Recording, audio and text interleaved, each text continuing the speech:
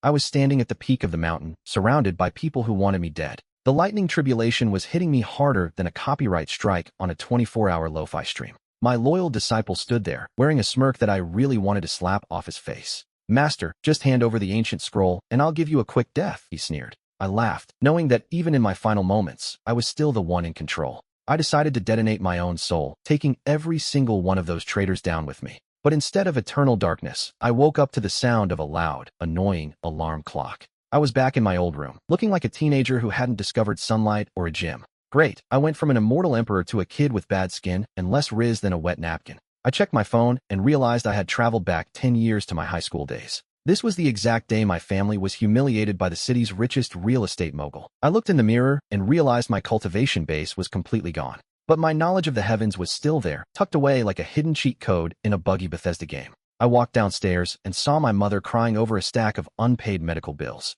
My blood boiled, remembering how these vultures picked us apart in my previous life. Suddenly, there was a loud bang on the front door, followed by some arrogant shouting. It was the debt collectors, probably sent by that jerk Zhang to harass us. In my past life, I hid in my room like a coward while they trashed the place. But this time, I opened the door with a look that could freeze boiling water. I just smiled, knowing I was about to ruin this man's whole career and his father's stock portfolio. The leader of the goons, a guy named Baldy, pushed his way inside like he owned the place. He smelled like cheap cigarettes and a midlife crisis, which really didn't help his case for being intimidating. "Hey kid, tell your mom to cough up the 300,000, or we're taking the house." 300,000. In my past life, I wouldn't even use that much for toilet paper. My mother grabbed my arm, her hands shaking like a leaf in a hurricane. I stepped in front of her, feeling that familiar itch in my knuckles to start a fight. Baldy looked at me and laughed, probably thinking I was just another easy target to bully. "What are you looking at, brat? You want a piece of me too?" he barked. I didn't say a word. I just focused on the tiny bit of spiritual energy left in my core. My spiritual energy was like trying to run Cyberpunk 2077 on a potato, but it was enough for this loser. I reached out and grabbed his wrist, applying just enough pressure to make him regret his birth. His face turned a shade of purple that I'm pretty sure isn't found in nature. He screamed for me to let go as his tough guy act vanished instantly. The other two goons just stood there, buffering like a YouTube video on 2G internet while I worked. I leaned in close and whispered that his debt was now paid in blood. With a flick of my wrist, I sent him flying back through the doorway and onto the pavement. He hit the ground with a thud that sounded like a bag of wet laundry falling off a roof. They scrambled to their feet and ran away faster than a crypto scammer caught in 4K. I turned back to my mother, who was looking at me like I'd just grown a second head. "Don't worry, Mom," I said. "The trash has finally been taken out for good." My mom just stood there, staring at me like I'd suddenly started speaking fluent Martian. "Xiaofan, since when did you learn how to fight like that?" she stammered. I couldn't exactly tell her I was a reincarnated immortal emperor who'd lived for 3,000 years. That conversation would probably end with me in a psych ward, and I definitely don't have the insurance for that. I just gave her a reassuring smile and told her I'd been working out lately. Because apparently, doing a few push-ups gives you the power to delete someone's health bar with a flick. I walked over to the kitchen table and sat down, feeling the exhaustion hit me like a truck. My current body was weaker than a wet paper towel in a thunderstorm, which is just great for my survival odds. I needed to find a way to gather more spiritual energy, and I needed it fast. In this era, the air was so polluted that trying to cultivate felt like breathing through a straw. Suddenly, my phone buzzed in my pocket, vibrating with the intensity of a chainsaw. I pulled it out and saw a message from my loving uncle, the man who probably sold us out. He wanted to meet at the Golden Dragon Hotel to discuss the family debt. Discussing debt with that snake is like asking a shark for a loan. You're losing a limb either way. I knew it was a trap, but I also knew I needed to settle the score once and for all. "I have to go out for a bit, Mom," I said, grabbing my jacket. She tried to stop me, but I was already out the door before she could finish her sentence. The city streets were glowing with neon lights, reflecting off the puddles in the dark alleyways. I headed towards the hotel, my mind already calculating 3 different ways to ruin my uncle's night. If he wanted to fight, I was going to give him a masterclass in regret. I arrived at the Golden Dragon Hotel, a place so gaudy it probably blinded the neighbors. The lobby was dripping with gold, clearly paid for with money my family actually earned. 2 massive guards stood by the elevator, blocking my path with their arms crossed. "Invitation only," one of them grunted, his voice sounding like 2 heavy rocks grinding together. I didn't have an invitation, but I did have 2 very persuasive fists ready for action. I stepped forward, my movements a blur as I struck the first guard's pressure points. He dropped like a sack of potatoes, which is honestly an insult to potatoes everywhere. The second guy reached for his baton, but I was already inside his guard. A quick palm strike to his chest sent him flying back into a very expensive-looking vase. Watching that vase shatter was more satisfying than finally hitting a 10-kill streak in a shooter. I stepped over the unconscious bodies and pressed the button for the VIP floor. The elevator music was so generic it felt like I was stuck in a loading screen for a mobile game. The doors opened to a private dining room where my uncle was living his best life. He was mid-laugh, holding a glass of wine that probably cost more than my tuition. When he saw me, his face turned a shade of pale that I usually only see on Victorian ghosts. "Xiao Fan, you're supposed to be. How did you get in here?" he stammered. I walked to the table, the sound of my boots on the marble sounding like a countdown. "The front desk was a bit rude, so I gave them a much-needed nap," I replied. His bodyguard started to move, but I just held up a hand, radiating pure killing intent. I pulled out a chair, sat down, and stared directly into his treacherous eyes. "You think you can just walk in here and demand respect?" he sneered, finally regaining his composure. He signaled the hidden guards in the corners, because of course this coward has backup. "I don't want respect, uncle. I want what you stole from my father's estate." I picked up a grape from his plate, which probably cost more than my entire high school education. His eyes narrowed, the greed practically leaking out of his pores like cheap, knockoff cologne. "Your father was weak, Xiao Fan. He didn't have the stomach for real business." I felt a surge of cold fury, but I kept my face as stone cold as a statue. "And you? You're just a parasite living off the hard work of a much better man." He slammed his fist on the table, making the expensive silverware rattle like a bag of bones. He screamed from my head, sounding like a Karen who just got told the ice cream machine is broken. Four elite bodyguards stepped out from behind the curtains, looking like they lived at the gym. They were wearing matching black suits, probably bought in bulk from the generic henchman outlet store. The leader stepped forward, cracking his knuckles with a sound like dry branches snapping in winter. I stood up, the chair screeching louder than a group of middle schoolers at a K-pop concert. 4 against 1. "You guys really need to adjust your fair play settings for this encounter." The first one lunged at me, his fist aimed right for my beautiful, main character face. I tilted my head slightly, letting the punch whistle past my ear like a gentle, veiled breeze. I grabbed his arm and used his own momentum to introduce his face to the mahogany table. He hit the floor and stayed there, his dignity disappearing faster than a crypto coin during a crash. I looked at the remaining 3, a predatory smile slowly spreading across my face. The remaining 3 looked at each other, clearly not expecting me to actually fight back.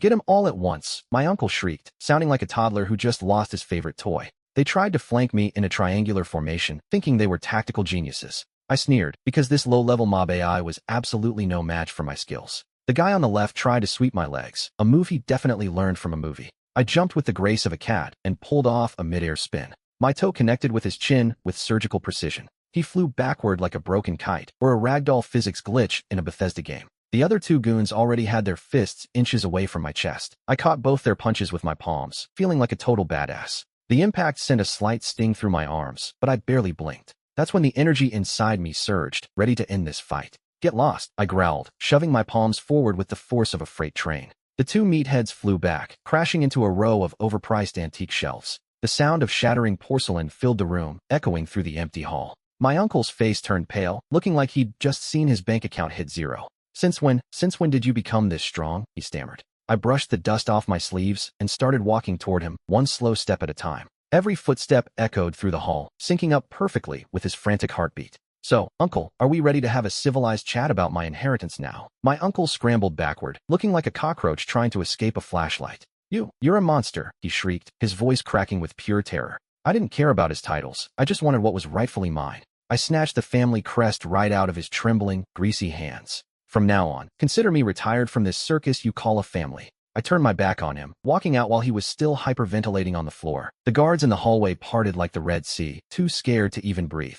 I didn't even look at them, my focus already shifting toward my next move. I stepped out into the sunlight, feeling the weight of the world lift off my shoulders. But freedom doesn't pay the bills, and my cultivation level was still pathetic. I needed resources, so I headed straight for the city's bustling treasure pavilion. The market was a chaotic mess of shouting vendors and smells I couldn't identify. It was like a medieval version of Black Friday, but with more swords and fewer Karens. Suddenly, a golden carriage cut me off, nearly crushing me against the stone wall. A guy stepped out looking like he fell into a vat of glitter and expensive silk. He looked at me like I was a bug he'd just stepped on with his designer boots. "Out of the way, trash," he barked, his voice dripping with unearned superiority. I sighed, wondering why these rich kids always picked the worst possible time to be annoying. The surrounding crowd immediately backed away, smelling a fight about to break out. I just cracked my neck, ready to show this NPC why you never mess with someone who has main character energy. I just stared at him, wondering if his ego was compensating for something. A massive guard stepped out, looking like he'd been bench-pressing small houses. "Apologize to the young master, or I'll bury you here," the meathead growled.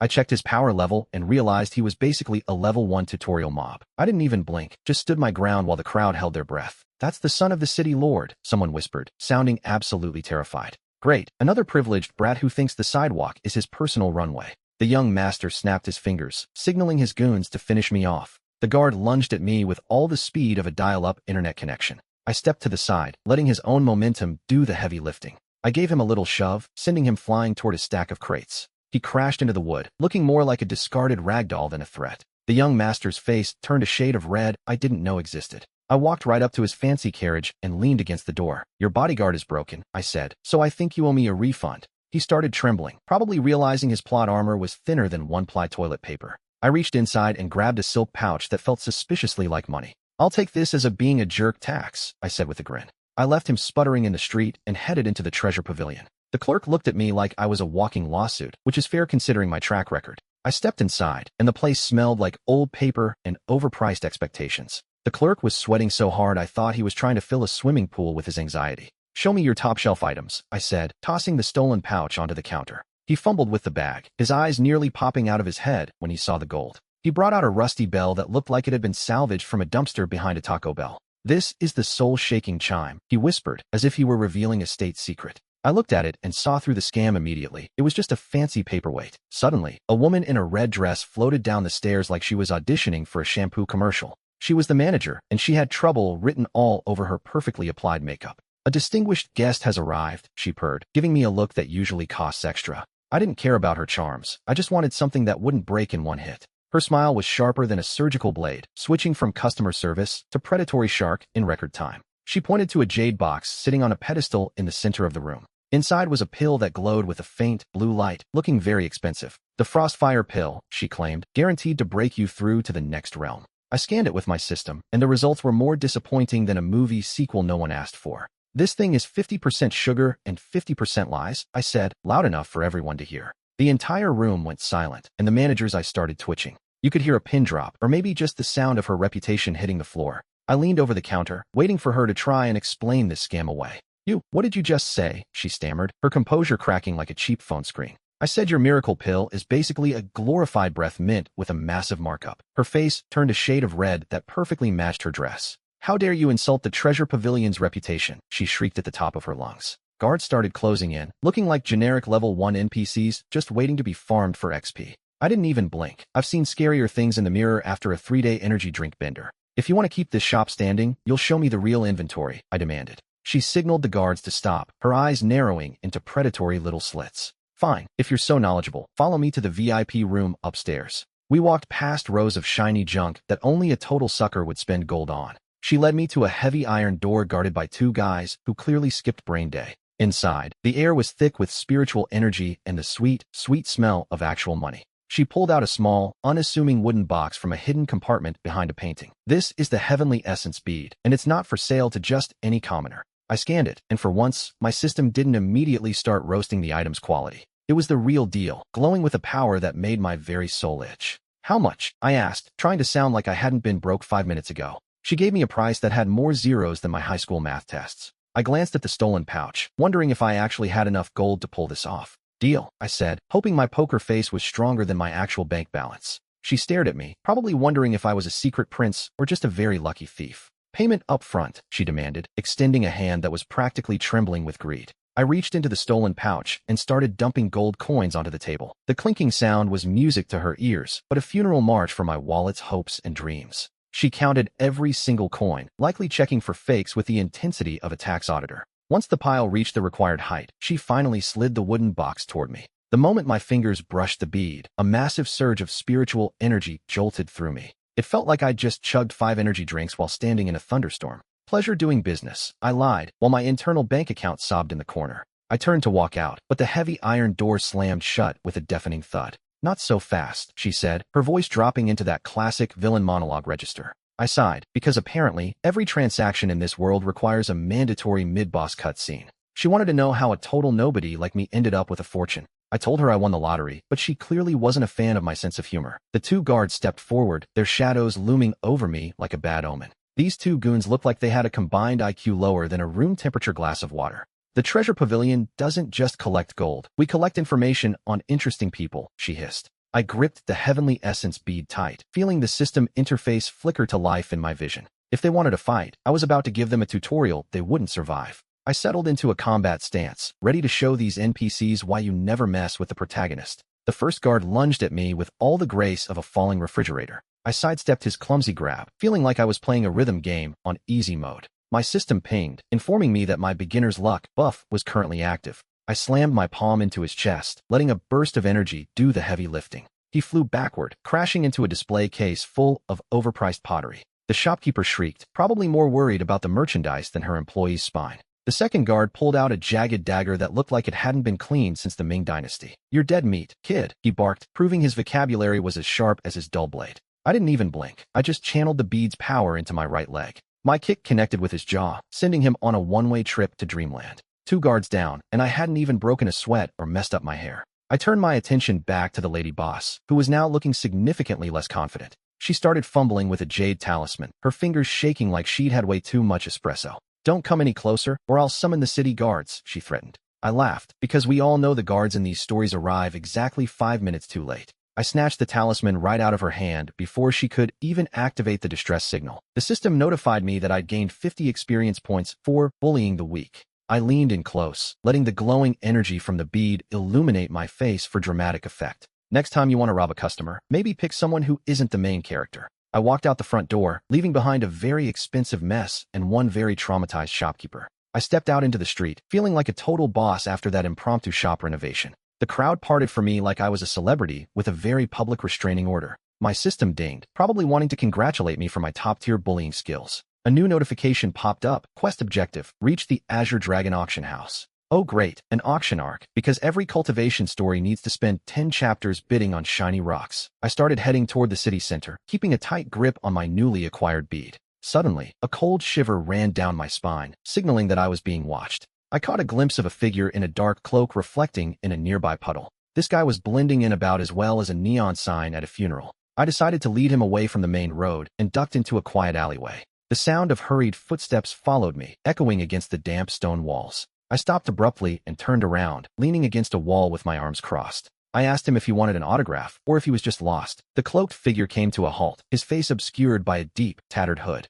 He pulled out a scroll that looked older and crustier than my grandma's secret cookie recipe. He told me to hand over the bead if I wanted to leave in one piece. I let out a long, dramatic sigh that probably could have won an Oscar. I asked if he had a script, because I'd heard that line in every generic anime ever. I channeled the bead's energy, feeling a familiar warmth spread through my fingertips. If he wanted to play hero and villain, I was more than ready to start the fight. The guy didn't even wait for a countdown. He just lunged at me with a hidden blade. I sidestepped his pathetic attempt at a sneak attack with the grace of a drunken cat. He lunged at me with all the speed and grace of a turtle trying to run through peanut butter. I swung my fist, letting the bead's energy guide my strike straight into his gut. He flew backward, crashing into a pile of trash cans that probably smelled better than his attitude. A system prompt flickered. Enemy level, 15. Threat level, mild annoyance. "Is that all you've got?" I asked, dusting off my sleeves like a total jerk. The figure snarled and performed a series of hand signs that looked like he was losing at rock, paper, scissors. He shouted Shadowbind, because apparently, every villain is legally required to announce their moves like a Pokemon.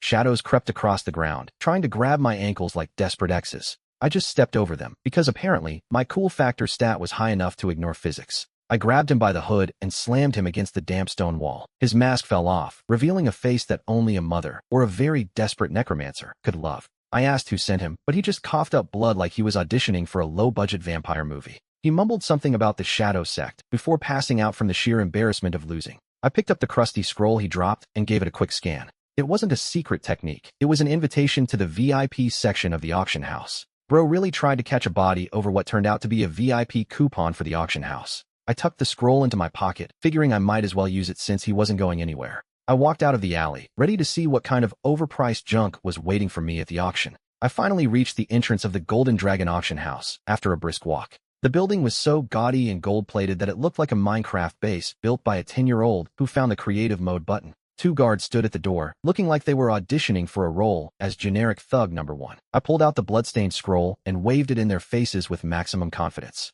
The guard looked at my crusty scroll, then at my face, probably wondering how a hobo like me got a VIP pass. He bowed so low his forehead almost hit the pavement and ushered me inside immediately. The interior was filled with the scent of expensive incense and even more expensive egos. I was led to a private booth that overlooked the entire stage like a true high roller. A lady in a dress that cost more than my life walked onto the stage to start the show. The first item was a legendary rusty dagger that looked like it had been used to spread butter for the last 3 centuries. People started bidding thousands of spirit stones like they were playing with Monopoly money. I leaned back in my chair, waiting for something that didn't look like literal garbage. In the front row sat a young master, with hair so gelled back it probably qualified as a lethal weapon in 3 different provinces. He threw out a bid of 10,000 stones just to flex on the surrounding peasants. Suddenly, the system in my head chimed with a notification that actually caught my attention. A dusty, black iron pot was brought out, and the auctioneer looked embarrassed to even show it. A system prompt flickered. Warning, ancient artifact detected. Potential power level, over 9,000.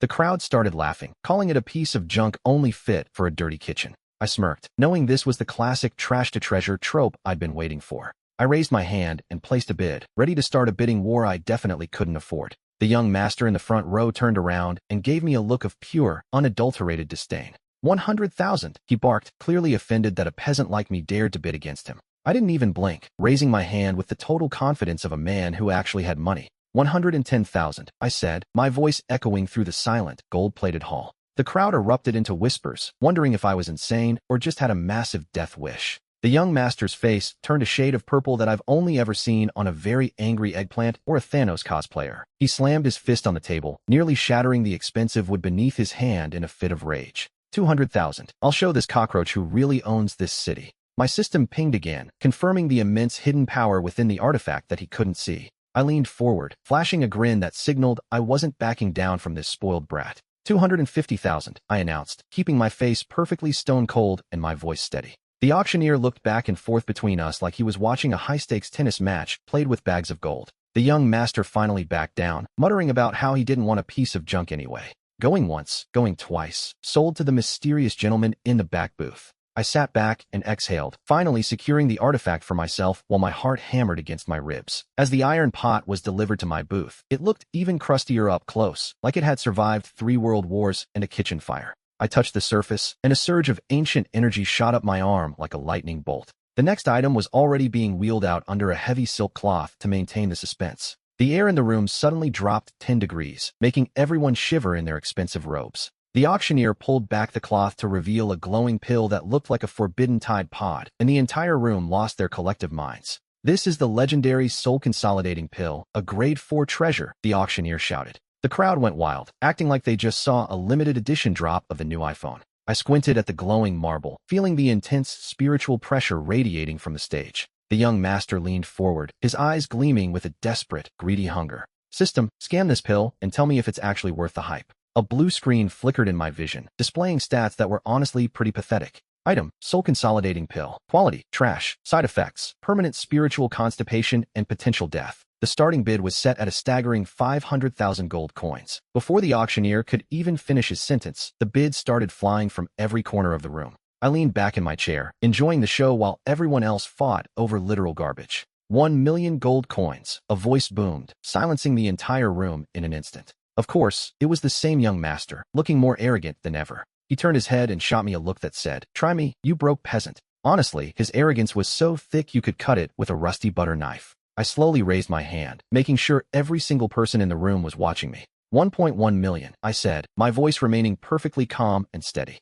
The silence that followed was so heavy it felt like the entire room was holding its collective breath. The young master's face went from purple to a ghostly white as he stared at me in disbelief. My system confirmed the pill was laced with a hidden toxin that would wreck anyone's meridians. I wasn't trying to buy it. I was just baiting him into a financial suicide mission like a true pro gamer. The young master's face twisted into a mask of pure, unadulterated rage. 1.2 million, he roared, his voice cracking like a puberty-stricken teenager. I just leaned back, giving him a look that said, "Is that all you've got?" 1.5 million, I countered, sounding like I was just ordering a coffee. The auctioneer was sweating more than a guy trying to explain his search history to his mom. The entire hall was buzzing, everyone wondering where a peasant like me got this kind of cash. The young master looked like he was about to explode into a cloud of arrogance and expensive silk. 2 million, he screamed, standing up and pointing a trembling finger at me. I swear, this guy has the financial impulse control of a toddler in a candy store. I let out a heavy, theatrical sigh, making sure to look absolutely devastated. 2 million is too much for me, I said, hanging my head in fake shame. The auctioneer's gavel hit the block with a thud that sounded like a death knell. "Sold to the young master for 2 million gold coins," he shouted, beaming. The young master strutted up to the stage, looking like he just won the lottery. He held that toxic trash pill aloft like he'd just found the cure for being a secondary character. I stood up to leave, feeling the weight of his smug gaze on my back. "Remember this face, peasant. This is what true power looks like," he yelled. I just kept walking, knowing his meridians were about to become a highway to hell. If stupidity was a cultivation stage, this man would be an immortal emperor by now. My system chimed in my head, confirming the trap had been sprung perfectly. I walked out of the auction house, feeling like $1,000,000, or 2,000,000, technically. The cool night air hit my face, a nice break from the smell of desperation inside. "Host, that was a masterclass in psychological warfare," my system whispered in my ear. I just smirked, knowing that young master was currently celebrating his own funeral. That pill wasn't a breakthrough item, it was a ticking time bomb for his cultivation. Suddenly, a group of thugs blocked my path, looking like generic NPCs from a low-budget RPG. Their leader stepped forward, cracking his knuckles with enough sound effects to fill a Michael Bay movie. "Hand over the rest of your money, kid, and maybe we won't break your legs." I looked at them and sighed, wondering why every city has the same lack of security. "You guys really need a better hobby, like knitting or not getting your teeth kicked in." The leader roared and lunged at me, moving slower than a turtle on a dial-up connection. I sidestepped his clumsy punch, feeling like I was playing a game on easy mode. My fist connected with his gut, and he folded like a cheap lawn chair at a barbecue. The other three goons froze, their tiny brains trying to process the sudden lack of a leader. "Anyone else want to try their luck, or are we done playing rob the protagonist?" They turned and bolted, running faster than a streamer who just leaked their own IP address. I dusted off my robes, annoyed that I'd wasted 30 seconds on these bottom-tier mobs. My destination was the black market, the only place to find the ingredients I actually needed. If I wanted to reach the next stage, I couldn't rely on trash pills and auction house drama. I disappeared into the shadows, leaving the sounds of the city far behind me. I reached the entrance of the black market, which smelled like wet dogs and bad life choices. The guards at the gates stared me down, probably wondering if I was worth the paperwork to kill.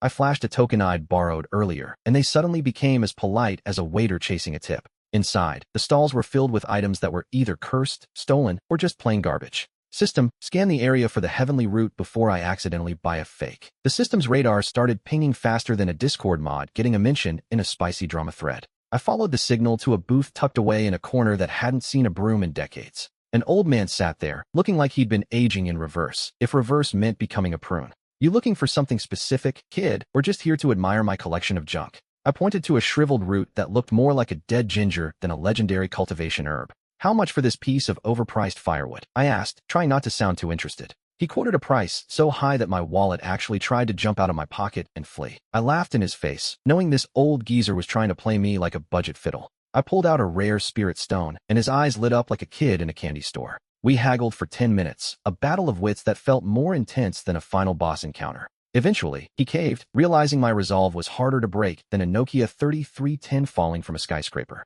I grabbed the root and felt a surge of energy that made my internal meridians start doing backflips. Just as I was about to make my grand exit, a heavy hand clamped down on my shoulder. I turned around to see a guy who clearly spent more on illegal steroids than he did on his IQ. "That root belongs to the blood sect, kid, and we don't take kindly to strangers shopping in our backyard." I looked at the guy's hand and then back at his face, wondering if he had a secret death wish. "The blood sect? Never heard of them. Is that a heavy metal band, or just a group of edgy teenagers?" The thug's face turned a shade of red that would make a ripe tomato look pale in comparison. He swung a fist at me, but his movement was so slow I could have finished a 3-course meal and a Netflix series before it landed. I sidestepped the punch, letting him stumble forward like a drunk toddler on a cruise ship. "You're fast, kid, but you can't outrun the entire blood sect," he roared, summoning his lackeys. Suddenly, 5 more guys stepped out of the shadows, all wearing the same generic villain uniform that screams, "I'm here to get one shot." I sighed, realizing my peaceful shopping trip was officially over before I could even get a receipt. "System, give me a status report on these clowns before I start the circus."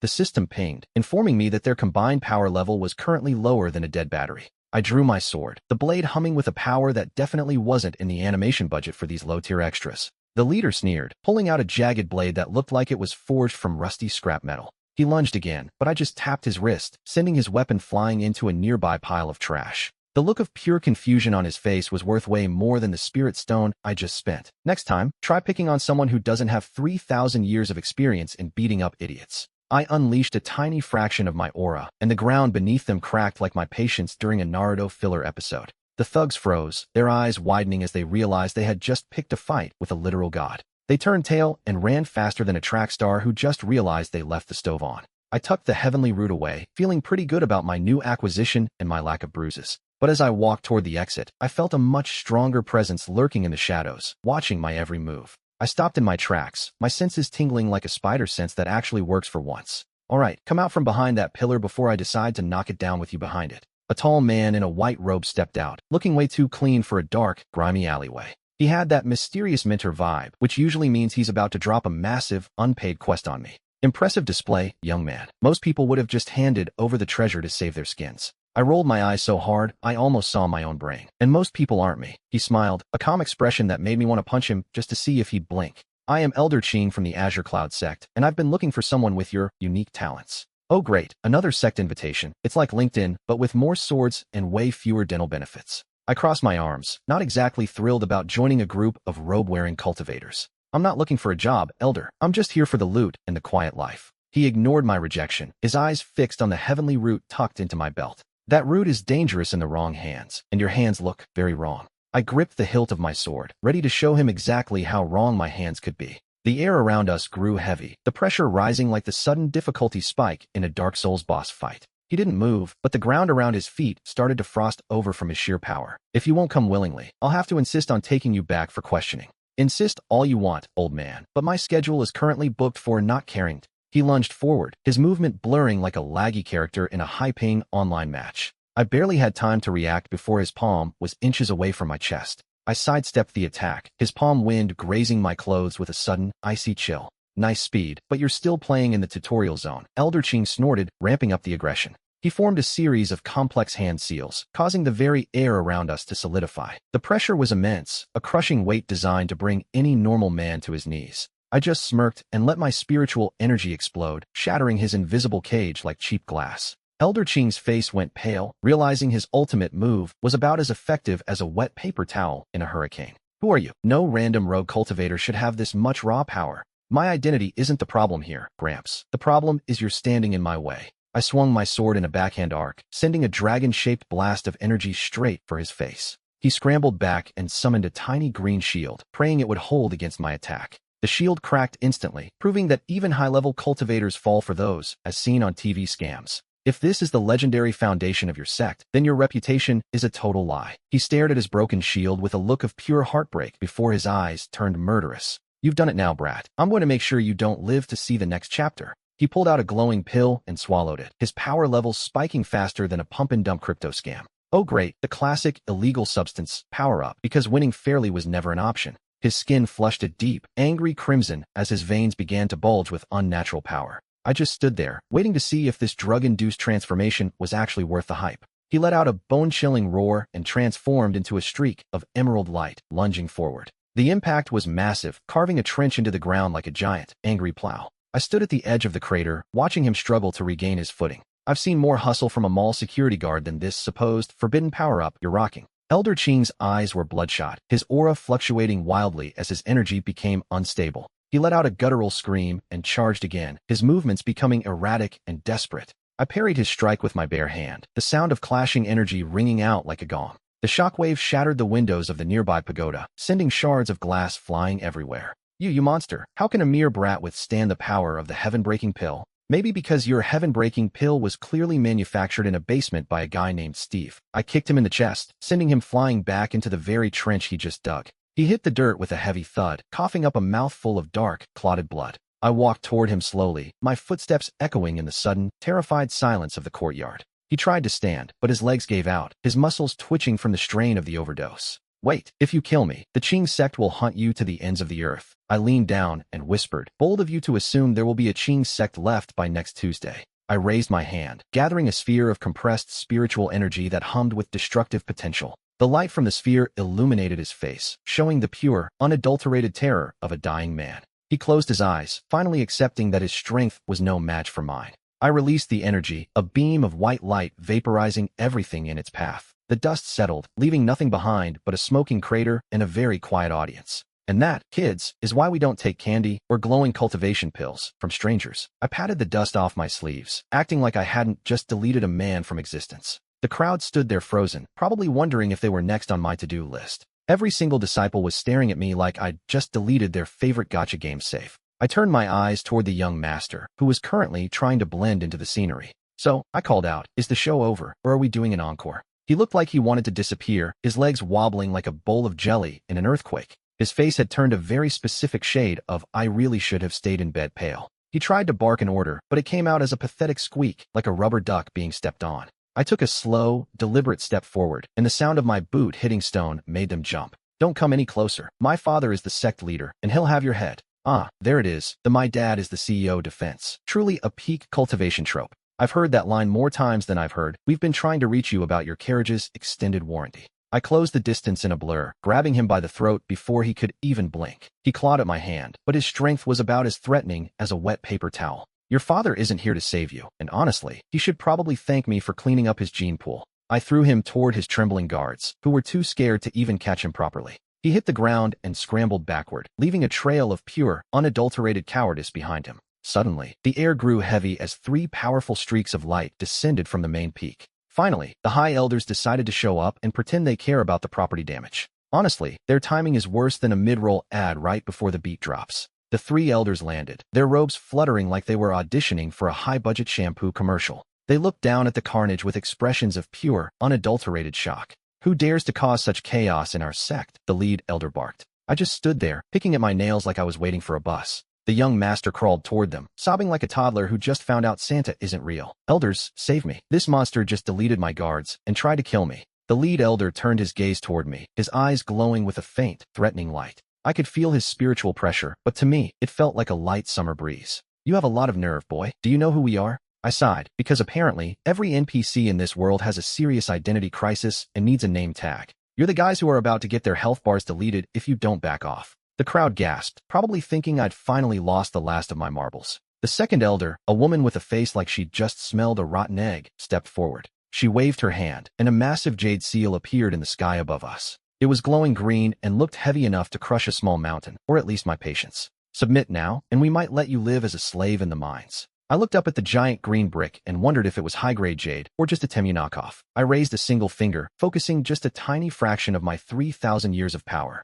The air around my fingertip began to crackle, making the elders' faces turn pale instantly. My turn, I whispered, and the pressure I released made the entire mountain range tremble. The massive jade seal shattered into 1,000,000 pieces, raining down like broken glass. The female elder coughed up blood, her invincible artifact now reduced to worthless gravel. Impossible. That seal was forged from the core of a star, she shrieked. I just yawned, wondering if these villains ever get tired of being wrong about everything. The lead elder's face turned pale as he realized the massive gap in our power. He tried to summon his sword, but his hands were shaking with pure terror. Who are you? No mortal should possess this kind of power. I took a single step forward, and the ground beneath their feet turned into a crater. I told them I was just a passing traveler, but they clearly weren't buying it. The third elder, who had been silent, suddenly threw a smoke bomb and tried to bolt. Bro really tried to pull a Batman exit in the middle of a literal boss fight. I flicked a pebble at him, and he fell from the sky like a stone. The lead elder fell to his knees, finally realizing he was way out of his league. Please, great immortal, we were blind. We didn't recognize your divinity. I looked at the young master, who was now trying to hide behind a very small rock. So, about that slave in the mines comment, do you want to rethink that? He started banging his head on the ground so hard I thought he'd find oil. I didn't want to waste any more energy on these pathetic excuses for cultivators. I told them to hand over all their spirit stones and high-tier loot as a tax. They handed over their storage rings faster than a speedrunner finishing a tutorial level. I tossed the storage rings into my pocket, feeling like I just hit a 5-star pull in a gacha game. The elders watched me walk away, their faces a pathetic mix of relief and absolute humiliation. I didn't even bother looking back. Cool guys don't look at explosions or crying old men. My next destination was the city of Azure Clouds, the biggest trade hub in this entire region. I needed to sell this junk and find some actual clues about where my master went. After walking for a few hours, the massive city walls finally appeared on the distant horizon. The line at the gate was longer than a midnight release for a game that's definitely going to flop. Everyone was dressed in fancy silk robes, trying their best to look like high-tier cultivators. I stood there in my dusty gear, looking completely out of place among the wealthy elites. A guard stopped me at the front, his spear blocking my path with way too much drama. Entry fee is 10 spirit stones. Peasant, move along if you're too broke to pay. I stared at him, wondering if he had any idea who he was actually insulting right now. I reached into my bag and pulled out one of the high-grade stones I'd just borrowed. The guard's eyes nearly popped out of his head when he saw the pure, concentrated energy. His attitude flipped faster than a politician during an election year, bowing until his forehead hit the gravel. Please excuse my insolence, my lord. Right this way to the VIP entrance immediately. I walked past him, and the crowd immediately cleared a wide path for me to enter. The city inside was a total sensory overload of spiritual energy and overpriced street food. I headed straight for the treasure pavilion, the place where all the real business happens. If the manager there is as annoying as these guards, I might have to renovate the building with my fists. I stepped into the treasure pavilion, and the smell of money was practically suffocating. The interior was so gold and shiny it looked like a billionaire's fever dream on a budget. A receptionist glided toward me, offering a polite but clearly forced smile.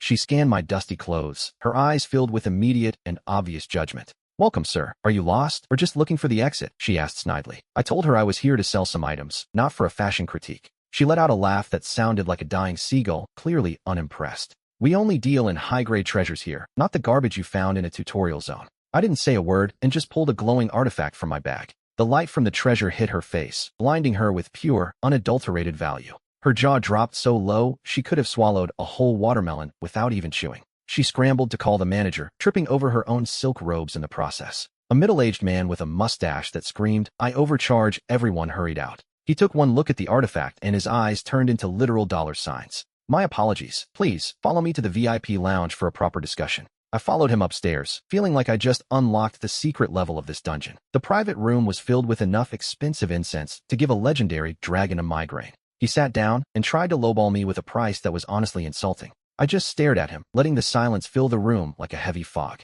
He cracked under the pressure and doubled his offer before I even opened my mouth. I took the money, even though I knew he was still ripping me off. He handed me a VIP card that sparkled with more intensity than a Twilight vampire. He told me the card was my ticket into the high-stakes auction tonight. I put the card in my pocket and prepared for the next headache. The receptionist wouldn't even look at me as I walked past her desk. She was suddenly very interested in a vase that was already perfectly clean. I headed toward the city square where the main event was taking place. The square was packed with people all shouting over one another. The rumors about a heavenly sword were spreading through the crowd like wildfire. I ignored the hype, since every legendary weapon here has the same name. A carriage pulled by 4 white horses came thundering down the main road. People scrambled out of the way like NPCs in a Grand Theft Auto speedrun. A young man stepped out, dressed in robes that cost more than a mansion. He stood there with a look of absolute superiority on his face. He looked at the crowd with the same disgust I have for pineapple on pizza. His guards shouted for the peasants to get out of the way immediately. I stayed exactly where I was, refusing to budge for this clown.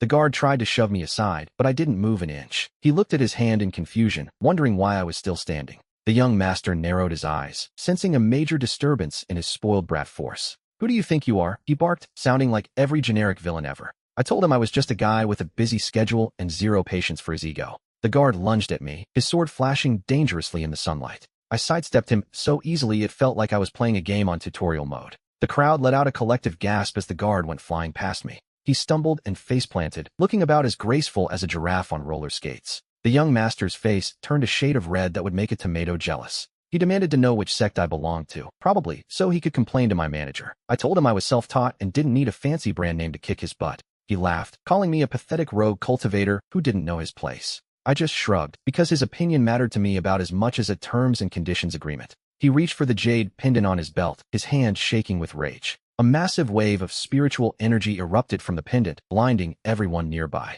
It was a high-grade defensive treasure, clearly purchased with his daddy's platinum credit card. He stood there looking smug, thinking his shiny new shield made him invincible. I felt the pressure, but it was nothing compared to the literal hell I've survived. I took a single step forward, cutting through his aura like a hot knife through butter. His expensive shield cracked instantly, sounding like a cheap iPhone screen hitting the pavement. His eyes went wider than dinner plates as he realized his plot armor had expired. I leaned in and whispered that he should really pick his battles more carefully next time. The young master scrambled backward, his face pale and his confidence completely shattered. He started screaming about his father, the sect leader, because apparently, having a famous dad is a personality trait now. I just stood there, waiting for him to finish his predictable rant so I could finally leave. Suddenly, the air grew heavy, and a massive shadow loomed over the entire marketplace. An old man with a beard long enough to be a safety hazard descended from the sky. He landed with a thud that shook the ground, looking like a budget Gandalf who missed his morning coffee. The crowd immediately dropped to their knees, whispering the name of the sect's powerful great elder.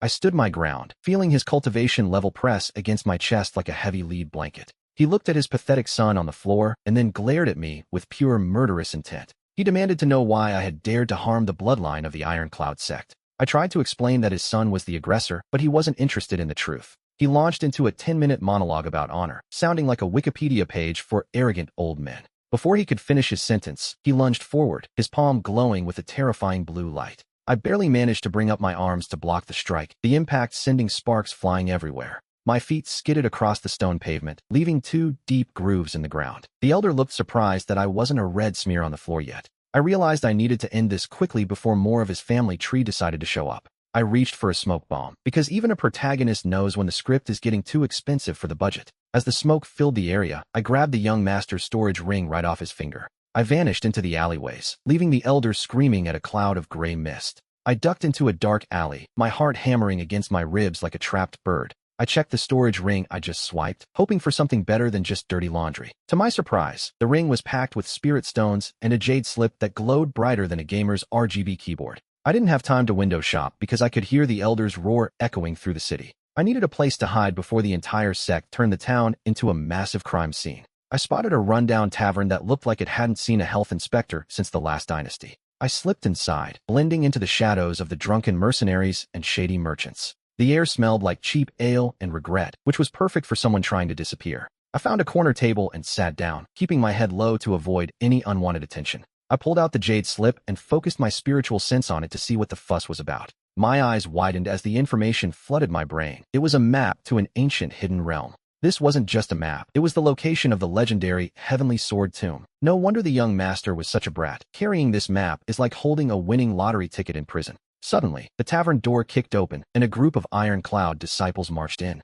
They started showing a portrait of me to everyone, their eyes scanning the room for any sign of movement. I pulled my hood lower, praying that my disguise was enough to keep me from being recognized. One of the disciples walked toward my table, his hand resting on the hilt of his sword. He slammed the portrait onto the wood and asked if I'd seen the thief they were looking for. I looked him dead in the eye and told him I'd seen the guy heading toward the south gate. He barked orders to his team, and they all sprinted out like they were chasing a limited edition sneaker drop. I let out a long breath as the tavern door finally swung shut behind those idiots. Honestly, those iron-clad disciples were about as sharp as a bag of wet marshmallows. I waited a few minutes, just in case they had more than 2 brain cells to rub together, and came back. Once the coast was clear, I tossed a few copper coins on the table and slipped out the back. I wasn't actually going to the south gate. That's where the NPCs go to get farmed. I headed north instead, aiming for the Whispering Woods to follow the coordinates on the jade slip. According to the map, the Heavenly Sword Tomb was hidden behind a waterfall. How incredibly original. As I reached the city outskirts, I ran into a jade beauty being harassed because apparently that's the only way women exist in this genre.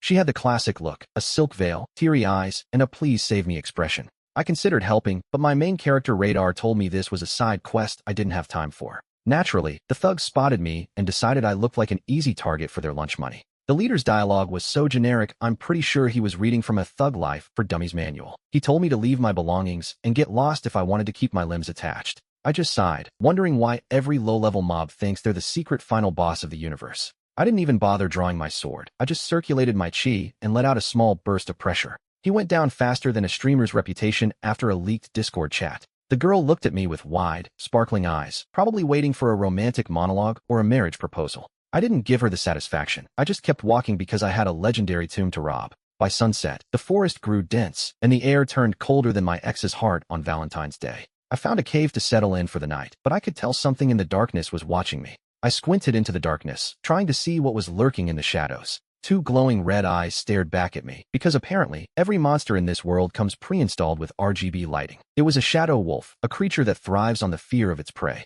The beast let out a low, menacing growl that sounded suspiciously like my old lawnmower trying to start in the winter. I didn't even flinch as it bared its fangs. Honestly, I've seen scarier things in my Twitter mentions after a hot take. It lunged at me, teeth bared, and ready to turn me into a midnight snack. I stepped aside effortlessly, letting the mangy mutt fly right past me. It hit the cave wall with a thud that echoed through the small space. Before it could recover, I sent a pulse of chi straight into its skull. The wolf dissolved into black mist, leaving behind a single, pathetic monster core. I picked up the tiny monster core, sighing at the fact that the drop rate in this reality is absolute hot garbage. I turned my attention back to the jade slip, hoping for a real lead. The slip vibrated in my hand, reacting to the lingering energy in the cave. A section of the wall groaned and began to retract, revealing a hidden passage. Dust poured from the ceiling, making me cough as the air grew stale. The passage led deep underground, smelling of damp earth and ancient stagnation. I followed the path, my footsteps the only sound in the suffocating silence. After a few minutes, I reached a massive stone door engraved with dragon motifs. The door had no handle, just a small slot shaped exactly like the jade slip. I took a deep breath and pressed the jade slip into the cold stone. The stone groaned as the jade slip clicked into place like a key. The doors swung open, revealing a golden light, so bright I thought I'd accidentally switched to light mode at 3 a.m. I stepped into the chamber, my boots clicking against the polished marble floor. In the center of the room, a skeleton sat silently on a massive stone throne. A faint blue mist began to swirl around the bones, glowing with an eerie light. Great, another ancient spirit. Do these guys have a union, or is being a floating hologram just a mandatory retirement plan? The mist coalesced into a translucent figure with a long, flowing beard. The spirit opened its eyes and stared at me with intense judgment. He told me I had braved the shadows to reach the heart of the dragon. I resisted the urge to roll my eyes at his overly dramatic delivery. He gestured toward a pedestal where a single, dusty manual lay waiting. I looked at the manual, which was so covered in cobwebs, it looked like a failed DIY project from Pinterest. He claimed that only one with a pure heart could claim the forbidden art. I reached out for the book, but the air suddenly grew heavy with killing intent. The floor tiles shifted, revealing a pit of spikes that appeared out of nowhere. I leaped backward, narrowly avoiding a face full of rusted iron. I performed a backflip that would have made an Olympic gymnast jealous, finally putting my agility stats to work for once. The old man shouted that it was a test of reflexes while looking far too entertained. I landed on a safe tile as the traps reset themselves with a heavy thud. The spirit nodded in approval as the room finally stopped trying to kill me. I approached the pedestal and finally laid my hands on that dusty old manual. The book felt heavier than my student loan debt and smelled like a basement that hasn't seen sunlight since the 90s. The moment I touched the cover, a massive surge of information blasted straight into my brain. It was the heaven-shattering dragon roar, a technique feared by the strongest cultivators in the land. The spirit told me that the manual was now mine to master. He warned me that every power-hungry sect leader in the province would be coming for my head. I thanked the old ghost for the gift and prepared to make my exit. With a final, dramatic flick of his wrist, the spirit vanished faster than my paycheck on rent day. Suddenly, the entire chamber began to rumble, signaling the start of a massive cave-in. I sprinted toward the exit while dodging boulders that were falling from the ceiling. I dove through the hidden entrance just as the entire cave system collapsed behind me. I took a deep breath of fresh air, feeling like I'd just survived a level in Dark Souls without a single checkpoint. But my victory lap was cut short by a group of guys waiting in the clearing. It was the young master from the Li clan, standing there with a cold expression. He demanded that I hand over the treasure I found inside the tomb. I looked at him and realized he wasn't going to let me leave without a fight. His lackeys stepped forward, drawing their gleaming swords with lethal precision. They were all at the Foundation establishment stage, surrounding me from all sides. I tightened my grip on my sword, feeling the new energy pulsing through my veins. I told them they could have the treasure, but only if they could survive my massive, plot-mandated armor. The young master's face turned a shade of red that would make a ripe tomato jealous. He barked a command, and his 3 lackeys lunged at me with their swords drawn. I didn't even flinch. I just let the energy of the dragon roar circulate through my body. As they closed in, I released a tiny fraction of the power I'd just inherited. The shockwave hit them harder than the realization that their health insurance definitely doesn't cover protagonist-induced trauma. They were sent flying backward, crashing into the trees like ragdolls in a glitchy physics engine. The young master stood there trembling, realizing his elite guards were just glorified bowling pins. He reached for a jade talisman at his waist, likely his emergency escape button. I moved so fast it looked like I was lagging in real life, appearing right in front of him. I grabbed his wrist before he could crush the talisman and gave him my best, "You messed up" grin. I asked him mockingly if he still wanted me to hand over the treasure. He tried to swing his fist at me, but his movements were slower than a turtle on a lunch break. I slapped his hand away and wondered if the Li clan's training budget was as non-existent as my social life. With a simple flick of my finger, I sent him tumbling back into the dirt. He scrambled to his feet, his expensive robes now covered in mud and shame. He screamed that I was just a lowly commoner while clutching his bruised wrist. I rolled my eyes so hard I nearly saw my own brain cells dying from his dialogue. He yelled "impossible," which officially checked off the most overused box on my arrogant villain bingo card. I drew my sword, the blade humming with a newfound, terrifying resonance. I told him to run back to his daddy before I decided to actually get serious. He didn't need to be told twice, scrambling away like a cockroach when the lights hit. His lackeys dragged themselves up, looking more like glitchy NPCs than actual elite warriors. I watched them disappear into the forest, probably heading back to cry to their daddy. I finally had a moment of peace to actually check my updated status screen. The dragon roar energy was still humming in my veins like a triple-shot espresso. My cultivation level had jumped so high, I was basically speedrunning this entire realm. I looked down at the treasure I'd snatched, a glowing orb pulsing with ancient power. System notifications were popping up faster than pop-up ads on a sketchy streaming site. Apparently, I'd unlocked a hidden title, Bane of Arrogant Rich Kids.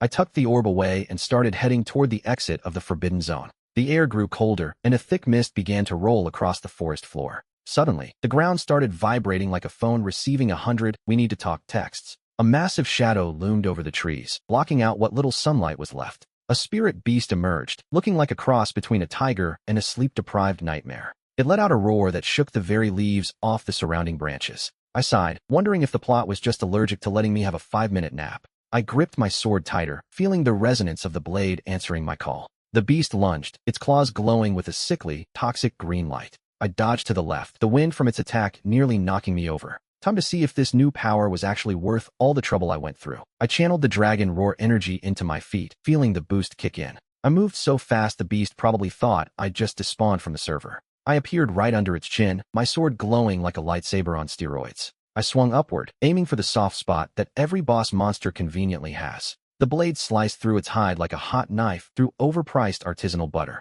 A fountain of green blood sprayed everywhere, and yeah, it smelled as bad as it looked. The beast howled in pain, a sound that definitely would have gotten me demonetized on YouTube. It tried to swipe at me again, but its movements were getting sluggish and desperate. I didn't give it a chance to recover, spinning around for a follow-up strike. My sword connected with its neck, and the impact sent a shockwave through my arms. The creature's head hit the ground with a thud that I felt in my very soul. I stood over the corpse, waiting for the inevitable loot drop like a true gamer. A small, crystalline core floated up from the remains, shimmering with a faint light. I grabbed it, feeling a surge of experience points flowing into my system. The system chimed in to tell me I'd just scored a high-grade spirit core. Seriously? I kill a mini-boss and I don't even get a full level? This game is rigged. I wiped the sweat from my brow and looked toward the edge of the forest. The mist was starting to thin out, revealing a path leading toward a distant mountain. According to the map in my head, that's where the next plot-convenient treasure was hidden. I took a deep breath and started walking, ready for whatever nonsense the author threw at me next. I finally reached the base of the mountain, which looked suspiciously like a final boss arena.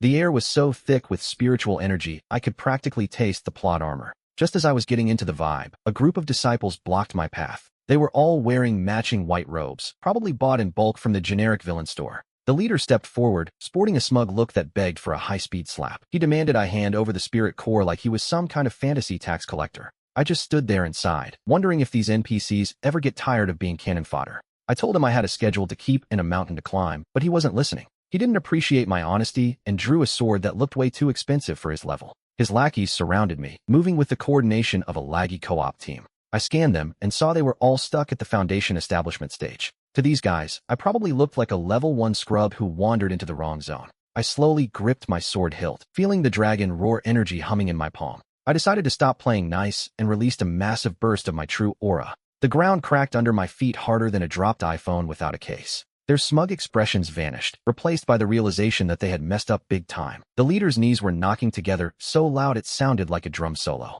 I stepped forward, closing the distance before they could even blink. I gave the leader a light flick, sending him flying like a Team Rocket member blasting off again. I didn't even look back as I continued my hike toward the peak. I continued my ascent up the endless stone stairs, feeling every single step in my burning legs. The higher I climbed, the more the temperature dropped, turning the air into a freezing, thick mist. Finally, I reached the summit and found a massive gate guarded by 2 giant stone lions. But of course, these weren't just statues, they were pulsing with a weird, glowing blue energy. One of the lions actually yawned and looked at me like I was a late Uber Eats delivery. It spoke in a booming voice, claiming that only those with a pure heart could enter. I almost laughed out loud, knowing my past lives were anything but pure and noble. I told the oversized beast to move aside before I turned it into a pile of rubble. The lion roared, and the shockwave was powerful enough to shatter the surrounding stone pillars. It lunged at me, its claws glowing with enough spiritual energy to power a small metropolitan city. I didn't even bother drawing my sword. I just sidestepped like I was playing a high-stakes rhythm game.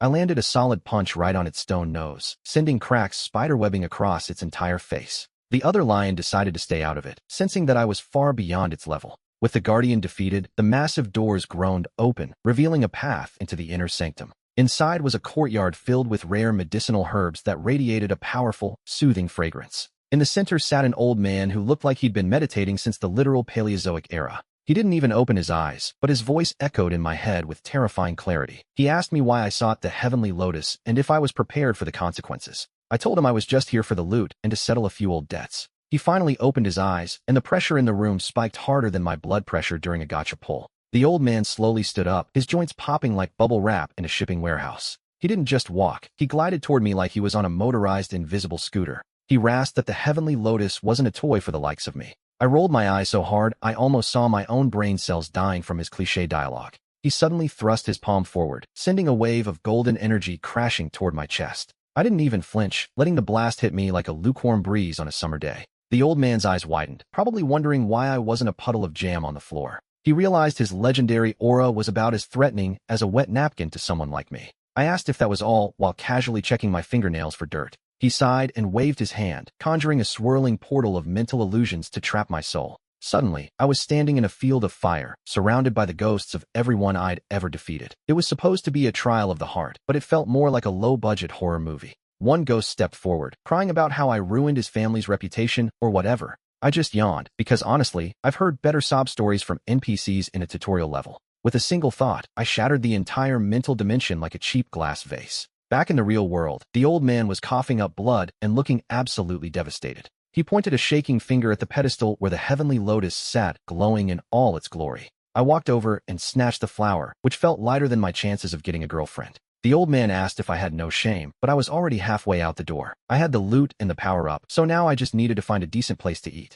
I walked into the nearest city, which looked like every other generic cultivation hub I've seen. My stomach was growling louder than a dragon with a serious case of acid reflux. I found a high-end restaurant and decided it was time to spend some of my loot. The hostess looked at my travel-stained clothes and turned up her nose in total disgust. She told me they don't serve beggars, acting like her minimum wage job gave her royal authority. I tossed a heavy bag of gold on the counter and suddenly became her favorite customer. I was led to a private table and ordered enough food to feed a small army. Just as I took my first bite, some loud-mouthed idiot decided to ruin my peaceful lunch. A young master in glowing silk robes strutted in, looking like a peacock that survived a glitter explosion. He demanded that I vacate the best table in the house immediately because he was important. I didn't even look at him. I just kept chewing my spirit beast steak with maximum disrespect. He started ranting about his father, the great elder of some sect I'd never heard of. His lackeys surrounded my table, trying to look intimidating while shaking like leaves in the wind. I told him that if he didn't leave, he'd be eating his meals through a straw. He laughed and drew a sword that probably cost more than his entire personality was worth. I swear, if I had a nickel for every arrogant heir I've humbled, I'd be retired in the Bahamas.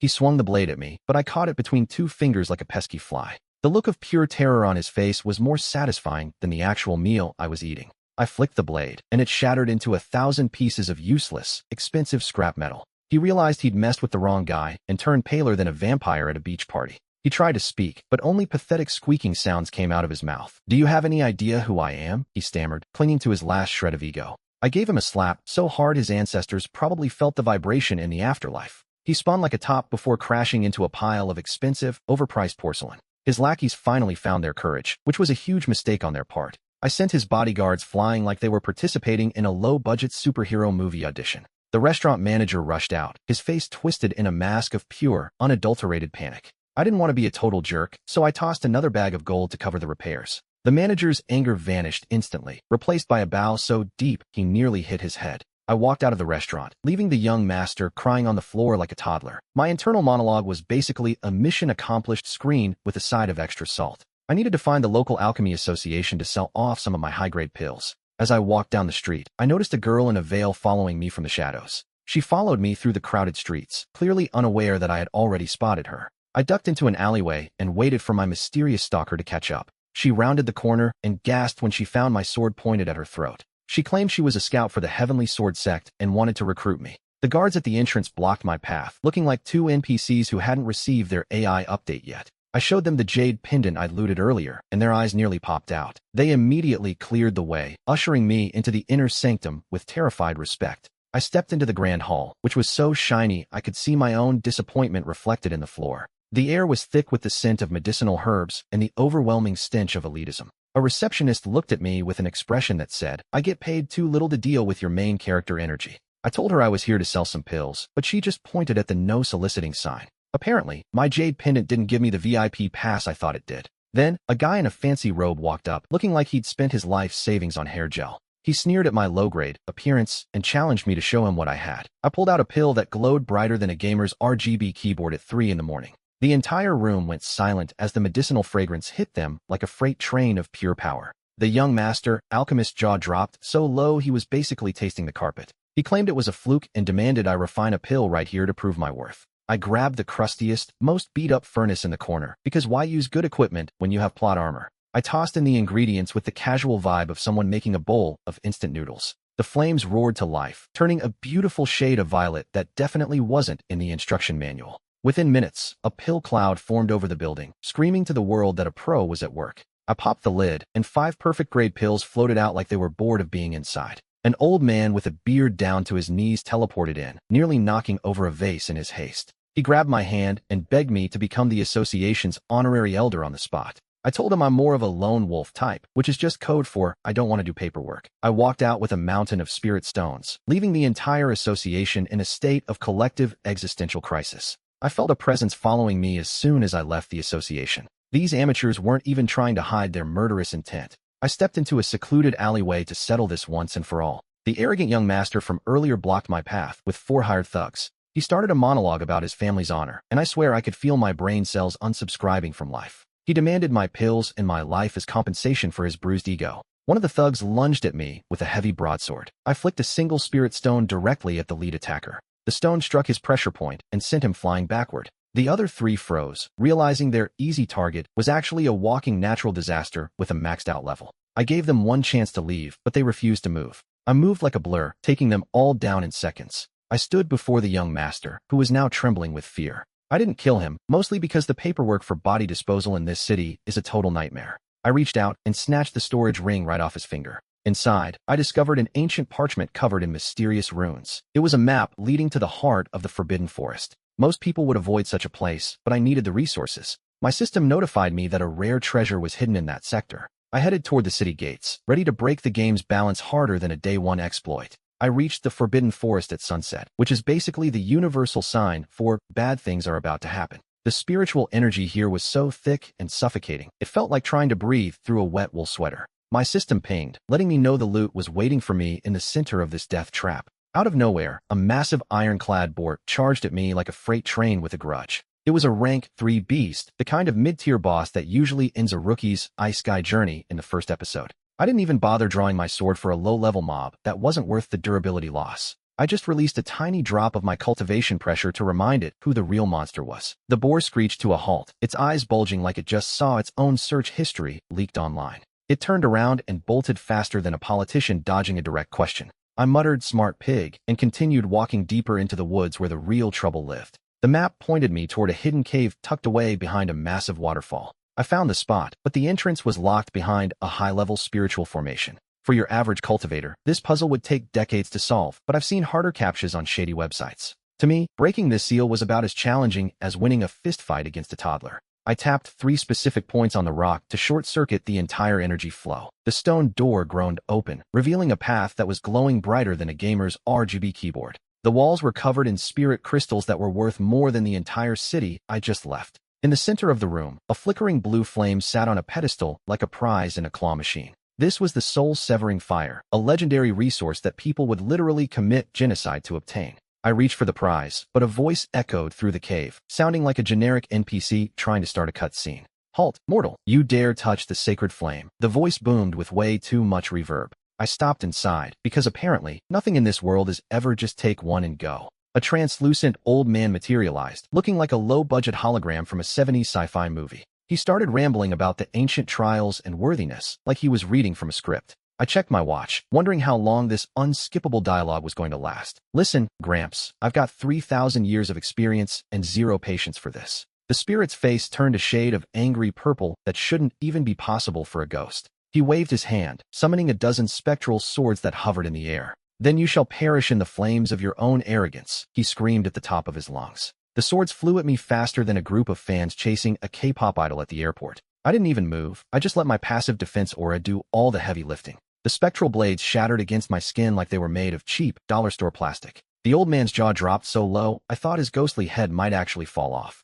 Impossible. No mortal body can withstand the soul-severing chi without exploding into confetti. I walked right through the remaining swords, feeling about as threatened as a lion in a room full of kittens. I reached out and grabbed the soul-severing fire, which felt surprisingly chilly for something called fire. The blue flame hissed and tried to burn my soul, but my cultivation level was basically a fire extinguisher. I absorbed the energy into my dantian, feeling a surge of power that would make a superhero jealous. The old spirit started fading away, probably realizing his entire existence was just a plot device for my upgrade. The system chimed in my head, confirming that my fire resistance had just hit the level cap. I stepped out of the cave, feeling the newly absorbed fire energy coursing through my veins. The fresh air was a nice change from the smell of dusty ghosts and ancient failure. Naturally, a group of cultivators in matching robes blocked my path, looking like a boy band that failed their audition. Their leader stepped forward, stroking a goatee that he clearly thought made him look wise. "Hand over the soul-severing fire, peasant, and we might let you crawl away in one piece."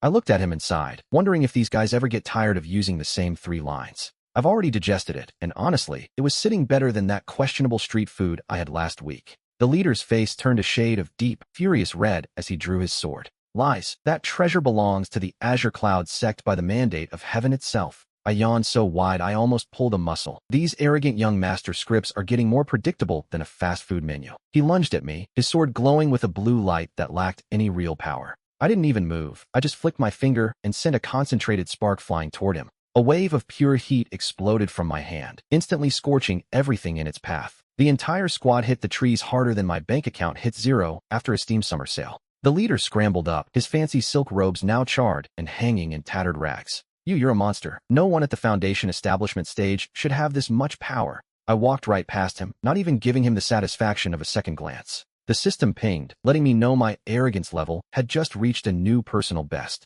I started heading toward the nearest city, hoping they had a tavern that didn't serve lukewarm tea. Because after dealing with ghostly grandpas and entitled brats, I really needed a drink and a nap. I finally reached the gates of Cloud Mist City, which sounded more like a trendy vape shop than a major cultivation hub. The guards at the entrance were standing tall, trying their best to look like they actually earned their paycheck. One of them stepped forward, blocking my path with a spear that looked like it hadn't been sharpened since the last dynasty. "Entry fee is 10 spirit stones, kid, unless you want to spend the night sleeping in the dirt." I didn't feel like arguing, so I just let a tiny sliver of my true aura leak out. The guard's knees buckled faster than a cheap folding chair at a chaotic family reunion. "And my apologies, great immortal. Please, enter the city and forgive my blind eyes." I walked past him without a word, because honestly, engaging with NPCs is just a waste of my mana. The city streets were packed with people who all seemed to be the main characters of their own tragic backstories. I spotted a tavern called The Drunken Immortal and decided it was the perfect place to hide from the plot. The inside was dimly lit and smelled of spilled ale, broken dreams, and unwashed cultivators. I found a quiet corner and ordered the strongest thing they had, hoping it would numb the boredom. A group of loud-mouthed mercenaries at the next table started bragging about a mysterious treasure in the mountains. Apparently, a heaven-grade artifact had appeared, and every low-level mob in the province was losing their minds. I took a sip of my wine, which honestly tasted like it had been filtered through a sweaty gym sock. Suddenly, the tavern doors slammed open, and a girl in a torn silk dress stumbled inside. She was being chased by 3 guys who looked like they were auditioning for the role of generic henchman number 4. "Someone, please help me," she cried out, but the rest of the patrons suddenly became very interested in their soup.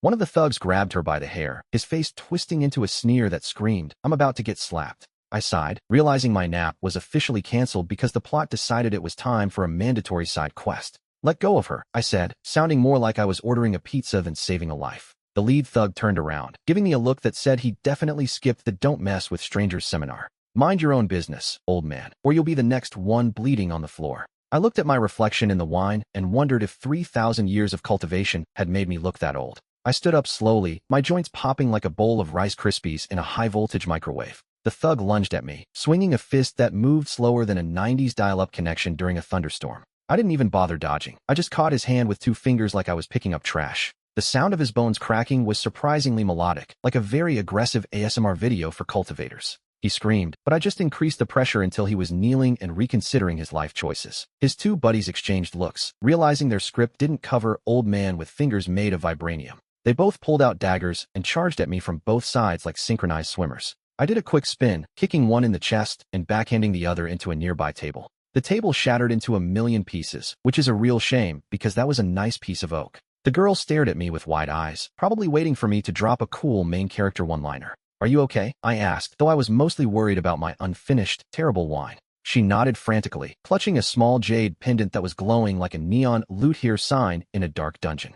"Thank you, senior. They were trying to steal my family's heirloom." Great, a family heirloom. The universal signal for this plot is about to get way too complicated for my liking. The tavern owner looked at the mess and started calculating the repair bill in his head. I tossed a gold coin onto the counter, which was probably worth more than the owner's entire bloodline. I turned to leave, hoping to find a quiet place to rest for the night. "Wait, senior," the girl cried, grabbing my sleeve like a desperate NPC in a fetch quest. I stopped and sighed, because apparently, my leave me alone aura wasn't working today. She looked at me with those big, watery eyes that usually mean trouble. My name is Lin Xia, and those thugs were from the Black Tiger sect. The Black Tiger sect? Seriously? Could these villains have a name that wasn't generated by a generic evil group bot? I told her I didn't care who they were, I just wanted to sleep. Before she could reply, the tavern doors exploded inward, showering us in splinters. A man in a flashy silk robe stepped through the dust, his eyes burning with anger. "Who dares touch my men in this dump?" he shouted. I looked at him and then at the girl, wondering if I should just walk away. The new guy was at the Foundation establishment stage, a level I had surpassed eons ago.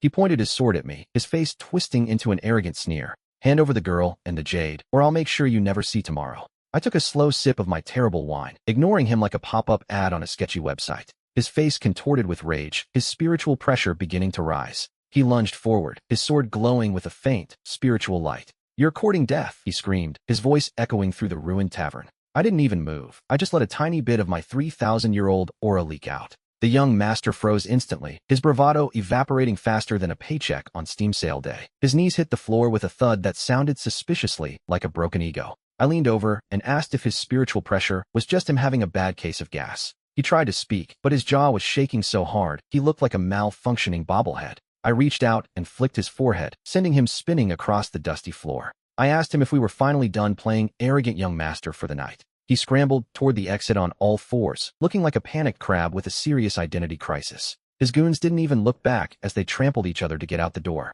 I sat back down, mourning the fact that my wine was now full of tavern dust. Lin Xia stared at me with an expression usually reserved for seeing a UFO land in your backyard. She gasped that I had just defeated a Foundation establishment expert with a single look. I told her to pipe down before she attracted any more generic villains to the area. Right on cue, a familiar ding echoed in my brain, making my left eye twitch. The system notified me of a new quest to escort the Jade of Infinite Plot Convenience. I swear, this system has the creative writing depth of a caffeinated squirrel on a deadline. The reward was some heavenly ascension pill that I'd probably just use as a paperweight. Lin Xia reached into her robe and pulled out a glowing, green piece of jade. She whispered that this stone was the real reason the sect was hunting her. I guessed it was a map to an ancient tomb, because it's always an ancient tomb. I took the jade, feeling the heavy burden of forced plot progression on my shoulders. I tossed a few coins on the table and stood up, ready to find a better bed. I stepped out into the night, the cool air doing nothing to soothe my annoyance. Lin Xia followed me like a lost puppy who just realized I'm the only one with the cheat codes.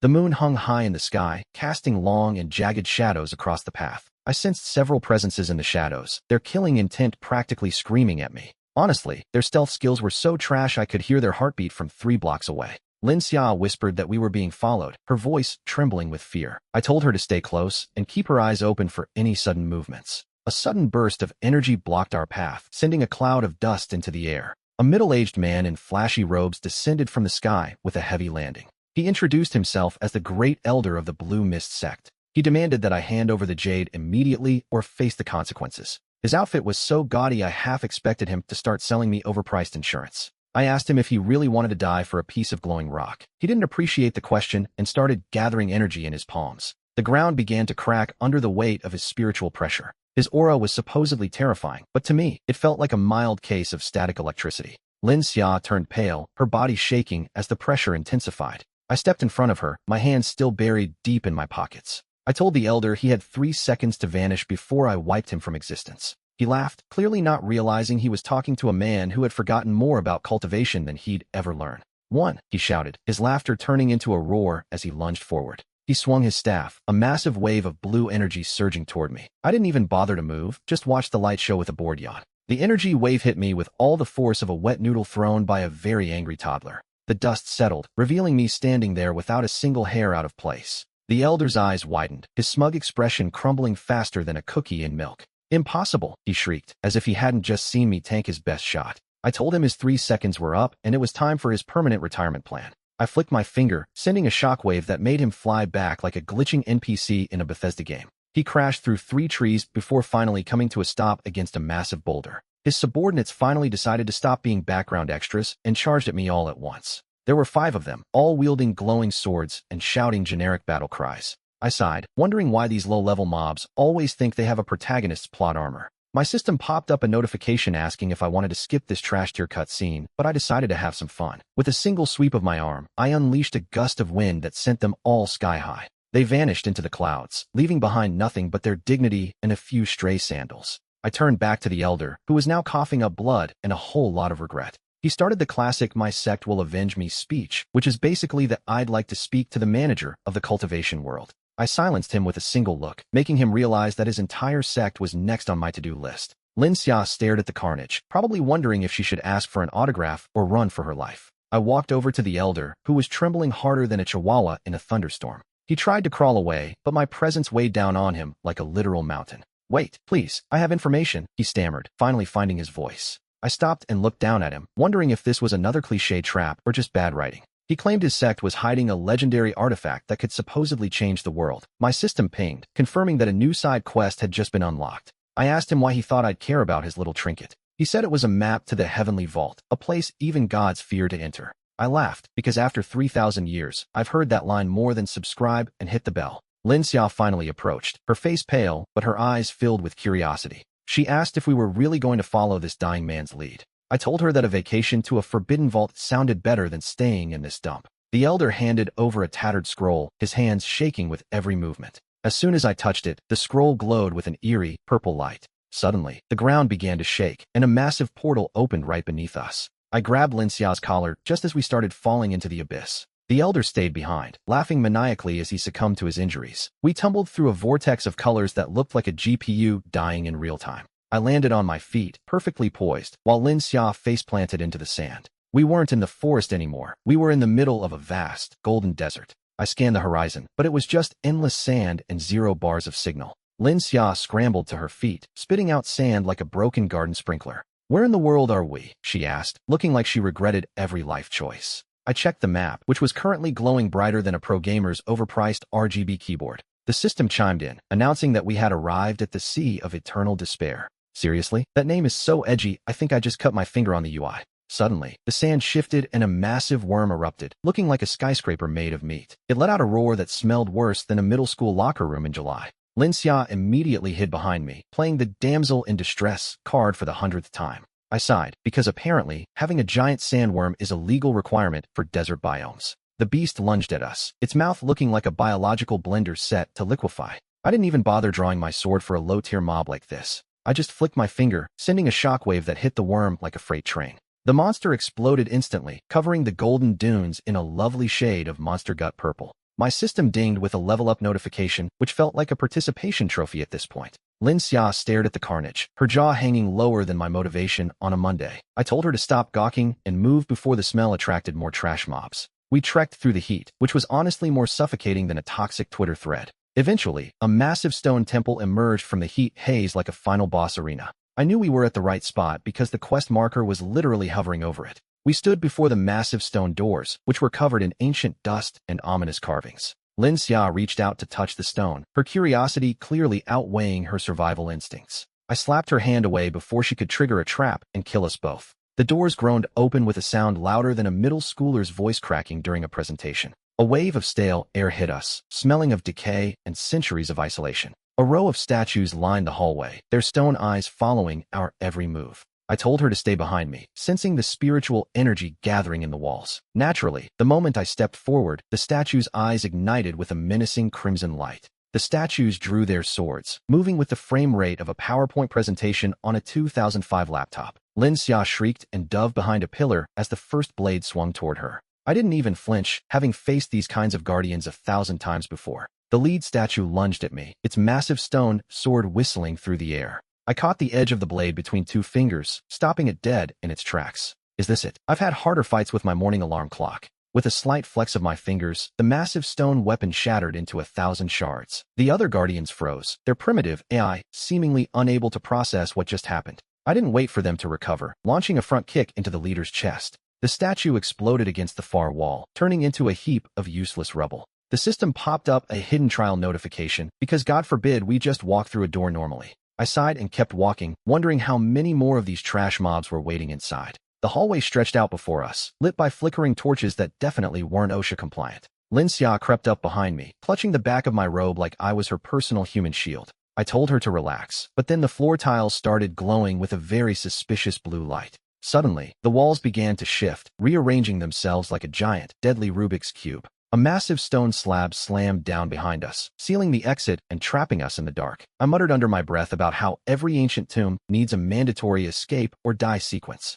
the system pinged again, informing me that the floor was now made of literal soul-burning lava. I grabbed Linxia by the collar and leaped onto a floating platform just in time. She screamed, her eyes wide as she watched the stone beneath us begin to melt away. From the shadows, a swarm of mechanical spiders emerged, their eyes glowing with malicious intent. These things were crawling all over the ceiling, looking like a nightmare fueled by bad CGI. I flicked my wrist, sending a wave of spiritual energy rippling through the humid air. The first dozen spiders disintegrated instantly, turning into clouds of fine metallic dust. But for every one I killed, 3 more seemed to drop from the vents above. Linxia tried to help by throwing a talisman, but it hit the wall and did absolutely nothing. I realized I'd have to do everything myself and started channeling my inner lawnmower. I spun in a circle, my energy forming a blade that sliced through the swarm like butter. The mechanical screeching was louder than a dial-up modem trying to connect in a thunderstorm. Within seconds, the room was silent again, littered with the scrap metal of my enemies. I looked at the system notification, which finally marked the hidden trial as completed.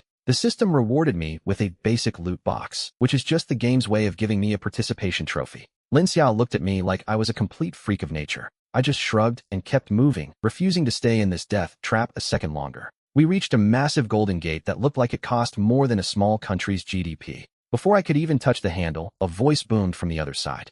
Who dares disturb the slumber of the great sage of the 7 hells? I rolled my eyes so hard I almost saw my own brain. These titles are getting way too edgy. The doors creaked open, revealing a chamber filled with piles of shimmering gold. In the center of the room stood a man clad in glowing, ornate armor. He pointed a finger at me, his eyes sparking with a sudden burst of lightning. He demanded I hand over the girl and my life immediately. I checked his level and realized he was barely a threat to me. Linxia hid behind me again, clutching my robe with trembling hands. I stepped forward, my boots clicking against the gold coins on the floor. The great sage charged at me, his sword glowing with dark energy. I didn't even draw my weapon, I just waited for him to get close. With a flick of my finger, I parried his massive blade effortlessly. He hit the ground harder than my Wi-Fi router on a Friday night. He coughed up blood, staring at me with a look of pure disbelief. I stood over him and asked if he was ready to give up the treasure. He just spat at my boots, which is a bold move for someone currently cosplaying a rug. I sighed and prepared to end his miserable existence, but the system suddenly pinged. A new quest popped up on my screen, the sage's secret burden.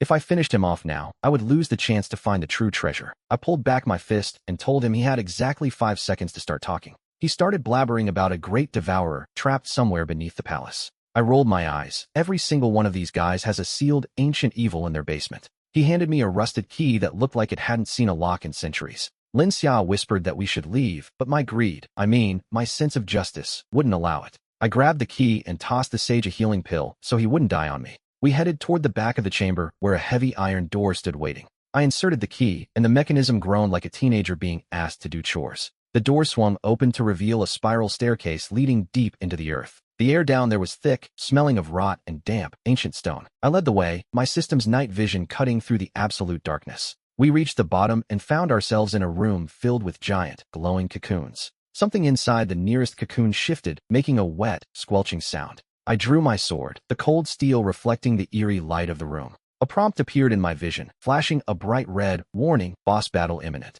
I looked at Linxia and told her to stay back unless she wanted to become spider food. Suddenly, the cocoon in front of me burst open with a loud, disgusting crack. A massive, 8-legged creature crawled out, looking like a nightmare fueled by bad sushi. It let out a screech that probably shattered every window in a 5-mile radius. The system identified it as the Void Weaver, a level 80 monstrosity. Level 80? I fought tougher enemies in my sleep while hungover. I lunged forward, my blade glowing with a faint, deadly blue aura. The spider thing swung a hairy leg at me, moving faster than a scalper buying GPU stock. I parried the blow, but the impact sent a nasty shockwave through my arms. Linxia tried to cast a support spell, but I told her to save her mana. This wasn't a team effort. This was my personal, high-stakes XP farm. I activated Flash Step and appeared directly above the beast's ugly head. I brought my sword down, aiming right for the cluster of glowing eyes. It dodged at the last second, and my blade hit the floor harder than a failed stand-up routine. The ground cracked, and dust filled the air, completely obscuring my vision. I felt a sharp sting in my shoulder. The damn thing actually managed to graze me. My health bar dipped by a tiny fraction, which was honestly a personal insult. I wiped the blood off and gave the monster my most menacing grin. I taunted the beast, even though it definitely didn't speak English or have a high school diploma. The Void Weaver hissed and prepared for another lunge, its mandibles clicking rhythmically. I gripped my sword tighter, ready to turn this oversized bug into a decorative rug. The Void Weaver lunged again, its legs clicking like a frantic typist on a deadline. I sidestepped the attack, the wind from its passing barely ruffling my hair. Is that all you've got? I taunted, spinning my blade for dramatic effect. It hissed back, smelling like a dumpster fire at a seafood festival that I definitely wasn't invited to. Suddenly, it shot a stream of sticky, purple webbing directly at my face. I sliced through the silk, which was surprisingly tough and smelled faintly of ozone. Lin Xia shouted a warning, her voice trembling as the beast reared up on its hind legs. Stay back, kid, you'll only get in the way of my combo multiplier. I noticed a glowing weak spot right under its disgusting, pulsating thorax. The system highlighted the spot in bright red because apparently I need a GPS to find a target these days. I channeled my chi into my boots and launched myself like a surface-to-air missile. The Void Weaver tried to block with its front legs, but I was already 3 steps ahead. I carved a deep, glowing laceration across its belly, spilling neon-colored ichor everywhere. The beast shrieked in agony, its HP bar finally dropping into the critical danger zone. It started glowing red, entering a berserk mode, like every generic boss fight since the late 90s. Oh, so we're doing the mid-fight transformation trope now? How original, guys. I didn't give it time to finish its tantrum and drove my sword straight through its skull. The massive spider twitched one last time before dissolving into a cloud of dark, glitchy pixels. A loot chest dropped, and I prayed it wasn't another common tier rusty spoon or a useless cosmetic hat. I sheathed my sword and looked at the path ahead, ready for the next disappointment. I kicked the chest open, expecting a legendary sword, but ready for a slap in the face. Inside sat a single, glowing marble that looked like a rejected prop from a low-budget sci-fi movie. The system pinged, identifying it as a void core, basically a fancy battery for my soul.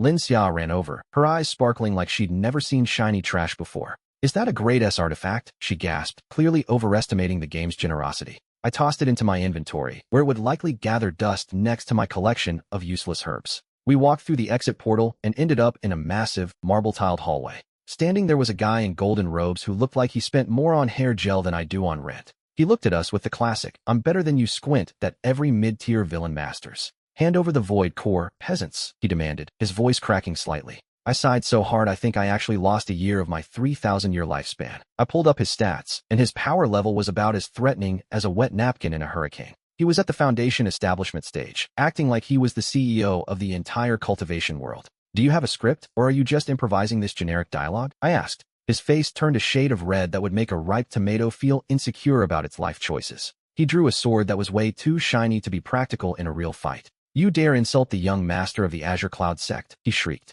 The air around him vibrated with chi, which was cute, like a kitten trying to roar. Lin Xia hid behind me, probably worried about the property damage we were about to cause. I cracked my knuckles, ready to show this NPC why you don't mess with a guy who has a 3,000-year-old grudge against tropes. He lunged at me with a scream that sounded more like a dying seagull than a battle cry. I didn't even move. I just stood there wondering if I left the stove on back in my cave 3,000 years ago. His sword bounced off my passive chi shield like a rubber ball hitting a brick wall. Impossible, he gasped, his eyes widening to the size of dinner plates. I yawned, making sure he could see exactly how bored I was with this entire interaction. He stepped back and started chanting some high-level spell that looked like a cheap light show. A giant spectral tiger appeared behind him, looking about as intimidating as a declawed house cat in a tutu.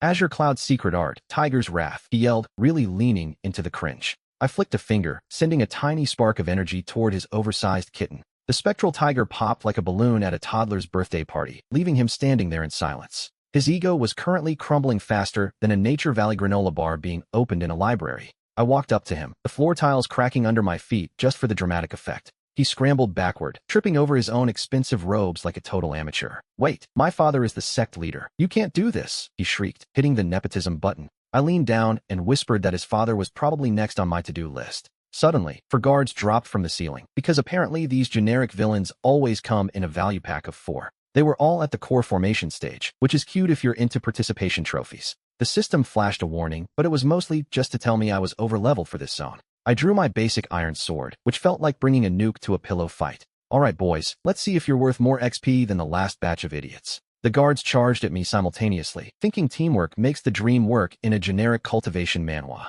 I swung my sword in a simple horizontal arc, putting in about as much effort as a cat swatting a fly. A wave of energy blasted them back into the walls like they were being hit by a freight train. They slumped to the ground, their HP bars hitting 0 faster than my bank account on a Steam sale day. The young master's face turned pale as a sheet, looking like he'd just seen his own funeral. He tried to crawl away, but I stepped on his robe, pinning him down like a bug. Where do you think you're going? I asked, my voice colder than a freezer in the middle of Siberia. He started sobbing and begging for mercy, which is the standard, I messed up protocol for these guys. I hate it when they start leaking from their eyes. It's so messy and honestly quite pathetic. The system dinged, offering a new quest with a notification sound that's starting to give me a headache. Quest: teach the young master a lesson he won't forget. The reward was some trash-tier spirit stones that wouldn't even buy me a decent lunch in this town. I decided to ignore the quest and just end this farce before I died of pure boredom. Suddenly, a powerful aura descended from the sky because the plot demands a mid-boss entrance right now. An old man in white robes floated down, looking like he spent way too much on his dry cleaning. "Stop! How dare you hurt my son?" he roared, his voice echoing like a generic movie villain.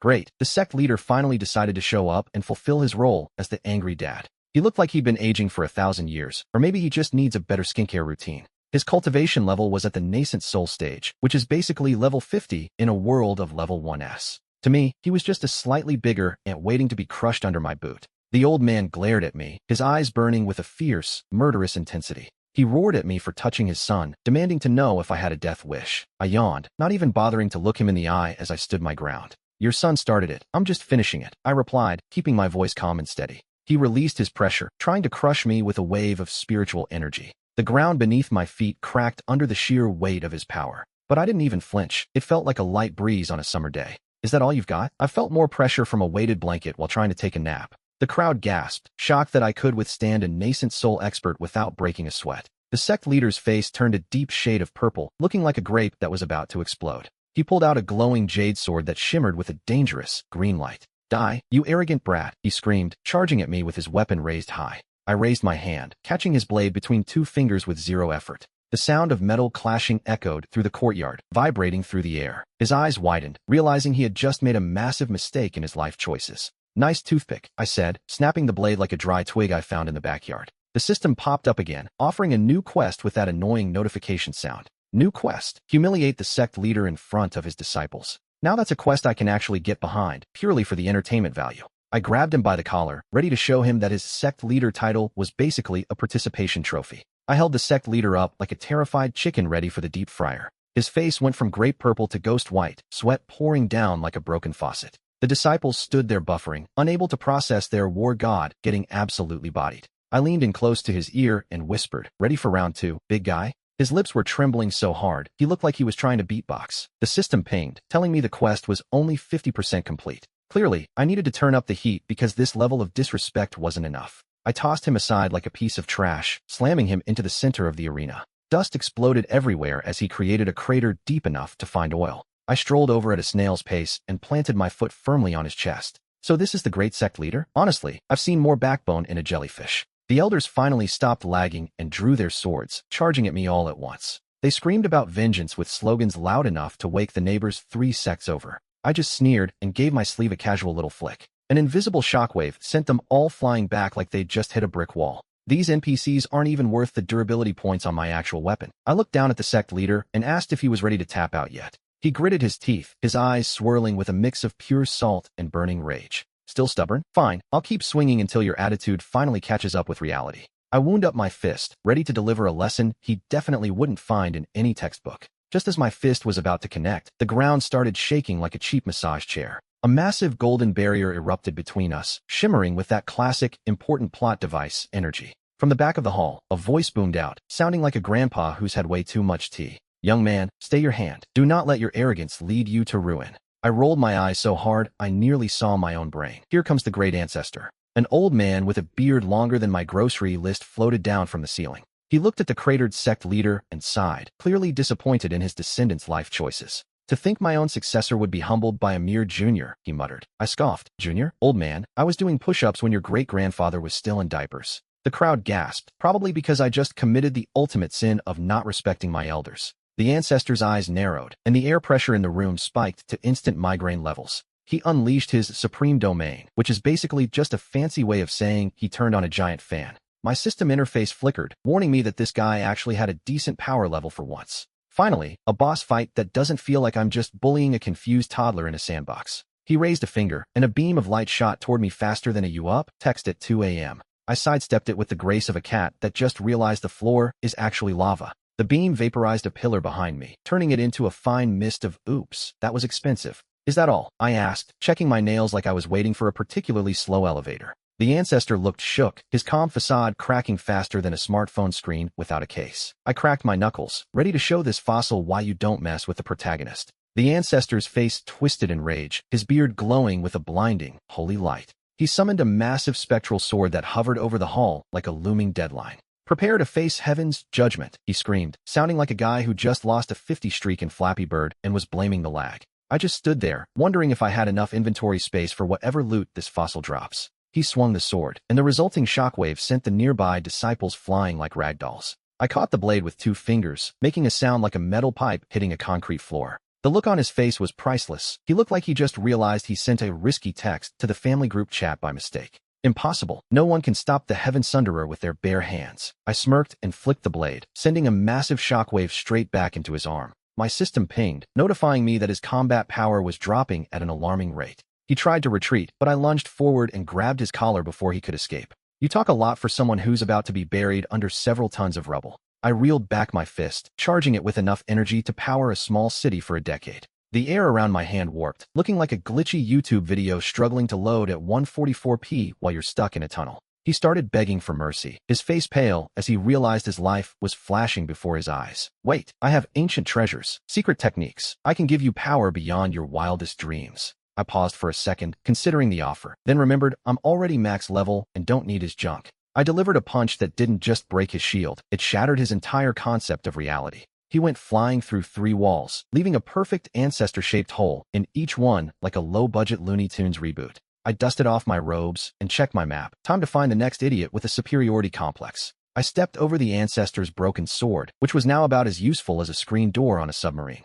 My system chimed with a victory notification, probably wondering why I was bullying such low-level NPCs. I ignored the loot drops, since my inventory was already overflowing with high-tier junk I'll never use. Suddenly, the floor began to vibrate, signaling the arrival of the inevitable second phase of this boss fight. A squad of elite guards burst in, their gold armor shining like they were auditioning for a budget superhero movie. They surrounded me with their spears leveled, though their hands were shaking like they'd had 10 espressos. "Halt, demon! You shall not pass the threshold of eternal peace," their captain yelled, sounding very rehearsed. I checked my internal clock, realizing I was missing my favorite soap opera for this nonsense. I looked at the captain and wondered if he realized his armor was actually just gold-plated plastic. I released a tiny fraction of my killing intent, making the air heavier than a lead-filled backpack. The guards collapsed instantly, their unbreakable spirit armor cracking like a dropped iPad screen. The captain looked up at me, his eyes wide with the realization that he was not the main character. "Who? What kind of monster are you?" he gasped, sticking to the script like a dedicated theater kid.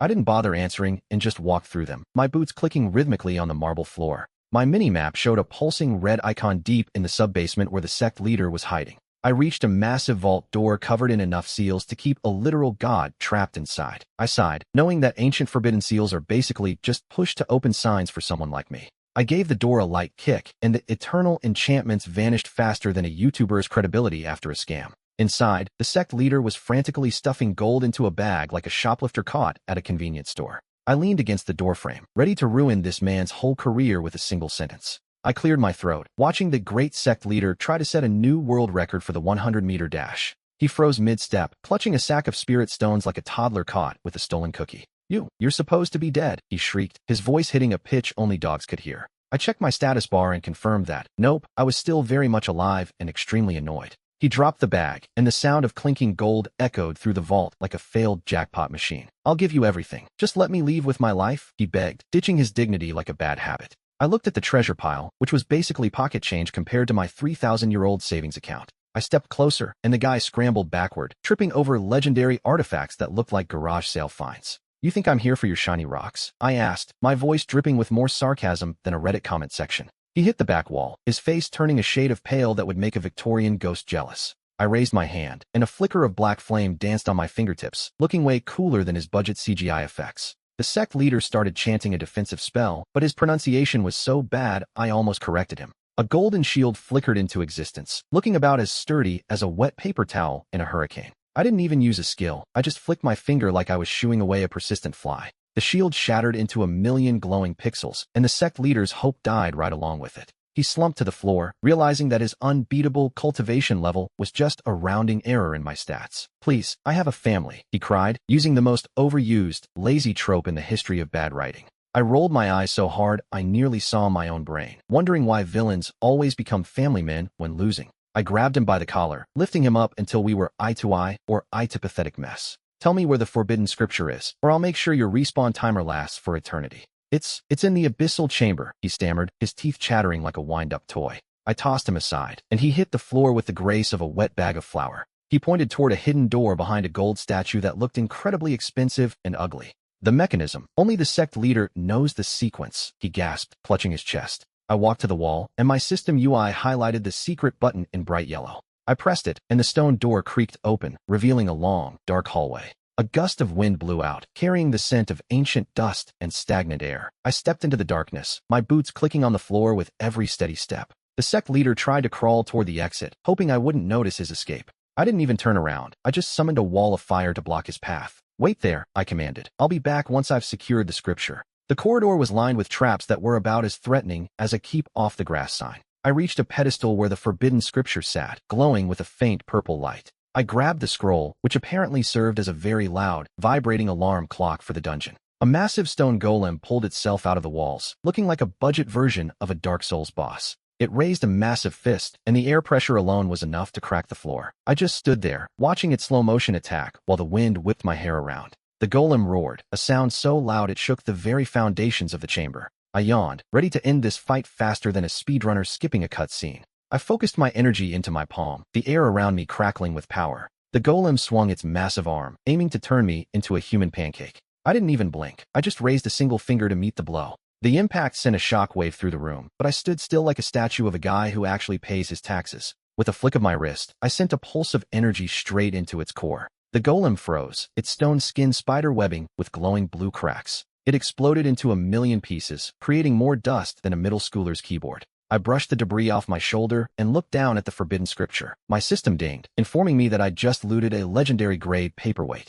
I turned around and strolled back down the hallway, whistling a tune. The sect leader was still huddled by my wall of fire, looking pathetic. Change of plans, I said, tossing the scroll up and catching it. This scripture is mine now, and your sect's security is officially worse than a 123,456 password. He started babbling about the ancestral curse, but I was already halfway to the exit. I stepped out of the abyssal chamber and into the bright sunlight of the main courtyard. 100 disciples were waiting for me, swords drawn and faces full of misplaced confidence. Drop the treasure, their captain shouted, his voice cracking slightly. I looked at them and sighed, wondering if these NPCs ever learned from their predecessors. Their formation was so sloppy, it made a group of toddlers playing soccer look like a professional SWAT team. I took a step forward, and the sheer weight of my aura made the front row buckle. If you want it, I smirked, you're going to have to do a lot better than that. The captain of the guard charged at me, screaming like he actually had a chance. He swung his sword with all his might, aiming straight for my neck. I didn't even bother to draw my weapon, because why waste the durability? I just sidestepped, and he went flying past me like a bird with one wing.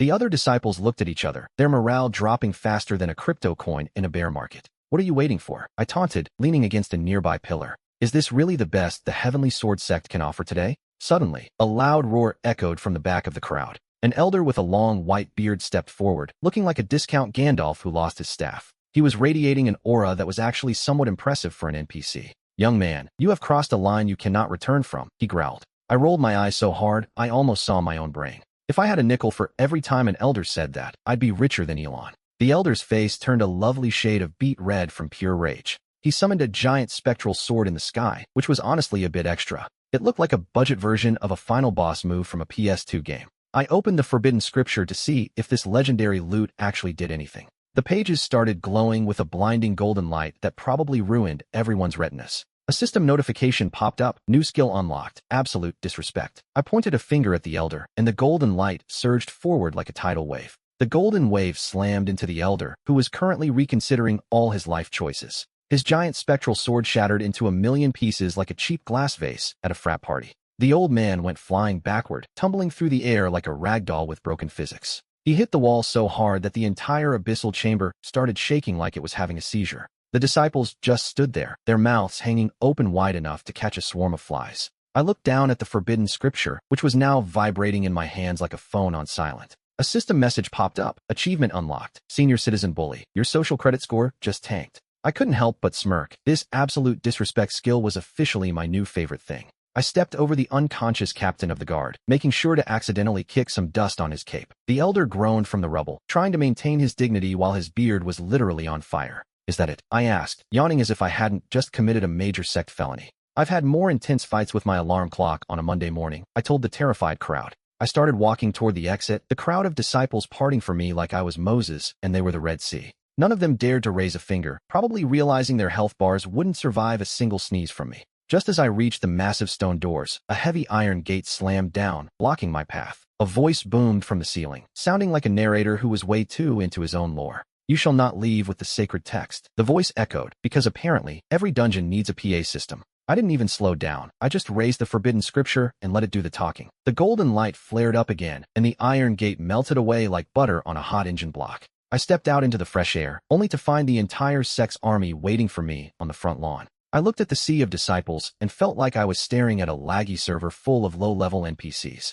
Thousands of swords were pointed at me, gleaming in the sunlight like a very expensive cutlery set. The sect master stood at the front, his face turning a shade of purple that shouldn't exist in nature. "Hand over the scripture, and we might let you die quickly," he screamed, because apparently, that's a generous offer. I just yawned and checked my nails, wondering if these guys ever get tired of the same old dialogue. The sect master waved his hand, and the army charged forward like a bunch of angry toddlers. I opened the forbidden scripture, and the pages started flipping faster than a speedrunner trying to skip a cut scene. A massive shockwave erupted from the book, sending the front line flying like bowling pins. I watched as bodies soared through the air, wondering if the sect had insurance for getting wrecked by a book. The sect master's eyes nearly popped out of his head as his elite guard was wiped out in seconds. "Impossible. That scripture was supposed to be unreadable," he shrieked, sounding like a broken tea kettle. I laughed and told him that maybe he just needed better reading glasses or a basic education. I took a step forward, and the entire army took 2 steps back, their courage evaporating instantly. The sky began to darken, and purple lightning crackled around the forbidden scripture like a rave gone wrong.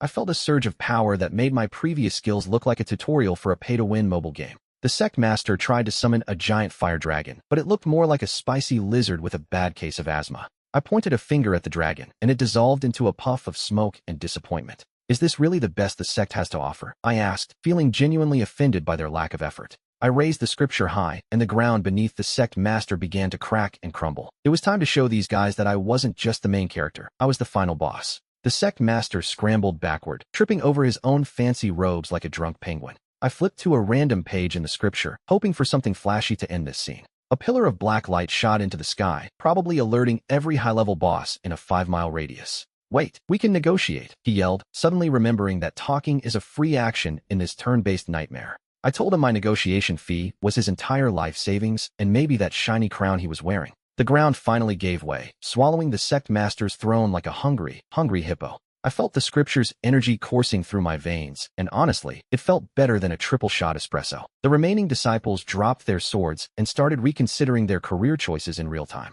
One guy actually tried to sneak away, but the scripture's aura caught him like a lag spike in a competitive shooter. I pointed the book at the sect master, and a spectral hand emerged to give him a celestial vibe check. He tried to block it with his ancestral shield, which shattered like a cheap screen protector from a dollar store. The impact sent him skidding across the courtyard, leaving a trail in the dirt that looked like a very sad graph of his stocks. I walked toward him, my boots clicking on the stone with the rhythm of a ticking countdown clock. "You're a monster," he wheezed, which is rich coming from a guy who literally harvests souls for a hobby. I reminded him that in this world, you're either the one holding the book or the one getting hit by it. I decided to end this filler arc and channeled the rest of my mana into the scripture's final seal. The entire mountain range groaned under the pressure, sounding like my back after a 12-hour gaming session. With a single word, I unleashed a wave of void energy that erased the sect master's ego and his health bar. As the dust settled, I realized the forbidden scripture was actually just a really violent cookbook for gods. I stood alone amidst the ruins, wondering if I should check the sect master's pockets for any legendary loot.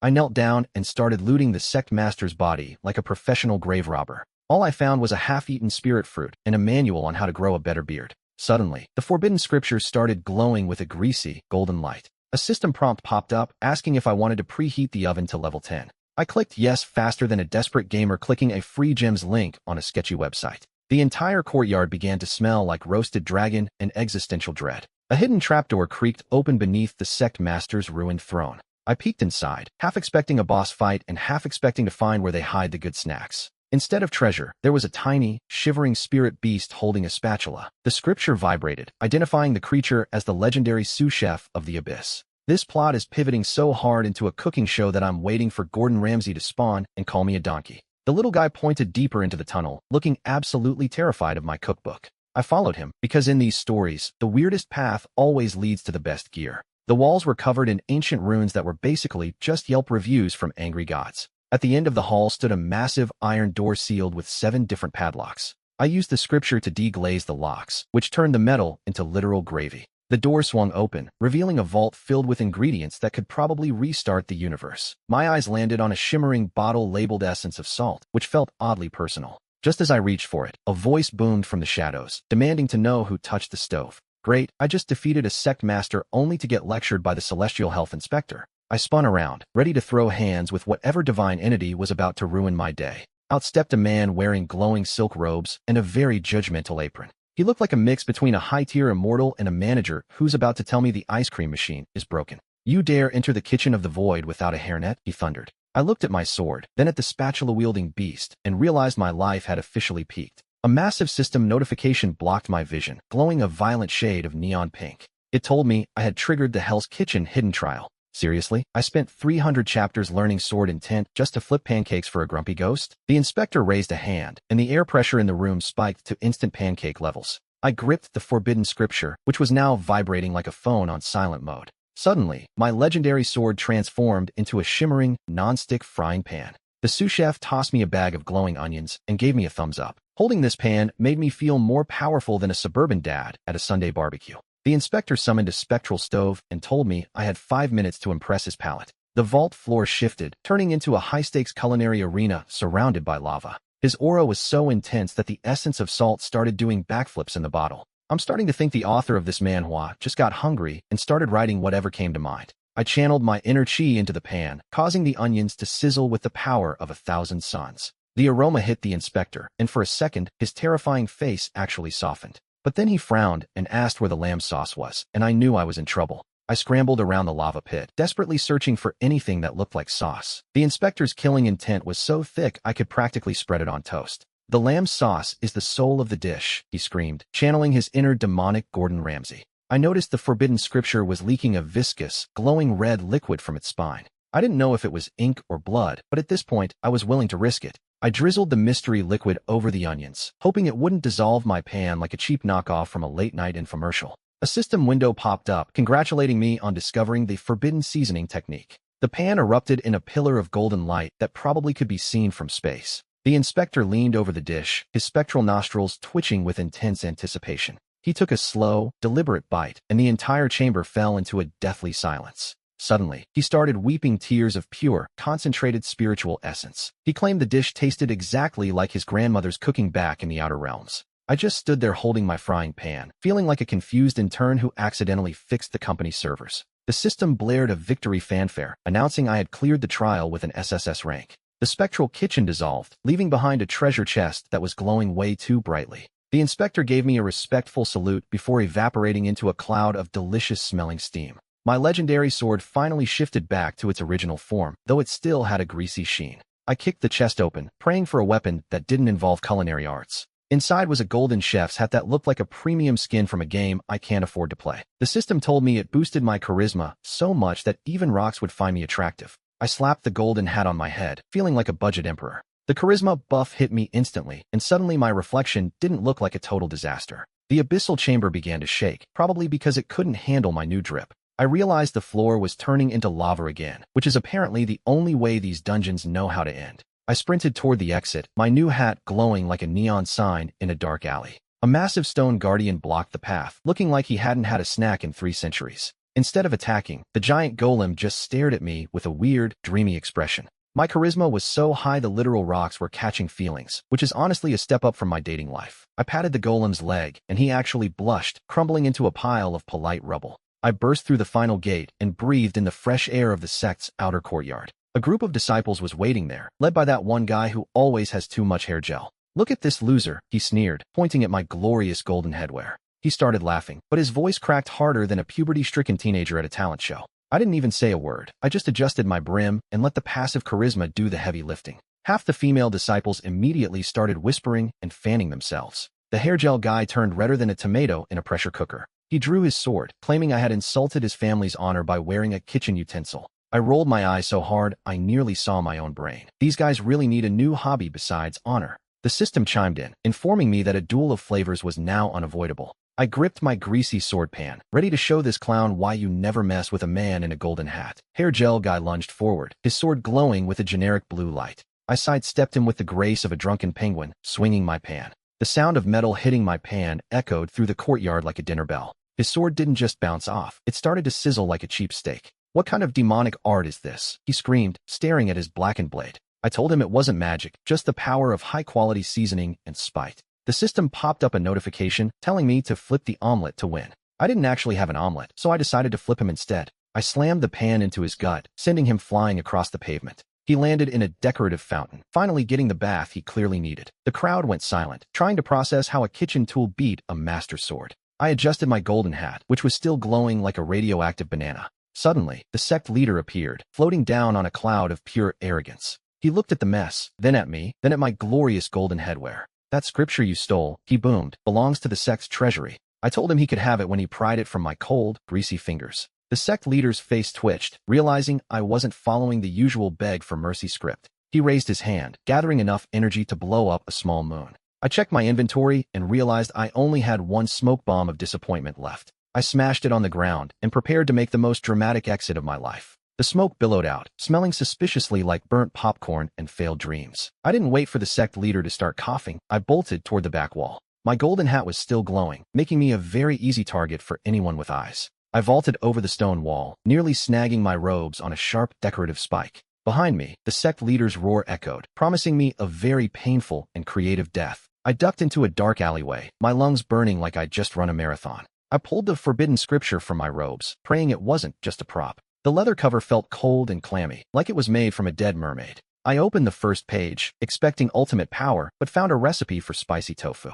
Suddenly, golden letters began to bleed through the paper, overriding the cooking instructions. The system dinged, announcing that I had successfully hacked the ancient knowledge. This wasn't just a book, it was a cheat code for the entire cultivation world. Heavy boots thudded against the cobblestones nearby, snapping me back to reality. I shoved the book away and pressed my back against the cold, damp stone. They were looking for a thief in a glowing hat, which, honestly, is a fair description. Once the sound of their shouting faded, I slipped out into the moonlight. I needed a disguise, or at least a way to turn off this stupid hat. A nearby tavern sign flickered, offering the perfect place to disappear for a while. I walked toward the entrance, trying to look like a totally normal guy with a neon head. I headed inside, because if I'm going to be executed, I'm not doing it on an empty stomach. I stepped into the tavern, and the smell of cheap ale and unwashed cultivators hit me like a truck. Every head in the room turned toward me, probably because I was literally a human lighthouse. I quickly grabbed a dirty rag from a nearby table and stuffed my glowing hat underneath it. "Just a decorative lamp, folks," I muttered, hoping they were as dumb as they looked. I found a corner table that looked like it hadn't been cleaned since the last dynasty. The barmaid approached, looking at me with the same enthusiasm I have for a 6 a.m. leg day. I ordered the strongest thing they had, mostly to numb the realization that I'm a wanted man. While waiting, I pulled the forbidden scripture out under the table to see if the system had more to say. The golden text was still flickering, looking like a glitchy loading screen from a budget 2005 RPG. It turned out this spicy tofu recipe was actually a hidden code for a high-level stealth technique. If I could master this, I'd be harder to find than a politician's honesty during an election year. I closed my eyes and let the system's data stream directly into my brain. A massive headache bloomed behind my eyes, feeling like a hangover without the fun part. The system dinged, announcing that Shadow Step was being forcefully installed into my soul. Suddenly, the tavern door burst open, and 3 guards in sect uniforms marched inside. They started checking faces, moving through the crowd like they were looking for a lost remote. My heart did a frantic drum solo against my ribs as they approached my corner. I focused on the Shadow Step skill, praying the system didn't give me a trial version with ads. My body began to turn translucent, blending into the grime and shadows of the booth. The lead guard stopped right in front of me, staring directly at my seat with a confused expression. The guard reached out his hand, trying to touch the empty space where I was sitting. My breath hitched as his fingers passed right through my shoulder like I was made of mist. "Must be the cheap wine," he grumbled, rubbing his eyes like he just saw his ex at a wedding. He turned around and signaled to his buddies that the corner was empty. I exhaled a sigh of relief that probably smelled like pure, unadulterated anxiety. A system notification popped up, warning me that my trial version of invisibility was expiring. I needed to move before I stopped being a ghost and started being a target again. I slipped toward the back exit, moving quieter than a cat on a velvet rug. Once outside, the cool night air hit me, and I bolted for the dark woods. The forbidden scripture in my pocket felt heavier with every frantic step I took. I found a hollow tree and crawled inside to finally read this legendary book. The first page was blank except for a drawing of a middle finger, classic ancient trolling. Are you kidding me? I whispered, feeling like the victim of a 1,000-year-old prank. Then, the ink began to shift, forming the actual cultivation instructions before my eyes. It was called Heavenly Void Body, because every cultivation manual needs a name that screams, I'm 14, and this is deep. To learn it, the book suggested I channel my energy while standing on one finger. I started the training, feeling my internal energy swirl like a chaotic, angry whirlpool. My bones started cracking, making sounds that definitely weren't supposed to be heard by humans. A golden light erupted from my chest, lighting up the forest like a high-budget rave. I realized too late that stealth and massive golden explosions don't exactly go together. The golden light faded, leaving me blinking like I just walked out of a movie theater at noon. I could hear the guards shouting, and they sounded way closer than I would have liked. My internal energy was still buzzing, making me feel like I'd just downed 5 energy drinks. I checked my status window and saw that my cultivation had jumped 3 whole levels. Talk about a power-up, I muttered, feeling my new strength coursing through my veins. But I didn't have time to celebrate my new OP status just yet.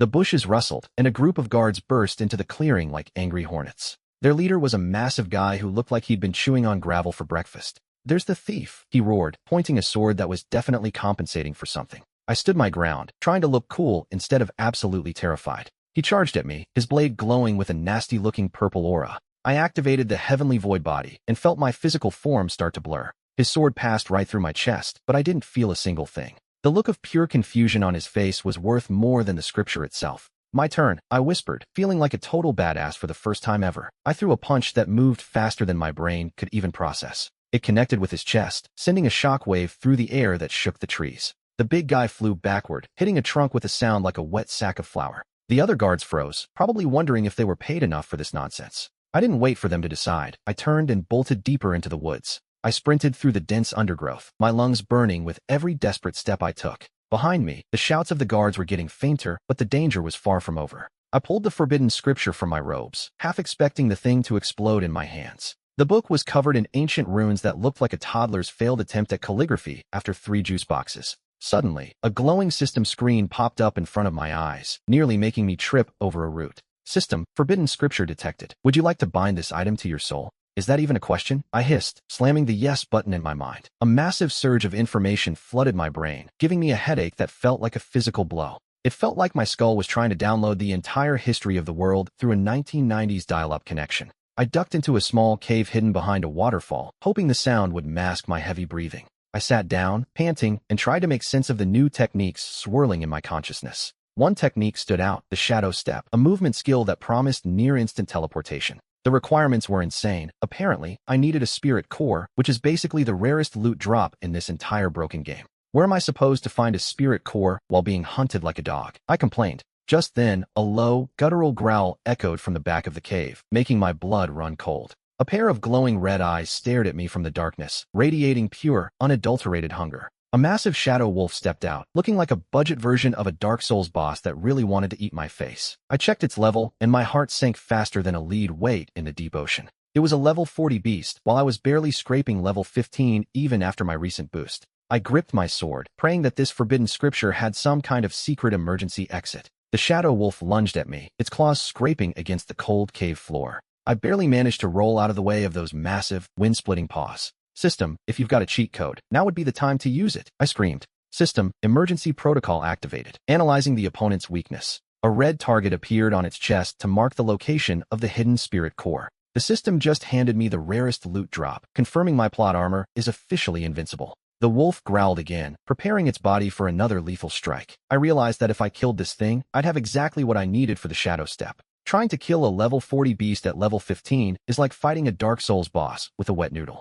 I looked at the forbidden scripture, which was now glowing with a dark, eerie light. The book flipped open to a page titled Soul-Devouring Strike. It required me to sacrifice half my mana for one blow. I checked my mana bar, and it was already looking more pathetic than my bank account. The wolf leaped into the air with its jaws wide open, ready to tear me apart. I braced myself and channeled every bit of energy I had into my sword. The blade turned pitch black, absorbing the light like a mini black hole. I thrust the sword forward, aiming directly for that glowing red target on the wolf's chest. The impact felt like hitting a brick wall that sent a shockwave through my entire body. A blinding flash of light filled the cave as the beast let out a deafening howl. The wolf vanished, leaving a purple crystal, finally, a loot drop that didn't require 3 weeks of grinding. I reached down and snatched that purple crystal before the game physics could make it to pawn. This was the Shadow Wolf core, the ultimate prize for surviving that absolute nightmare. As soon as my fingers touched it, a surge of dark energy shot up my arm. System, Shadow Wolf core detected. Commencing automatic absorption. My experience bar started filling up faster than a download on a 5G network during a midnight release.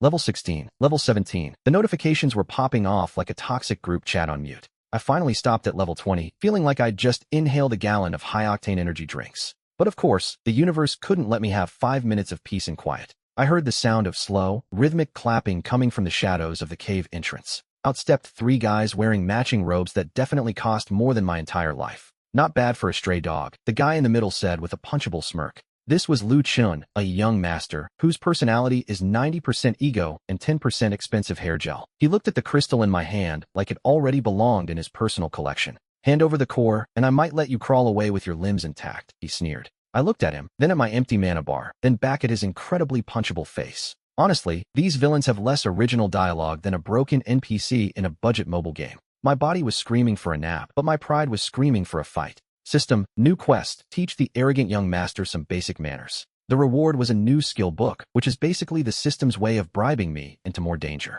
I wiped the blood off my chin and gave him a smile that promised a world of pain. Lu Chen's face turned a lovely shade of spoiled tomato at my blatant disrespect. Kill him, he barked at his 2 lackeys, his voice dripping with unearned authority. The 2 goons lunged forward, their swords glowing with a blue aura that screamed, starter pack villain. I didn't even flinch, I just tapped into my new stats and activated Shadow Step. The world slowed down, looking like my PC trying to run Cyberpunk on a potato. I slipped between them like a ghost, feeling the breeze from their clumsy, telegraphed swings. I slammed my fist into the first guy's jaw, feeling the impact rattle my bones. He flew backward, hitting a rock with a sound that definitely meant his insurance premium was going up. The second guy tried to recover, but he was moving slower than a turtle on a treadmill. I grabbed his wrist and twisted it until he started hitting notes higher than a flute. System, Bone Crusher activated. Congratulations, you just turned his arm into a bag of gravel. I kicked him into his buddy, leaving them in a tangled heap of bruised egos. Lu Chen's smirk finally evaporated, replaced by the look of a man who realized he's cooked.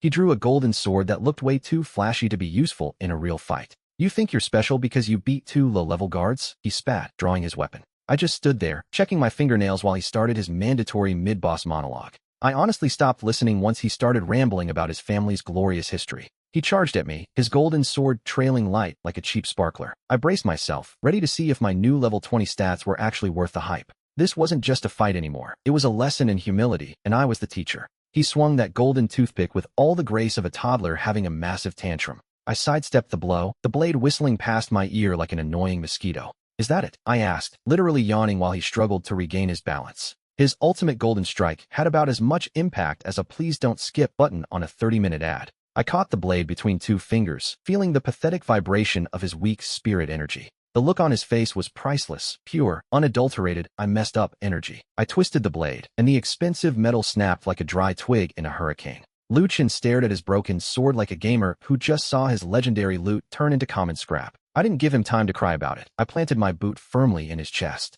He hit the dirt, sliding back a good 10 feet and leaving a nice trail in the mud. System, critical hit. You've dealt 500 damage to Lu Chen's health and 50,000 damage to his pride. He coughed up some blood, looking at me with eyes full of disbelief and terror. My father, the sect leader, he won't let you get away with this, he wheezed. The classic my dad is the CEO defense, because nothing says, I'm a loser, like calling for backup mid-beatdown. I leaned over him, casting a shadow that probably looked way more intimidating than I actually felt. Your father isn't here right now, Lu Chen. It's just you, me, and your terrible life choices. I reached into his robes and pulled out his storage pouch, because a win without loot is just a waste of calories. This pouch was so heavy with gold that it probably had its own gravitational pull and a subscription to Forbes. I turned my back on him, walking away while his lackeys scrambled to help their fallen master. One fight down, a whole sect of arrogant idiots to go, just another Tuesday for yours truly. I tossed the pouch in the air, catching it with the satisfying clink of stolen wealth. Honestly, being the villain's tax collector is a much better career path than chosen hero. I headed toward the nearest town, needing a place to crash and count my new fortune. The town of Qinghe looked like every other starter zone in an RPG, mostly dirt and NPCs. I walked into the local tavern, the kind of place where the floor is stickier than a toddler's fingers. Every head turned as I entered, probably because I smelled like victory and Lu Chen's tears. I dropped a gold coin on the counter and ordered a room with plenty of ale. The man's eyes widened so much I thought they'd pop out and roll across the counter. I headed upstairs to finally get some peace and check my system notifications. System, you have gained 2000 EXP and the title, Young Master's Nightmare. Great, another title to add to my collection of things that make people want to kill me. I opened the storage pouch, and the glow of spiritual stones nearly blinded me. This guy was loaded. He had enough high-grade stones to buy a small country or a GPU in 2021. Deep inside the pouch, I found a strange, glowing jade slip hidden under the gold. I picked it up, and a sudden surge of cold energy shot straight up my arm. Warning, you are attempting to read the Heavenly Void Art, a forbidden technique. Forbidden? That's just a fancy word for the good stuff that the plot wants me to have. I pressed the jade to my forehead, letting the flood of information crash into my brain. It felt like my skull was being used as a drum kit for a heavy metal band. But when the dust settled, I realized I had just unlocked a massive cheat code. I sat there, feeling the new power coursing through my veins. System, Heavenly Void Art Level 1 acquired. Passive, 50% chance to dodge reality. Dodge reality? That sounds like my coping mechanism for when my bank account hits zero. I stood up and tried to circulate my chi for the first time. The air around me started to ripple like a low-budget CGI effect from a 90s movie. Suddenly, a loud bang echoed from the door, nearly making me jump. Open up. We know you're in there, you thief, a voice yelled. Oh look, the consequences of my own actions have arrived. I peeked through the window and saw a group of armored guards. They looked like they were auditioning for a generic fantasy henchman calendar. I sighed, realizing my peaceful night was officially over. I grabbed my sword, which was still covered in dust. If they wanted to fight, I was going to give them a boss battle. I kicked the door open and stepped out into the hallway. The lead guard immediately pointed a spear at my chest. By order of the city lord, you are under arrest. I rolled my eyes so hard I could see my own brain cells dying from the cliché. You've picked a very bad time to do your job, officer. I activated the Heavenly Void Art, turning the world grayscale. Time slowed down, proving that being a villain is way more fun. I glided past the lead guard like he was a frozen NPC in a laggy lobby. His spear tip hung in the air, inches away from my chest. I gave the spear a little flick, sending a ripple of void energy through it. His brain was screaming for him to move, but his muscles were paralyzed. I casually stepped behind him and delivered a precise chop to his neck. He hit the floor harder than a crypto bro's portfolio during a market crash. The rest of the squad finally processed that their boss was down. They charged at me all at once, weapons raised and shouting. I ducked under a clumsy swing and swept the legs of the nearest soldier. Two more guards tried to pincer me from both sides. I launched myself into the air, defying gravity with a mid-air twist. While upside down, I delivered a double kick that sent them both flying. They slammed into the wall, leaving cracks that definitely aren't coming out of their security deposit. The last guard standing dropped his sword, his knees knocking together. He looked at me with pure terror, realizing he was completely outmatched. I landed gracefully on my feet and brushed a speck of dust off my sleeve. The world snapped back to normal as the Heavenly Void Art deactivated. My energy reserves were dangerously low after using such a high-level skill. I walked right past the sobbing guard and headed straight for the exit. If the city lord wants me, he's going to need a much bigger budget for these disposable extras. I pushed open the massive courtyard doors, hoping for a clear path to the exit. Instead, I was greeted by a literal wall of armored guards and pointed spears. My energy reserves were lower than my bank account balance after a Steam summer sale. At the center of the mess stood a commander in ornate, golden armor. He began a long-winded speech about the price of defying the city lord. I checked my invisible watch, wondering how long this unskippable cutscene was going to last. He finally finished his rant and signaled the guards to close in on me. I took a deep breath, forcing the last drops of energy into my legs. The first guard lunged, and I parried his spear with a flick of my wrist. I spun around, sweeping the legs of two others before they could even blink. These guys have the tactical awareness of a group of toddlers fighting over a juice box. The commander roared in frustration and swung his massive broadsword at my head. I ducked, feeling the blade shave a few hairs off the top of my scalp. I countered with a swift punch to his gut, right where the armor was thinnest. He doubled over, clutching his stomach as he struggled to breathe. I didn't wait for him to recover. I had a city to disappear into. I vaulted over the perimeter wall, leaving the confused guards in the dust. The cool night air hit my face, and I finally allowed myself to relax. I had survived the city lord's mansion, but the real hunt was only beginning. I swear, if the next assassin doesn't drop better loot, I'm quitting this main quest. I ducked into a dark alley, my lungs burning with every desperate breath I took. My robes were shredded, making me look like a hobo who lost a fight with a lawnmower. I needed to find a safe house before the guards turned the city upside down. A faint sound echoed behind me, and I immediately pressed my back against the cold stone wall. I held my breath, praying my heartbeat wasn't loud enough to give away my position. A figure emerged from the shadows, draped in a cloak that screamed mysterious plot device. I didn't wait for an introduction and lunged forward, pinning them against the wall.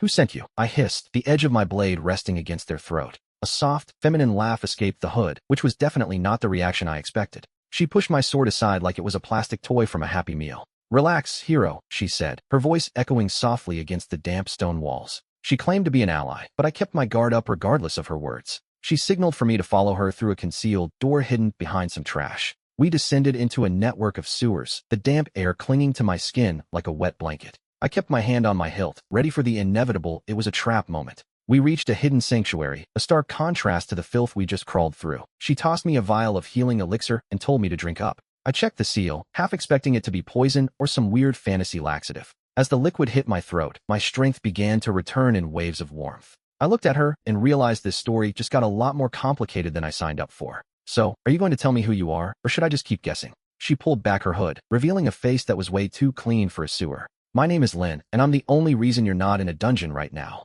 I wanted to argue, but my current state didn't exactly command respect. She explained that the city lord had mobilized the entire guard just to find my jade pendant. I pulled the jade out, and it started glowing like a pro gamer's RGB keyboard on max brightness. She whispered that the gem was actually the key to the forbidden vault. Great, so my simple theft had just turned into a massive political nightmare. A sudden explosion rocked the sanctuary, sending cracks racing across the stone walls. The ceiling started raining dust, making me cough harder than a Victorian child in a coal mine. The guards had found us, and they were currently battering down the entrance. Lin drew 2 daggers that shimmered with a dangerous, cold light. I tried to stand, but my legs were still feeling like overcooked noodles after that healing potion. The heavy doors burst open as a squad of armored elites flooded the room. I gripped my sword, praying the elixir would kick in before I got skewered. Lin was a total blur, moving between the soldiers like a glitch in the Matrix. She took down 3 guards before the rest of them even realized she had moved. A captain in golden plate armor stepped through the wreckage, looking thoroughly unimpressed.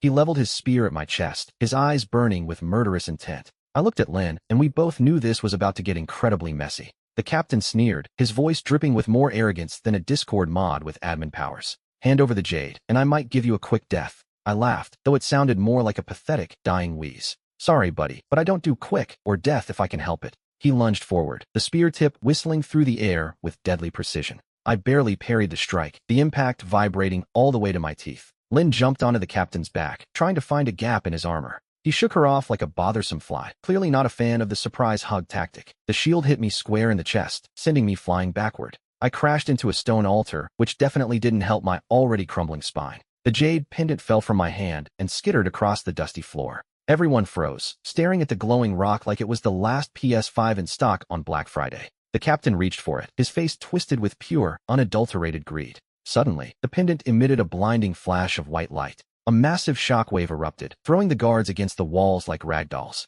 I felt a surge of energy flowing from the jade directly into my veins. My wounds started closing, and the fatigue vanished from my body instantly. I stood up, feeling like I'd just downed 5 energy drinks and a shot of pure adrenaline. The captain scrambled to his feet, his arrogance replaced by a look of pure terror. I looked at my hands, which were now wreathed in flickering blue flames. Well, this is new. I'm basically a human gas stove now, and I'm ready to cook. The captain backed away, his face turning a lovely shade of I messed up white. I took a step forward, and the floorboards groaned under the sheer pressure of my new aura. What kind of monster are you? He stammered, clutching his spear like a security blanket. I didn't answer. I just let the blue fire dance between my fingers like a high-stakes fidget spinner. With a flick of my wrist, a wave of azure heat surged toward the remaining guards. They didn't even have time to scream before the shockwave sent them flying into the next zip code. The captain raised his heavy steel shield, hoping it would save his sorry hide. The blue flames hit the metal, melting it faster than a cheap GPU trying to run Cyberpunk on ultra settings. He dropped the molten slag and stared at his charred gloves in utter disbelief. My turn to ask for a quick death, I said, my voice sounding way cooler than I actually felt. Lin watched from the sidelines, her jaw hanging open low enough to catch flies. I could feel the jade's power pulsing in time with my heartbeat, demanding more action. The captain pulled a hidden dagger, because of course he has a backup weapon for his backup weapon. He lunged in a desperate final attempt, moving with all the grace and coordination of a caffeinated toddler. I simply caught the blade between 2 fingers, the heat snapping the steel like a dry twig. I punched him square in the chest, letting the blue energy explode on impact. He skipped across the floor like a flat stone on a pond before hitting the far wall with a satisfying thud. The room fell silent, the only sound being the crackle of the flames still licking at my skin. I looked down at the jade pendant, wondering if this power-up came with a monthly subscription fee. I shook the remaining sparks off my hands, feeling the heat slowly dissipate from my skin. Lin finally remembered how to breathe and rushed over to check if I was still human. Are you okay? Your skin was glowing blue, she shouted, eyes wide with genuine concern. I gave her a nod, even though my internal organs were definitely screaming in protest. The captain groaned in the corner, his armor still smoking from the intense heat of my attack. I walked over to him, my boots clicking against the charred stone floor with heavy steps. He looked up at me, his eyes filled with the kind of terror usually reserved for tax audits. "Who sent you to ambush us?" I asked, keeping the blue fire flickering for dramatic effect. He spat out some blood and laughed, because apparently, villains get a bonus for being extra dramatic. "You think this is over? The Shadow Sect doesn't forget," he wheezed through his broken teeth. "Oh great, the Shadow Sect. Could these guys have a more generic, bargain bin evil name?" Before I could interrogate him further, his eyes rolled back, and he went completely limp. He didn't die, he just fainted from the sheer exhaustion of losing the fight. I turned back to Lin, who was staring intently at the jade pendant around my neck. "That pendant, it's the legendary Azure Heart, isn't it?" she whispered in total awe. I shrugged, because I honestly had no idea what this shiny rock was actually called. Suddenly, the ground began to tremble, signaling that the next threat was already here. A massive shadow loomed over the entrance, blocking out what little light we had left. A voice boomed through the hallway, sounding like a subwoofer that had seen better days. I braced myself, preparing for whatever nightmare was about to come through that door. The heavy stone doors exploded inward, sending shards flying like a Michael Bay movie. A massive figure stepped through the dust, standing at least 7 feet tall. He was wearing enough spikes to make a 2000s emo kid jealous. "Hand over the Azure Heart," he growled, his voice vibrating in my teeth. I looked at the pendant, then back at him, wondering if he had a receipt. Lin grabbed my arm, her hand trembling like a leaf in a hurricane. "That's the Shadow Sect's High Executioner. We need to run right now." I stood my ground, mostly because my legs were too tired to actually move. The Executioner raised a massive black axe that looked way too heavy for physics. I channeled my energy into the pendant, praying it wouldn't just explode. A wave of blue light erupted, pushing back the shadows on the floor. The system interface popped up, flashing red warnings like a cheap Vegas slot machine. The screen warned me that my energy levels were reaching the danger zone. The Executioner laughed, his voice echoing off the cold stone walls. He swung the axe, and the air itself seemed to scream under the pressure. I barely parried the blow, the impact sending a shockwave through my skeleton. My health bar took a nosedive faster than a crypto coin after a bad tweet. "Is that all the legendary Azure Heart can do?" he mocked, stepping closer. I spat out a mouthful of blood and wiped my chin with my sleeve. "I'm just getting started, you oversized pincushion," I growled, bracing for round 2. The Executioner roared, his breath smelling like a dumpster fire in the middle of a July heatwave. He lunged forward again, the axe whistling through the air with lethal intent. I dove to the side, narrowly avoiding the massive, incoming blade. The axe slammed into the stone floor, creating a crater the size of a kiddie pool. I saw a gap in his defense and lunged, aiming my blade at his ribs. My sword bounced off his armor with a pathetic clink that hurt my pride. He laughed and backhanded me, sending me flying across the chamber like a rag doll. I hit the far wall so hard I'm pretty sure my ancestors felt the vibration. Lin screamed my name, but her voice sounded like it was coming from a mile away. The system pinged, offering me a desperation buff in exchange for half my remaining mana. I clicked accept without reading the terms, just like I do with every annoying software update. A surge of cold, blue energy flooded my veins, making my vision turn hyper-focused. I stood up slowly, feeling my stats climb higher than a fresh college student's debt. The Executioner's eyes widened as he realized I wasn't staying down for the count. I didn't wait for him to recover. I vanished and reappeared right in his face. My blade was now wreathed in a terrifying blue flame that hummed with power. I delivered a flurry of strikes, each one melting through his spiked armor like butter. He stumbled back, his heavy armor scorched and his confidence visibly shattered. I whispered that it was my turn to be the boss fight as the power peaked. I raised my sword for a final strike, the Azure Heart glowing like a miniature sun. I brought the blade down with the force of a collapsing skyscraper. The Executioner tried to cross his arms, but he was way too slow. My sword sliced through his defense like it was made of thin parchment. He looked more shocked than a boomer trying to understand a TikTok dance trend. A massive shockwave of blue light erupted, shaking the very foundations of the dungeon. The Executioner let out one final, pathetic gurgle before dissolving into dark pixels. The system pinged, finally announcing that the boss was officially dead. I got a rare chest, which in this game usually means a pair of smelly socks. Lin rushed over to me, her eyes wide with a mix of awe and terror. She asked if I was okay, but I was too busy trying not to pass out. The desperation buff expired, and my energy levels plummeted to absolute zero. Every muscle in my body decided to go on strike at the exact same time. I felt like I'd been trampled by a herd of elephants while suffering a migraine. Just as I was about to collapse, the back wall of the chamber started to crumble. A hidden passage revealed itself, smelling of ancient dust and stagnant air. I leaned on my sword, trying to look cool despite my trembling, jelly-like knees. I told Lin we had to keep moving, even though I was wheezing like a broken accordion. Of course there's a secret path, because plot armor is the only thing keeping me alive. We stepped into the darkness, the Azure Heart providing just enough light to see. A low growl echoed from the shadows, signaling that the nightmare was just beginning. I froze in place, my heart hammering against my ribs like a frantic drum solo. Two glowing red eyes peered out from the absolute void of the hidden passage. Out stepped a wolf so massive it made a Great Dane look like a malnourished chihuahua on a diet.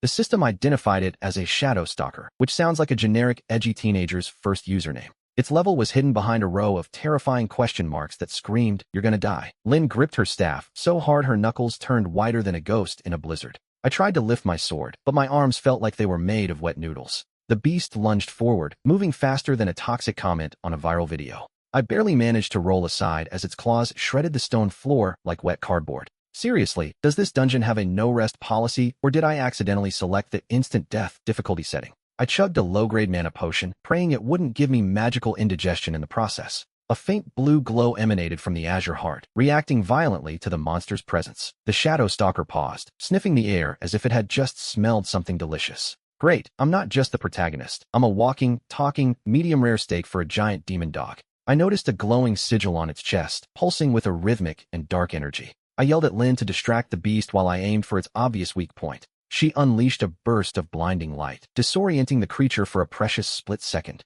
I lunged forward, putting every last ounce of my remaining strength into one desperate thrust. If this thing doesn't drop a legendary item, I am officially filing a formal complaint with the developers. My blade connected with the sigil, and the entire world exploded into a blinding white light. The blinding light finally faded, leaving me standing in the middle of a fresh crater. The shadow stalker was gone, leaving behind a pile of ash that smelled like burnt hair. A notification pinged in my ear, giving me that sweet, sweet hit of dopamine I crave. A level up message flashed in gold, which is the only thing keeping me sane right now. I checked the loot, praying to the RNG gods for something better than a rusty spoon. Lynn stumbled toward me, looking like she'd just survived a 3-round fight with an industrial blender. She asked if I was okay, but I was too busy staring at the shiny new loot. It was a dark, obsidian ring that felt colder than my ex's heart on Valentine's Day. The system identified it as the Ring of the Void, a legendary S-rank accessory. Suddenly, the ground began to shake, because apparently, the dungeon wasn't done with us yet. A secret door groaned open at the far end of the chamber, revealing a hidden room.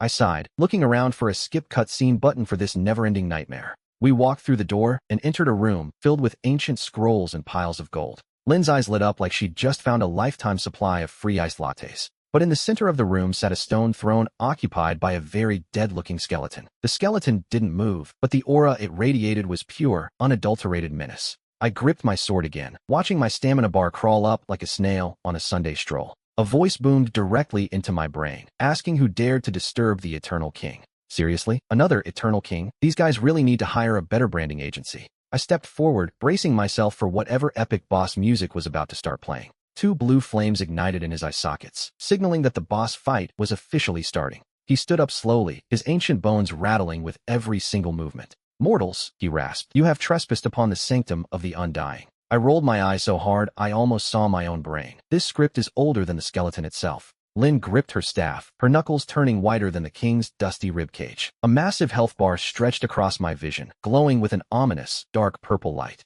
He raised a rusted greatsword that looked way too heavy for someone without any actual muscles. I didn't wait for him to finish his monologue and lunged forward with my blade. My sword hit his armor with a clang that echoed louder than a middle school band practice. He didn't even flinch, just swiped his hand and sent a wave of dark energy my way. I pulled a pro gamer move and rolled to the left, barely avoiding a one-way trip to the afterlife. "Is that all you've got, Grandpa?" I shouted, trying to hide the fact that my hands were shaking. The ring of the void on my fingers started pulsing with a weird, hungry rhythm. Suddenly, the shadows in the room started flowing toward me like I was a human vacuum cleaner. The king actually looked confused, or at least as confused as a skull can look without eyebrows. He slammed his sword into the ground, summoning a dozen skeleton guards from the floorboards. Oh great, ads, because every boss fight needs annoying minions to pad out the runtime. Lynn unleashed a burst of holy light, turning the first wave of guards into piles of dust. I focused the void energy into my sword, the blade turning as black as the midnight sky. It was time to see if this legendary loot was actually worth the near-death experience.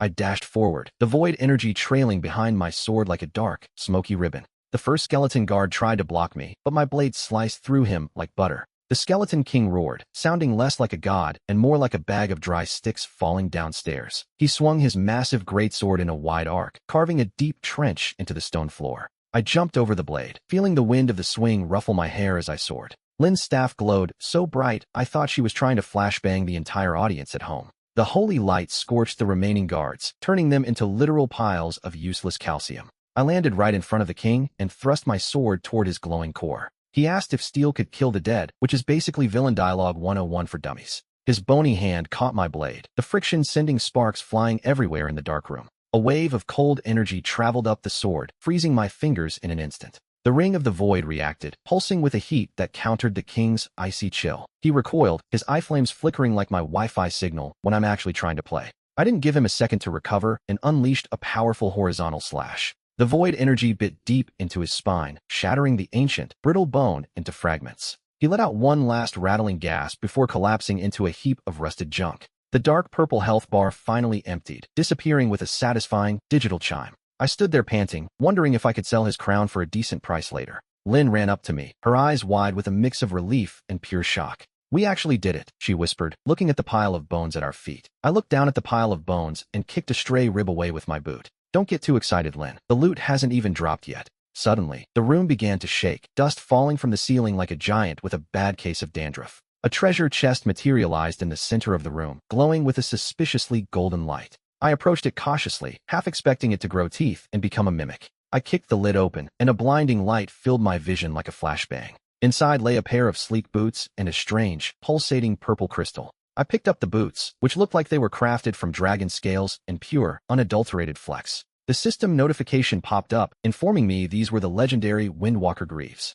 I checked the stats and realized my movement speed was about to go from depressed turtle to caffeine overdose. Lynn grabbed the crystal, her eyes sparkling with a mix of curiosity and greed. "This is a soul essence," she said, her voice trembling just a little bit. Apparently, this little rock was worth more than a small kingdom's entire annual GDP. We heard a low, guttural growl echoing from the dark tunnel further ahead. I sighed, because of course the game wouldn't let us have 5 minutes of peace. A group of shadow wolves emerged, their eyes glowing like neon signs in a sketchy dive bar. I gripped my sword tightly, feeling the new power surging through my arms. "Ready for round 2? I asked, flashing a grin that was probably way too cool for this. Lynn nodded, her staff crackling with the leftover sparks of holy energy. We charged into the darkness, because common sense is apparently not a stat I ever bothered to level. The first wolf lunged at me, its eyes glowing with a predatory hunger. I sidestepped the beast, feeling lighter than air in my new boots. With a flick of my wrist, I sliced through its shadowy neck. The wolf dissolved into smoke like a bad CGI effect from a low-budget 90s movie. Lynn blasted a wave of holy light that illuminated the entire tunnel. 3 more wolves emerged from the shadows, flanking us from both sides. I swung my blade in a wide arc, the steel singing a song of destruction. One wolf tried to bite my leg, but my new greaves held firm. I kicked it so hard its ancestors probably felt the impact in the afterlife. The pack leader finally stepped out, a massive beast with fur as dark as midnight. It let out a roar that shook the very foundations of the dungeon. I tightened my grip on my sword, bracing for the inevitable clash. The alpha lunged, moving with a speed that caught me off guard. I barely parried the blow, the force sending vibrations straight up my arms. My health bar flickered, giving me a minor heart attack I really didn't ask for. Lynn threw a shield of light around me to block the alpha's next strike. Lynn's voice echoed off the walls as she yelled at me to focus. I took a deep breath, focusing all my mana into the edge of my blade. I unleashed a vertical slash dramatic enough to deserve its own slow-motion replay. The alpha split down the middle as silence finally returned to the room. I stood over the alpha's corpse, waiting for the loot to drop like a kid on Christmas.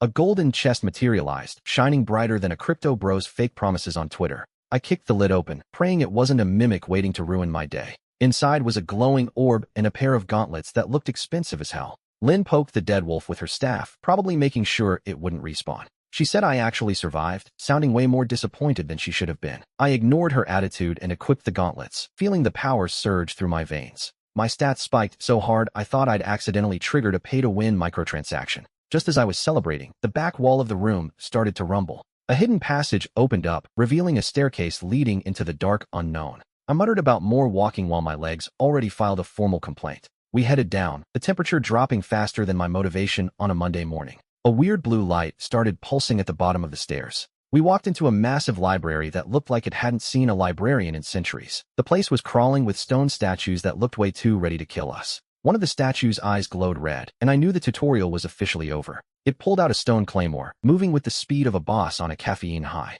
I raised my fists, eager to test if these new gauntlets were actually worth the hype. Lynn started her chanting, her voice echoing like a broken Alexa trying to play Spotify. The Guardian lunged at me, and I braced myself for another round of dungeon nonsense. I ducked under the massive stone blade, feeling the wind whistle over my head. My new gauntlets hummed with power, ready to turn this statue into gravel. I threw a punch at its midsection, but the impact felt like hitting a solid wall. The shockwave traveled up my arm, vibrating my teeth like I'd just swallowed an industrial-grade jackhammer on high speed. The statue didn't even flinch, preparing a backhand that would have sent me flying. Lin's spell finally finished charging, and a bolt of lightning struck the guardian's head. It staggered back, its stone face cracking under the intense magical pressure. I didn't waste the opening and jumped onto its shoulders to find a weak spot. I started pounding on its neck with my new gauntlets, hoping its off switch was hidden somewhere in the granite. The guardian roared and tried to shake me off with a violent tremor. I held on for dear life, my grip strength reaching its absolute limit. Lin screamed for me to move, her next spell glowing in her hands.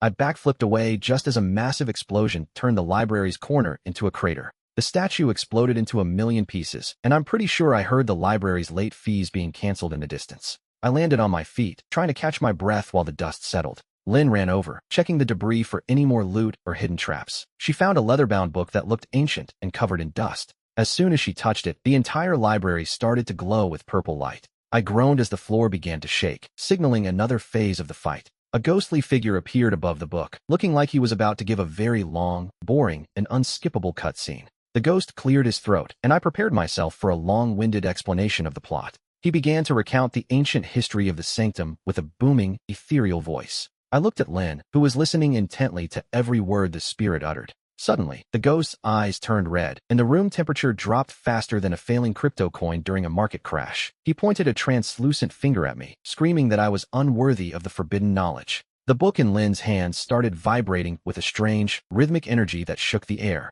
I stepped forward, putting myself between her and the angry, floating spirit. The ghost summoned a swarm of spectral swords that circled him like a deadly, glowing disco ball from a haunted nightclub. I charged in, my gauntlets glowing with a fierce, golden light as I prepared to strike. My first swing went right through him, and I almost lost my balance on the cracked floor. "Physical attacks are useless," he cackled, sounding exactly like every annoying mid-tier boss with a superiority complex. Lin shouted that I needed to infuse my strikes with the energy leaking from the book. I reached out and touched the cover, feeling a massive surge of power flow into my arms. My gauntlets turned a bright, neon purple, pulsing with a strength I had never felt before. I swung again, and this time, my fist actually connected with his spectral jaw. The ghost flew backward, his translucent form flickering violently under the force of the blow. He tried to retaliate by firing a beam of pure soul energy directly at my chest. I crossed my arms, letting the gauntlets absorb the blast while I stood my ground firmly. The feedback loop caused a massive shockwave that sent the remaining bookshelves flying across the room.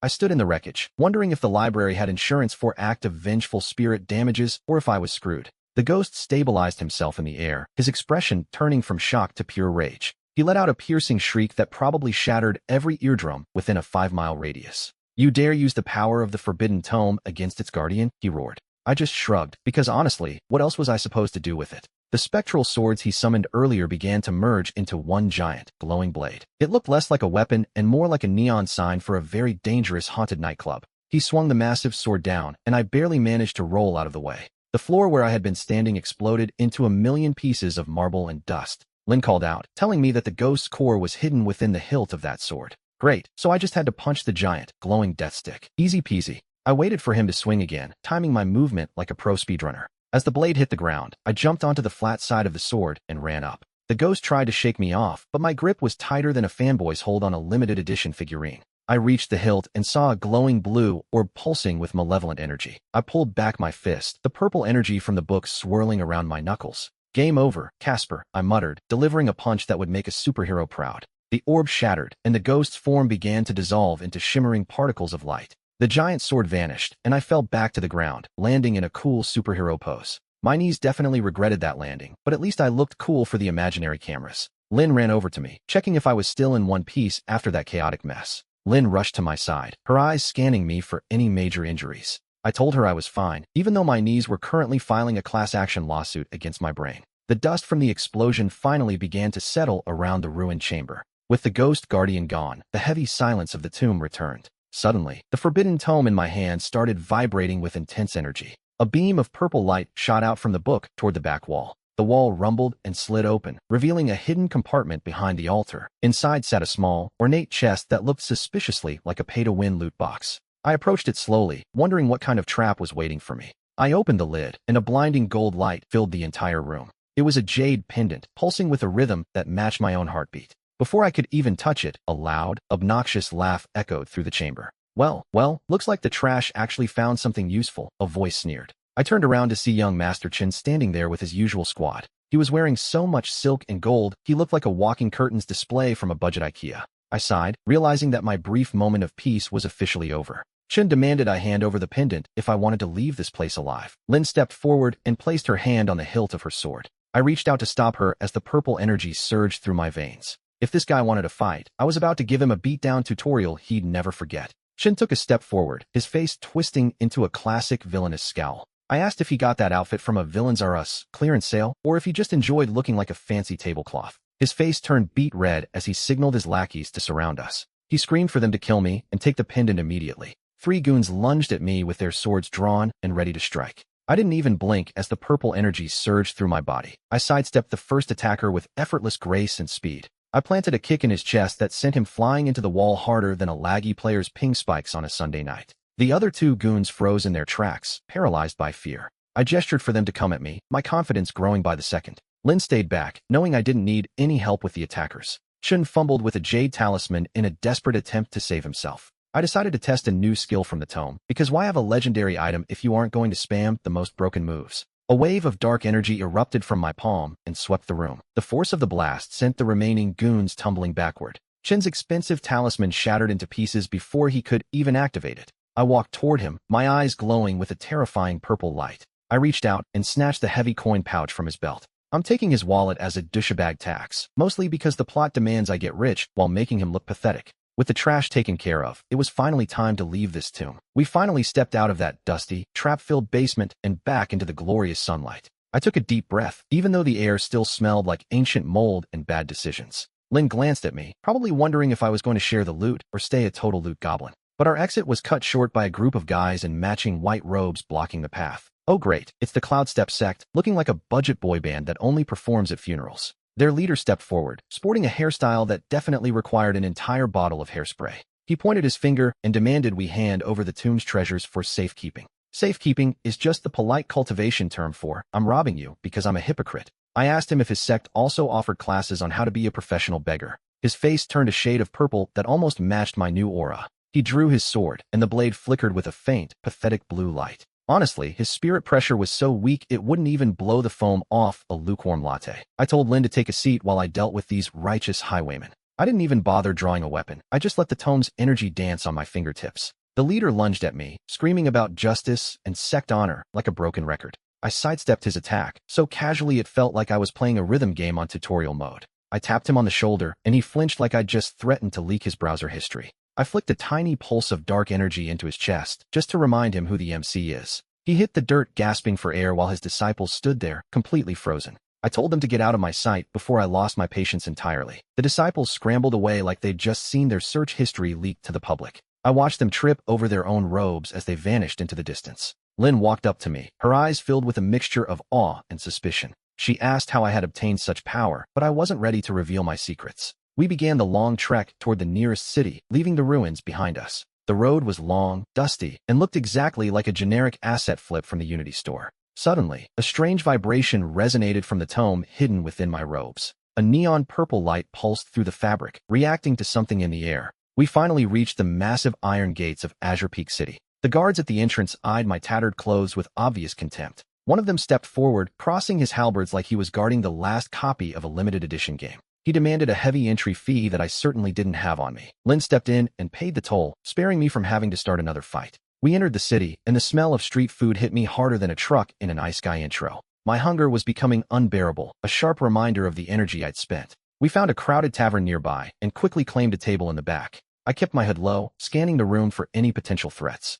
A man in a dark cloak was watching us from across the room. I met his gaze with a cold stare, letting him know I wasn't an easy target. I called the waiter over, ready to eat enough to bankrupt a small kingdom. The waiter scurried over, looking like he hadn't slept since the last dynasty. I pointed at the menu and told him to bring everything that once had a heartbeat. Lin stared at me, probably wondering if my stomach was a portal to another dimension. The waiter brought out a tray of meat that looked suspiciously like a low-poly asset from a 2005 RPG. I didn't care about the graphics and started inhaling the food like a high-speed vacuum. Just as I was reaching for a chicken leg, the man in the cloak finally stood up. He walked toward our table with the slow, dramatic pace of a low-budget movie trailer. He stopped right in front of us, his shadow looming over my half-eaten plate of mystery meat. I didn't even look up, too busy winning my 1v1 battle against a particularly stubborn rib. He cleared his throat, clearly offended that I wasn't trembling in my boots yet. He hissed that I had something belonging to him, sounding like sandpaper on a chalkboard. I finally looked up, wiping grease off my chin while trying to maintain some dignity. He claimed to be an elder from the Shadow Crow sect, expecting me to be impressed. His outfit had so many belts and buckles he looked like a Final Fantasy character having a midlife crisis. He released a wave of killing intent, trying to make the air feel heavy and oppressive. The tome in my robes hummed softly, completely neutralizing his pathetic attempt at intimidation. I checked his energy level, and honestly, my microwave has a more intimidating presence than this guy. Lynn gripped her sword hilt, her knuckles turning white as she prepared for a fight. I told him to beat it before I used his cloak as a napkin for my greasy hands. He stormed out, promising I'd regret this, which is basically the subscribe for part 2 of villain dialogue. I watched him leave, his dramatic exit ruined by the fact he tripped over the doorframe. Lynn looked at me with eyes wider than a saucer, her hand still glued to her sword. She asked if I realized I'd just insulted a high-ranking elder of a major sect. I told her to relax, because his killing intent was about as threatening as a wet napkin. We finished the rest of the meal in a silence that was actually quite peaceful. I paid the bill with a few coins that I definitely didn't steal from the city lord. We found a nearby inn that looked like it hadn't seen a renovation since the Bronze Age. Once inside the room, I pulled out the Azure Heart, which was glowing like a cheap RGB keyboard. The mysterious tome in my pocket started vibrating like a phone on silent mode. A screen popped up in my mind, showing stats that I still barely understood. Suddenly, the temperature in the room dropped faster than a crypto coin after a bad tweet. I sensed multiple presences on the roof, moving with the grace of caffeinated squirrels. A group of masked assassins burst through the window because apparently doors are out of fashion. They were all dressed in black, looking like a budget version of a ninja movie cast. The leader pointed a finger at me and demanded the jade pendant in a gravelly voice. I sighed, stood up, and stretched my limbs until my joints popped like bubble wrap. I moved so fast their eyes couldn't track me, basically activating God mode in a tutorial level. In 3 seconds, the entire room was filled with groaning ninjas and broken furniture. I grabbed the leader by his collar and asked who sent this circus to my door. He stammered a name that sounded suspiciously like a final boss from a generic mobile game. The leader's face went pale, realizing I had more plot armor than a shonen protagonist. I tossed him aside like a bag of trash that had been sitting in the sun too long. Lynn looked at the mess and asked if we should leave before the guards arrived. I told her the guards were probably busy being NPCs and staring at walls in the distance. We jumped out the window, landing softly on the cobblestone street below. The night air was cool, but the city felt like it was holding its breath. I could feel the Azure Heart pulsing against my chest, hungry for more energy. We ducked into a dark alleyway to avoid a passing patrol of armored soldiers. Lynn whispered that the name the assassin mentioned belonged to the Shadow Pavilion. Great, another secret organization with an edgy name and even edgier uniforms. I checked the tome again, and a new quest notification flashed in bright gold. The tome pointed me toward the Forbidden Forest, which is basically Death Flag Central for beginners. Lynn warned me that no one who enters that forest ever comes back alive. I told her that's what they say about every level-appropriate dungeon in these stories. We reached the city gates, which were guarded by 2 guys who looked half asleep. I used a simple distraction technique, throwing a rock to the other side of the wall. They both turned their heads like confused golden retrievers, giving us a clear path. We slipped through the gate and disappeared into the shadows of the outskirts. The forest loomed ahead, its trees twisted like the gnarled fingers of a giant. I stepped into the woods, fully prepared for the next wave of convenient plot progression and loot. The fog started rolling in, thicker than the plot armor protecting me right now. Every snap of a twig sounded like a jump scare waiting to happen. Lynn was clinging to my arm, clearly not a fan of the creepy forest aesthetic. I could feel eyes on us from the shadows, watching our every move. A low growl echoed through the trees, vibrating right in my chest. A massive shadow wolf stepped out, looking like it hadn't eaten since the last patch update. Its eyes glowed with a malice that screamed, "I'm a mid-tier boss." I drew my sword, the blade humming with a bit of leftover Azure Heart energy. The wolf lunged, moving with a speed that would make a professional athlete weep. I rolled to the left, barely avoiding a set of claws that wanted to give me a free nose job. I countered with a horizontal slash, aiming right for its glowing neck. The beast yelped as my blade bit deep, but it didn't go down that easily. It let out a howl that summoned 4 more wolves from the darkness. "Oh sure, call your friends, because a fair fight is apparently too much to ask for." Lynn backed up against me, her hands glowing with defensive magic. I told her to stay close and watch the flank while I handled the heavy lifting. I tapped into the Azure Heart, feeling a surge of power that made my veins tingle. With a single roar, I released a shockwave that sent the wolves flying like ragdolls. The lead wolf dissolved into black smoke, leaving behind a single shimmering item. I picked up a Shadow Essence crystal, which is basically the participation trophy of the spirit world. I tossed the crystal into my inventory, hoping it was worth more than a common loot drop. Lin was looking at me like I just performed a miracle, which, to be fair, I basically did. We pushed deeper into the woods, where the trees looked like they were designed by Tim Burton on a particularly bad trip. Suddenly, the azure heart started pulsing against my chest like a caffeinated heartbeat. A beam of light shot out, highlighting a path that definitely wasn't there a second ago. Great, a magical GPS. I hope it doesn't lead us into a pay-to-win microtransaction trap or a mandatory side quest. The path led to a massive stone gate guarded by two statues that looked way too detailed to be scenery. As soon as we stepped close, the statues' eyes flickered to life with a stony, ominous grind.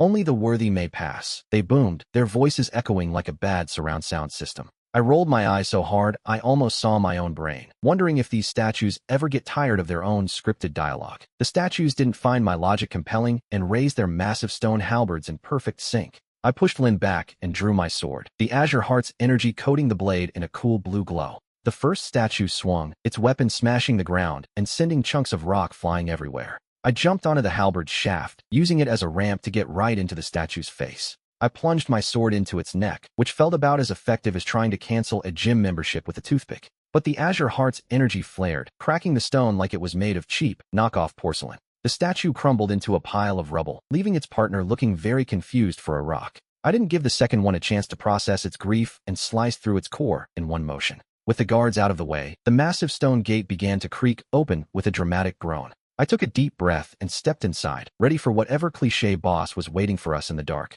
I stepped into the hall, and the air was so thick I could practically taste the ancient dust. It was pitch black until a row of torches flickered to life along the walls. Honestly, this place has better motion-sensing lights than my overpriced apartment back home. In the center of the room sat a pedestal that looked suspiciously like a boss fight trigger. The azure heart was vibrating so hard I thought it might actually phase through my ribs. Lin grabbed my arm, her eyes darting around for the inevitable "you're about to die" trap. I took one step forward and heard a click that definitely wasn't a congratulations sound. A wall of poison darts shot out from the shadows, aiming right for my beautiful face. I dodged them with a backflip, thanking the devs for my character's absolutely broken hitboxes. Suddenly, the floor began to shake, and a massive spectral figure rose from the floor. It was a guardian spirit, looking like a rejected concept for a Dark Souls boss. Who dares disturb the sanctum of the azure heart? It bellowed, shaking the very foundation. I sighed, wondering why these ancient spirits can't just ask for a password like a normal person. The spirit didn't appreciate my attitude and summoned a wave of ghostly blue fire. I held up the azure heart, hoping its legendary status wasn't just a marketing gimmick. A shimmering barrier formed around us, absorbing the flames like a sponge in a puddle. I noticed a glowing core in the spirit's chest that was practically screaming "hit me" for massive damage. I dashed through the fading flames, my sword ready to deliver a very permanent eviction notice. My blade pierced the core, and the spirit shattered into 1,000 glittering fragments. A gold-trimmed chest appeared, and I prayed it wasn't just another Commentier loot box scam. I approached the chest, my heart racing with the hope of legendary loot. I slowly lifted the lid, bracing myself for a face full of mimic teeth like a bad Dark Souls flashback. Inside lay a scroll that radiated a faint, pulsating light. I picked it up, and a system notification pinged in my brain. Congratulations, you've unlocked the Azure God's Legacy cultivation technique. Great, another manual to read, because apparently, my life is just one long, unskippable tutorial. Lin peeked over my shoulder, her eyes wide with disbelief. That's the lost technique of the first city lord, she gasped. I tucked the scroll into my robes, feeling like I just stole the server's source code. Suddenly, the temple began to rumble, and the exit started to collapse. Run, I shouted, grabbing Lin's hand as we bolted for the door. Debris rained down, nearly turning us into protagonist pancakes, which would really ruin my aesthetic. We dove through the closing gap just as the entire hall caved in. I lay on the grass outside, gasping for air and checking if I still had all my limbs. The azure heart was finally quiet, its glow dimming to a soft hum. But our peace didn't last long, because a group of cultivators surrounded us. Their leader stepped forward, looking like he spent his entire life savings on a premium character skin. Hand over the treasure, and I might let you die quickly, he sneered. I stood up, dusting off my clothes and giving him my best "are you serious" look. Sorry buddy, I don't negotiate with NPCs who have generic dialogue. The leader's face turned a shade of red that would make a ripe tomato look pale by comparison. He drew his sword, which was glowing with a blue light like a high-end RGB gaming keyboard. How dare you insult the young master of the Blue Cloud sect, he roared. I looked at Lin, who was already spinning her daggers with deadly intent. I told him his sect sounded like a brand of cheap bottled water. The surrounding disciples charged at us, clearly forgetting they were just nameless cannon fodder for my highlight reel. I activated the Azure Heart's power, feeling a massive surge of energy. A shock wave blasted outward, sending the weaklings flying like ragdolls in a game with a broken physics engine. The leader managed to block the blast, but he was still forced back several steps. He looked shocked that a nobody like me could actually push him back. "That pendant belongs to my family," he screamed, sounding like a spoiled brat. I just laughed and held the jade up like a trophy. I reminded him that finders keepers is the only law that matters here. He lunged forward, his sword whistling through the air with pure saltiness. I sidestepped his strike by a hair, feeling the heat of the blade pass my face. I countered with a palm strike aimed right at his expensive-looking chest plate. He coughed up blood and crashed into a nearby tree with a satisfying thud. The other disciples froze, their morale instantly hitting rock bottom. I grabbed Lin's arm and signaled for us to make our move while they were stunned. We disappeared into the forest before they could even think about regrouping. We sprinted through the thick brush, leaving those losers and their bruised egos in the dust. Lin looked at me, her breathing as steady as a pro gamer's heart rate. "You really have a talent for making enemies," she whispered. I told her that if they didn't want to fight, they shouldn't have such punchable faces. We hit a clearing where the moonlight made the azure heart glow like a neon sign for "Rob Me." The jade pendant was pulsing with a rhythmic, eerie light. It felt like a tiny, frozen heart was beating right against my ribs. Suddenly, a shadow detached itself from the trees like a bad CGI effect. A tall guy in a black robe stepped out, looking like he shopped exclusively at Edgelord's Arus. He didn't have a weapon, but the air around him was heavier than the plot armor on a shonen protagonist. "Hand over the relic, and I'll give you a quick death," he said with zero originality. I rolled my eyes because that "quick death" line is so 2010. I asked him if he practiced that edgy monologue in front of a mirror every morning. He didn't laugh, and the ground cracked under his feet like my phone screen after a 3-foot drop. This guy was clearly on a way higher level than those blue cloud sex scrubs. Lin gripped her daggers so hard her knuckles were whiter than a ghost. I realized we couldn't run anymore. It was time to actually put in some work. I forced the azure heart's energy into my meridians, ignoring the warning, overheating signs in my head. My vision sharpened, and the world slowed down like I'd just toggled on some illegal cheat codes. I stepped forward, ready to see if this mid-season boss fight actually had a decent loot table. The edgelord didn't even blink. He just flicked his wrist like he was swiping left on my existence. A wave of black energy shot toward me, moving faster than a spoiler on a movie premiere night. I dodged to the left, feeling the heat singe my hair like a DIY haircut gone horribly wrong. Lin moved in from the flank, her daggers blurring into a silver whirlwind of death. But the guy just stood there, letting the blades bounce off his aura like they were foam toys. "Is that all?" he asked, his voice sounding like two gravel pits having a midlife crisis. I told him he should really invest in some throat lozenges and a better personality. I lunged forward, the azure heart's power surging through my fist like a triple-shot espresso overdose. Our collision sent a shockwave through the clearing, knocking over trees like they were made of cheap cardboard. My knuckles screamed in pain, but I wasn't about to let this emo lord win the round. He grabbed my arm, his grip feeling like a hydraulic press set to industrial crush mode. I could feel my bones starting to groan under the pressure of his ridiculous, over-leveled strength. Lin threw a smoke bomb, because apparently, we're leaning hard into the ninja escape trope today. The clearing filled with thick gray mist, blinding everyone except for my plot-convenient main character senses. I used the distraction to sweep his legs, but he didn't even budge a single inch. It was like trying to kick a literal mountain that had a really bad attitude problem. He kicked me in the chest, sending me flying back like a classic Team Rocket exit. I hit a tree and felt my health bar drop straight into the imminent death zone. Lin caught me before I could eat any more dirt, her face full of genuine, non-scripted concern.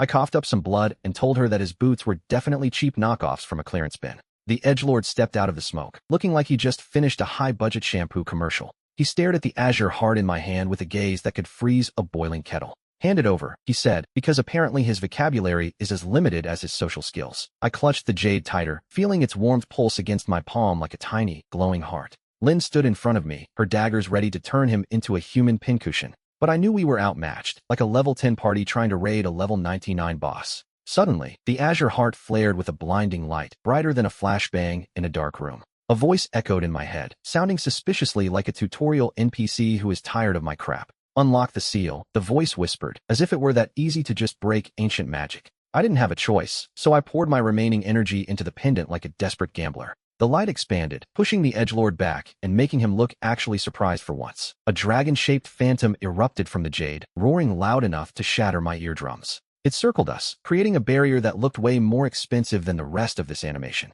The edgelord growled, his cool facade finally cracking like a cheap phone screen. He lunged at the barrier, but the dragon phantom swiped him away like a bothersome fly. "This isn't over," he yelled, which is basically the mandatory "see you next episode" flag for villains. He vanished into a swirl of shadows, leaving us alone in the smoking ruins of the clearing. The dragon phantom faded back into the azure heart, leaving me feeling like a squeezed-out lemon. Lin turned to me, her eyes wide with a mix of awe and total confusion. I just shrugged and told her that I am just naturally gifted at causing massive property damage. We stood in the silence, the air still thick with the scent of ozone and burnt earth. Lin finally sheathed her daggers, her posture still tense and ready for a fight. "We need to move," she said, stating the obvious like a loading screen tip for a game I never asked to play. I looked down at the azure heart, which was now as quiet as my bank account after a Steam sale. My legs felt like lead, but I forced myself to follow her into the tree-line. We trekked through the dense forest, leaving the ruined clearing far behind us. Every snap of a twig made me jump, my nerves frayed and raw.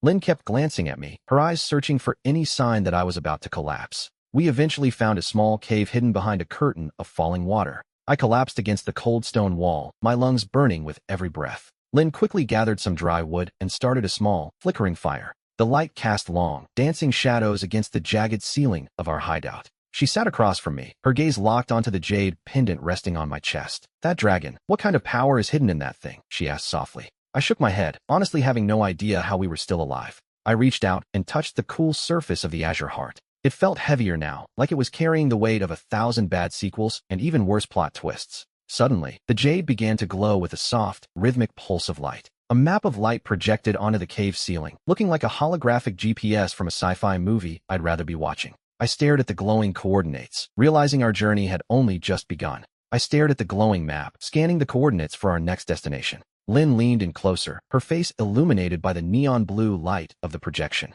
"The Forbidden Peaks," she whispered, naming a place that sounded like a generic DLC expansion I'd never buy. I looked at the jagged peaks on the map, feeling a sense of impending doom. I tried to memorize the route, but my brain was already buffering from all the recent trauma. Suddenly, the light flickered and died, leaving us in the dark once again. I let out a heavy sigh, my body aching from the day's narrow escapes. "We leave at dawn," Lin decided, her voice firm and leaving no room for argument. I closed my eyes, hoping for a peaceful rest, but the universe clearly hates me and my life choices. A sharp crack echoed from outside the cave, snapping me back to full alertness. I grabbed the hilt of my sword, my palms sweating like a guilty man in a polygraph test. Lin was already at the cave entrance, her daggers drawn and gleaming in the moonlight. A group of shadows emerged from the trees, moving with the grace of professional assassins. The lead guard stepped forward, his heavy armor clanking with every step. "Give us the azure heart," he demanded, his voice echoing with practiced arrogance. I stood up, dusting off my pants while trying to look way cooler than I actually felt. I looked him dead in the eye and refused to hand over the pendant. The guard's face twisted in rage, and he signaled his men to charge into the cave. I felt a surge of energy from the jade pendant, a warmth spreading through my chest. I took a deep breath, ready to turn this cave into a very messy crime scene. The first guard lunged at me with a whistling sword strike. I parried his strike and felt my teeth rattle from the impact. Lin turned the cave into a human blender with her insane speed. I kicked the guy in the chest and sent him flying back. I taunted the guards while my voice echoed through the cave. The azure heart pulsed, feeling warmer than a laptop running Cyberpunk on ultra settings. A wave of blue energy erupted from the jade and knocked everyone back. The guards scrambled up, looking more confused than a boomer at a crypto convention. I didn't wait for them to recover and charged forward with my sword. I slashed through their formation while feeling lighter than air. Lin gave me a look that clearly said, "Don't screw this up." We fought back to back, which is a classic trope I actually enjoy. The lead guard roared and swung a massive mace at my head. I dove to the side as the mace smashed the floor into pebbles. This guy's strength was maxed out, but his IQ was definitely in the single digits. I saw an opening and lunged for the gap in his heavy armor. My blade found its mark, and the giant let out a pathetic whimper. He collapsed like a house of cards, which was a total anticlimax. The remaining guards decided their paycheck wasn't worth dying for today. They hightailed it out of there faster than a YouTuber fleeing a Twitter cancellation. Silence finally filled the cave, and I could actually hear myself think for once. Lin sheathed her daggers with a sharp click that echoed through the empty space. I looked down at the azure heart, which was still glowing with a faint, eerie light. "We need to move," Lin said, her voice as cold as my ex's heart after I accidentally deleted her Animal Crossing save. I tucked the jade away, feeling its power humming against my chest. My internal energy was a total mess, swirling around like a toddler who just discovered a bag of sugar and a trampoline. We headed deeper into the tunnel, hoping it didn't lead to a dead end. The air grew damp and smelled like a basement that hadn't been aired out in centuries. Suddenly, the azure heart flared up again, nearly blinding me with its intensity. A hidden stone door groaned open, revealing a chamber filled with ancient scrolls. I picked one up, but the text was more incomprehensible than a 50-page terms and conditions agreement for a toaster. Lin ignored the scrolls and walked straight toward a pedestal in the center. A ghostly figure materialized above the pedestal, looking like a low-budget CGI effect from a 90s B-movie that went straight to DVD. It was an old man with a beard that reached all the way to the floor. "Who dares disturb my slumber?" the ghost boomed with a voice like grinding stones. I stepped forward, trying to look like I wasn't terrified out of my mind. The ghost's eyes locked onto the azure heart hanging from my belt. His expression shifted from anger to pure, unadulterated shock. He started laughing, a sound that echoed unpleasantly off the damp stone walls. I gripped my sword hilt, ready for whatever trial this spirit was about to throw at us. The ghost stopped laughing and stared at me with eyes that pierced right through my soul. He looked at the azure heart and then back at me, his expression full of pure disdain. "So, the legendary Jade has chosen a master who can barely even stand straight," he sneered. Lynn didn't look amused, her hand already tightening around the hilt of her dagger. "We don't have time for your riddles, old man, so start talking or start fading," she snapped. The ghost's face twisted, his spectral energy flaring up like a cheap LED strip about to short-circuit. "Arrogance will be your downfall, little girl," he hissed, raising his translucent arms toward the ceiling. Suddenly, the ancient scrolls started spinning around us like a paper cyclone. I tried to grab one, but the edges were sharper than a YouTuber's apology video script. The ghost pointed a finger at my chest, and the azure heart began to vibrate violently. "To unlock the power, you must face the echoes of those who failed before you." From the swirling scrolls, dark silhouettes began to emerge, dripping with malice and ancient energy. These shadowy figures were tall, imposing, and looked ready to tear us limb from limb. One shadow lunged at me, its movements jagged and unnaturally fast. I barely dodged, the blade missing my ear by a distance smaller than my chances of winning the lottery. Lynn was already in the zone, turning the nearest shadow into a pile of dark dust. I realized these weren't just random monsters. They were using the exact same sword style as me. It was like fighting a mirror version of myself, except the mirror version actually knew what it was doing. I gritted my teeth, feeling the azure heart's cold energy seep into my veins. I had to master this power now, or this chamber would become my final resting place. The shadows surrounded us, looking like a group of angry commenters who didn't like my last video.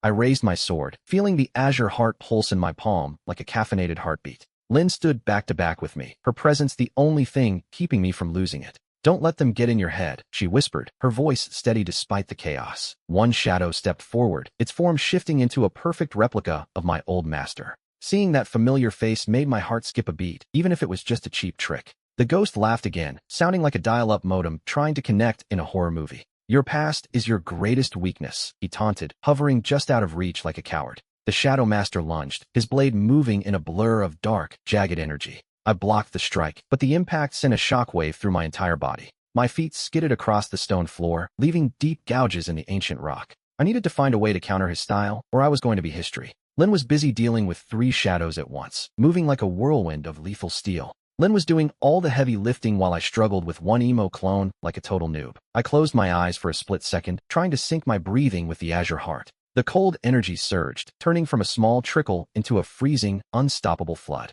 I opened my eyes, and suddenly, the shadow's movement seemed to slow down to a crawl. It wasn't that he was slower, I just finally turned off the lag on my brain's internal server. I stepped into his guard, my sword glowing with a faint, ethereal blue light. With one clean sweep, I cut through the shadow, watching it dissipate into nothingness. The shadow vanished, but the room stayed pitch black, which was just great for my mounting anxiety. I looked over at Lynn, who was still treating those shadows like a high-speed blender treats kale. "One down, way too many to go," I yelled, trying to sound like a protagonist for once. Suddenly, a massive wall of darkness surged up, cutting me off from Lynn entirely.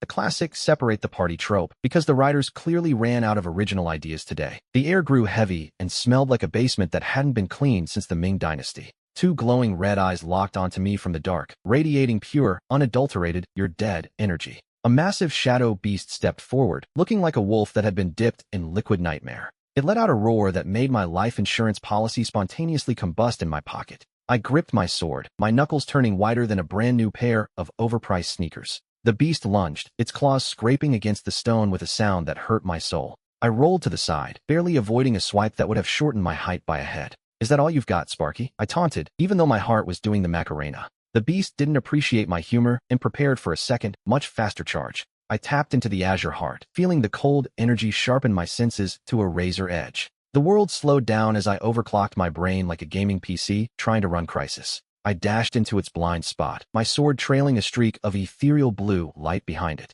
I swung with the force of 1,000 angry YouTube comments, aiming straight for the beast's neck. The blade bit deep, and the creature dissolved into a cloud of harmless, dark smoke. I stood there panting, really hoping the next boss would at least have the decency to drop some decent loot. I scanned the floor for loot, but all I got was a face full of dust and disappointment. The wall of darkness finally dissolved, revealing Lynn standing there looking bored, like she was waiting for a bus that's 20 minutes late. She didn't have a single scratch on her, which really bruised my ego more than the beast did. "You done playing with your puppy?" she asked, her voice dripping with enough sarcasm to drown a fish. I opened my mouth to defend my honor, but a loud grinding sound cut me off. The floor beneath us began to shake, and I realized we were standing on a giant elevator. We started descending into the depths, probably heading toward the final boss's basement lair. The walls were covered in glowing runes that looked like a toddler's attempt at graffiti after drinking 3 energy drinks. I tried to read them, but my brain just gave me a 404 error message. "These runes are ancient seals," Lynn whispered, her face turning serious for once. "Great, more lore, because that's exactly what I need when my HP is lower than my self-esteem after a bad breakup." The elevator stopped with a jolt that nearly sent my teeth flying out of my mouth. A massive set of double doors stood before us, looking very expensive and very ominous. I pushed them open, expecting a dragon, but instead, I found a guy sitting at a desk. He was wearing a suit and tie, looking like he was about to audit my taxes. "Welcome to the inner sanctum," he said, without even looking up from his paperwork. I looked at Lynn, who looked just as confused as I felt for the first time ever. "Is this the Dark Lord or a middle manager?" I muttered, tightening my grip on my sword. The man finally looked up, and his eyes were swirling vortexes of pure cosmic energy. He stood up, and the room temperature dropped faster than my bank account balance on a Steam summer sale. "You're late," he said, his voice echoing like he was speaking through a megaphone in a cathedral. I wanted to tell him the elevator didn't have a fast button, but I decided to keep my mouth shut. Lynn stepped forward, her hands already glowing with that "I'm about to ruin this man's whole career" energy. "Who are you?" she demanded, and for once, she sounded as annoyed as I usually am. The man adjusted his glasses, which were somehow staying on despite him not having a nose bridge. "I am the administrator of the Void," he replied, "because every fantasy story needs a guy with a corporate title." He snapped his fingers, and the office furniture vanished into thin air. In its place, a massive black throne rose from the ground, looking incredibly uncomfortable for his lower back. "I've been watching your progress," he continued, sounding like a creepy Discord mod lurking in general chat. He pointed a finger at me, and I felt a surge of power that made my hair stand on end. "You possess a spark that shouldn't exist in this world," he noted, sounding mildly impressed. I looked down at my hands, half expecting them to start glowing like a cheap RGB keyboard. Lynn didn't wait for a formal introduction and launched a fireball straight at his face. The administrator didn't even flinch. He just swiped the air like he was dismissing a pop-up ad. The fireball dissipated into harmless sparks before it could even singe his expensive-looking tie. "Violence is so primitive," he sighed, looking at us like we were toddlers throwing a tantrum. Suddenly, the floor beneath us turned into a liquid shadow, and we started sinking. I tried to jump out, but it felt like I was trying to swim through a giant vat of grape jelly. Lynn shouted a spell, but the shadows muffled her voice before she could finish the incantation. Everything went black, and I realized I really should have invested more points into my agility stat.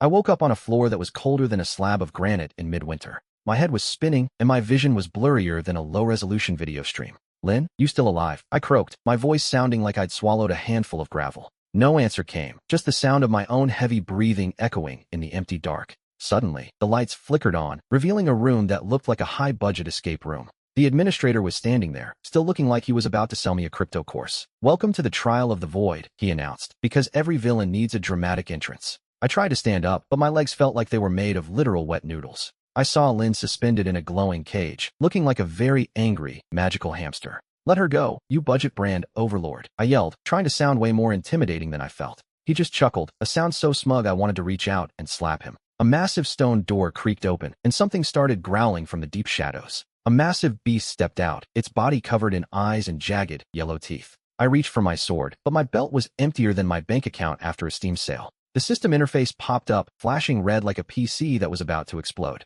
"Warning, combat power restricted to level 1. The screen mocked me in bold, red text. The beast roared, and the smell of its breath was enough to deal actual poison damage. It lunged at me, moving faster than a spoiler on the internet after a movie premiere. I rolled to the side, barely avoiding a claw that would have turned me into confetti. I looked at the ceiling and wondered if the author forgot to give me my plot armor. I scrambled backward as the beast's claws shredded the floor exactly where my head had been. "Hey admin, is there a refund policy for this trial? Because I'd like to speak to a manager." The administrator just adjusted his glasses, looking like a bored moderator on a dead Discord server. Lynn started chanting inside her cage, her magical aura flickering like a dying light bulb in a horror movie. "Don't worry about me, just run," she yelled, giving me the most cliché advice in history. "Run? To where?" The room was sealed tighter than a billionaire's tax records during an audit. The beast lunged again, its multiple eyes tracking my every move with terrifying, predatory precision. I spotted a discarded metal pipe in the corner and dove for it like it was the last PS5 in stock. Item acquired, rusty pipe, attack +2, the system pinged, sounding way too proud of this garbage.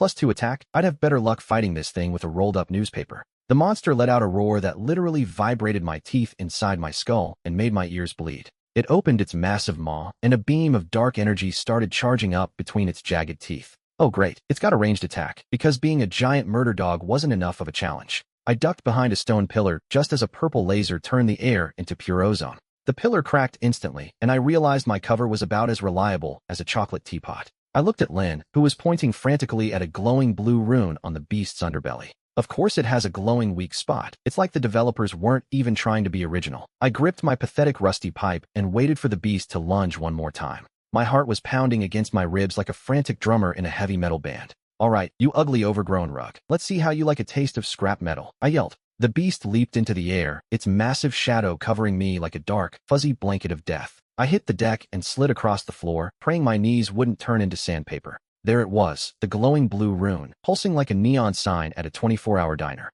I swung that pipe with the desperate energy of a man trying to kill a spider in the shower. The sound of metal hitting the rune echoed through the chamber like a dropped tray in a cafeteria. The monster let out a high-pitched screech that definitely would have gotten it banned from any voice chat. A system notification pinged, finally giving me some much-needed validation for my reckless behavior. Blue sparks erupted from the rune, and the beast stumbled back, looking like it just stepped on a Lego. Lin cheered from her cage, her voice sounding way too surprised for my liking. Don't sound so shocked, Lin. I've played enough Dark Souls to know how boss fights work. The administrator leaned forward, his eyes narrowing as if he just realized I wasn't an NPC after all. But the beast wasn't done yet. It started shaking its head, its eyes turning a deep, angry red. The purple energy beam started charging again, but this time it was bigger, faster, and way more lethal. I looked down at my rusty pipe and realized it was bent into a literal U-shape. Great, my only weapon was now as useful as a screen door on a submarine. Lin slammed her hands against the bars of her cage, her magical aura flaring up in a desperate burst.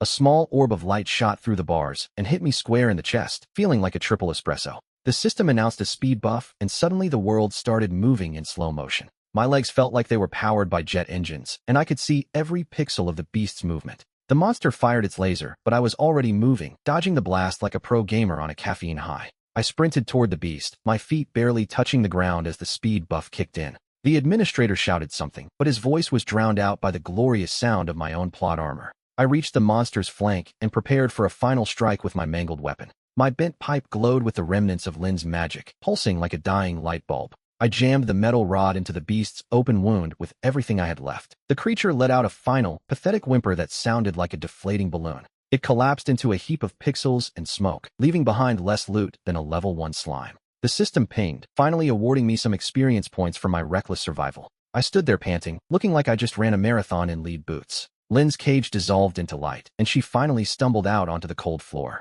She looked at me with a mix of awe and total confusion, clearly wondering how I was still alive. "How did you do that?" she asked, her eyes wide as dinner plates. I just shrugged, acting way cooler than I actually felt in my sweaty boots. The administrator clapped his hands, the sound echoing through the void like a funeral bell. "Impressive," he said, while looking like he was ready to report me for hacking and ban my IP. He stepped down from his throne, his cape flowing behind him in the cold, artificial wind. The ground began to shake again, because apparently, one boss fight per episode isn't enough for this budget. A new portal opened up behind the administrator, swirling with a dark, ominous energy. "This is only the beginning," he warned, his voice dripping with an unbearable amount of arrogance. I gripped my broken pipe, ready for whatever dangerous nonsense was coming next. The portal's suction hit us like a freight train, dragging us into the unknown.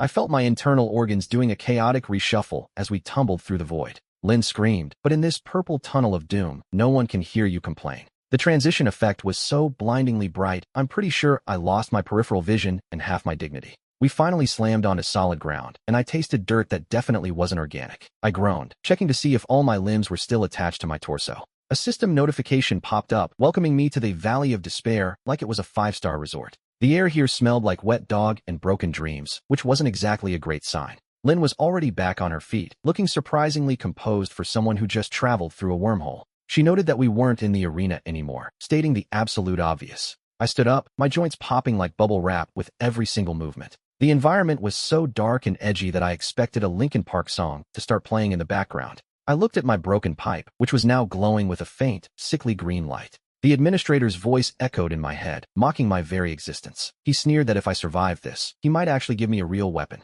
Suddenly, the shadows around the trees began to move and take shape. A group of shadow stalkers emerged, looking like they hadn't eaten a decent meal in a decade. Of course, it's the classic ambush right after a cutscene trope. I really need to talk to the devs about this. I stepped forward, putting myself between the monsters and my only source of magic. I gripped the pipe, praying that my plot armor hadn't expired yet. The first shadow stalker lunged at me, moving faster than a scalper buying up PS5s. I swung my glowing pipe, aiming for the lead monster's head. The metal connected with its skull, sending sparks flying into the dark. That sickly green light flared up, burning through the creature's shadowy skin. It dissolved into a puddle of black goo right before my eyes. Lynn didn't just stand there. She started chanting a high-level incantation. A blue magic circle erupted under her feet, illuminating the entire clearing. She unleashed a wave of frost that turned 3 stalkers into overpriced ice sculptures. Her magical output was staggering compared to my meager abilities. But the forest wasn't done with us, as dozens more glowing eyes appeared. I quickly scanned the area and realized we were completely surrounded. A system window popped up, displaying a new quest in the middle of the chaos. The objective was simple: survive for 5 minutes or die. I hate survival missions more than I hate unskippable ads for mobile games. Then, the ground shook as a massive shadow stalker elite stepped out of the tree line. He towered over the others, his body wreathed in thick, pulsating darkness. I looked at my tiny glowing pipe and then at his massive claws. Lynn told me to hold the big guy off while she charged her magic. Sure, let me just tank the boss with a pipe like I'm doing a Dark Souls ladle run. I took a deep breath and charged straight into the jaws of death. The elite roared, a sound that definitely wasn't in the budget for a low-tier mob. I swung my pipe, but the beast swiped it aside like it was a toothpick. A massive claw grazed my shoulder, tearing through my armor like wet tissue paper. My health bar took a nosedive, flashing redder than a streamer's face after a donation fail.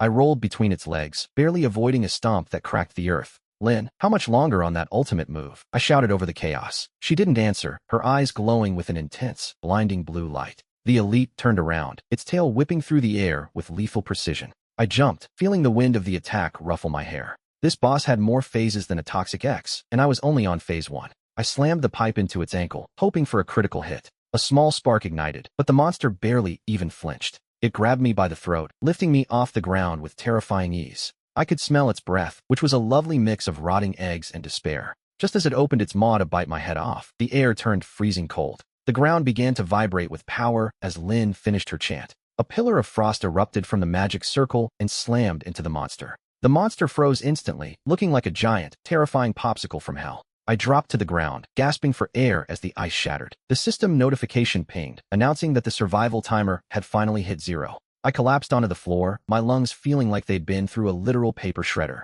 The system screen flickered to life, bathing the room in that sweet, quest complete glow. Survival success, it announced, as if I hadn't just spent the last 10 minutes being a chew toy for a demon. Lynn slumped against her staff, looking more drained than my phone battery at a music festival. We actually survived, she wheezed, her voice barely louder than a mouse's whisper. I ignored my bruised ribs and immediately checked the loot drops, because priorities. The system rewarded me with a beginner's luck, title, and a few measly silver coins. Wow, I almost met my maker for the financial equivalent of a lukewarm gas station burrito. I pushed myself up, my bones creaking like a haunted house door in a low-budget horror movie. The frozen elite monster began to vibrate, cracks snaking across its icy prison. It shattered into a million pieces, disappearing like my motivation on a Monday morning. A fancy golden chest spawned in its place, practically begging to be looted. I gave it a suspicious poke first, because I've played enough Dark Souls to know that chests have teeth. The lid creaked open, revealing a glowing blue crystal that pulsed with a rhythmic light. Next to it was an old scroll that looked like it would crumble if I even breathed on it.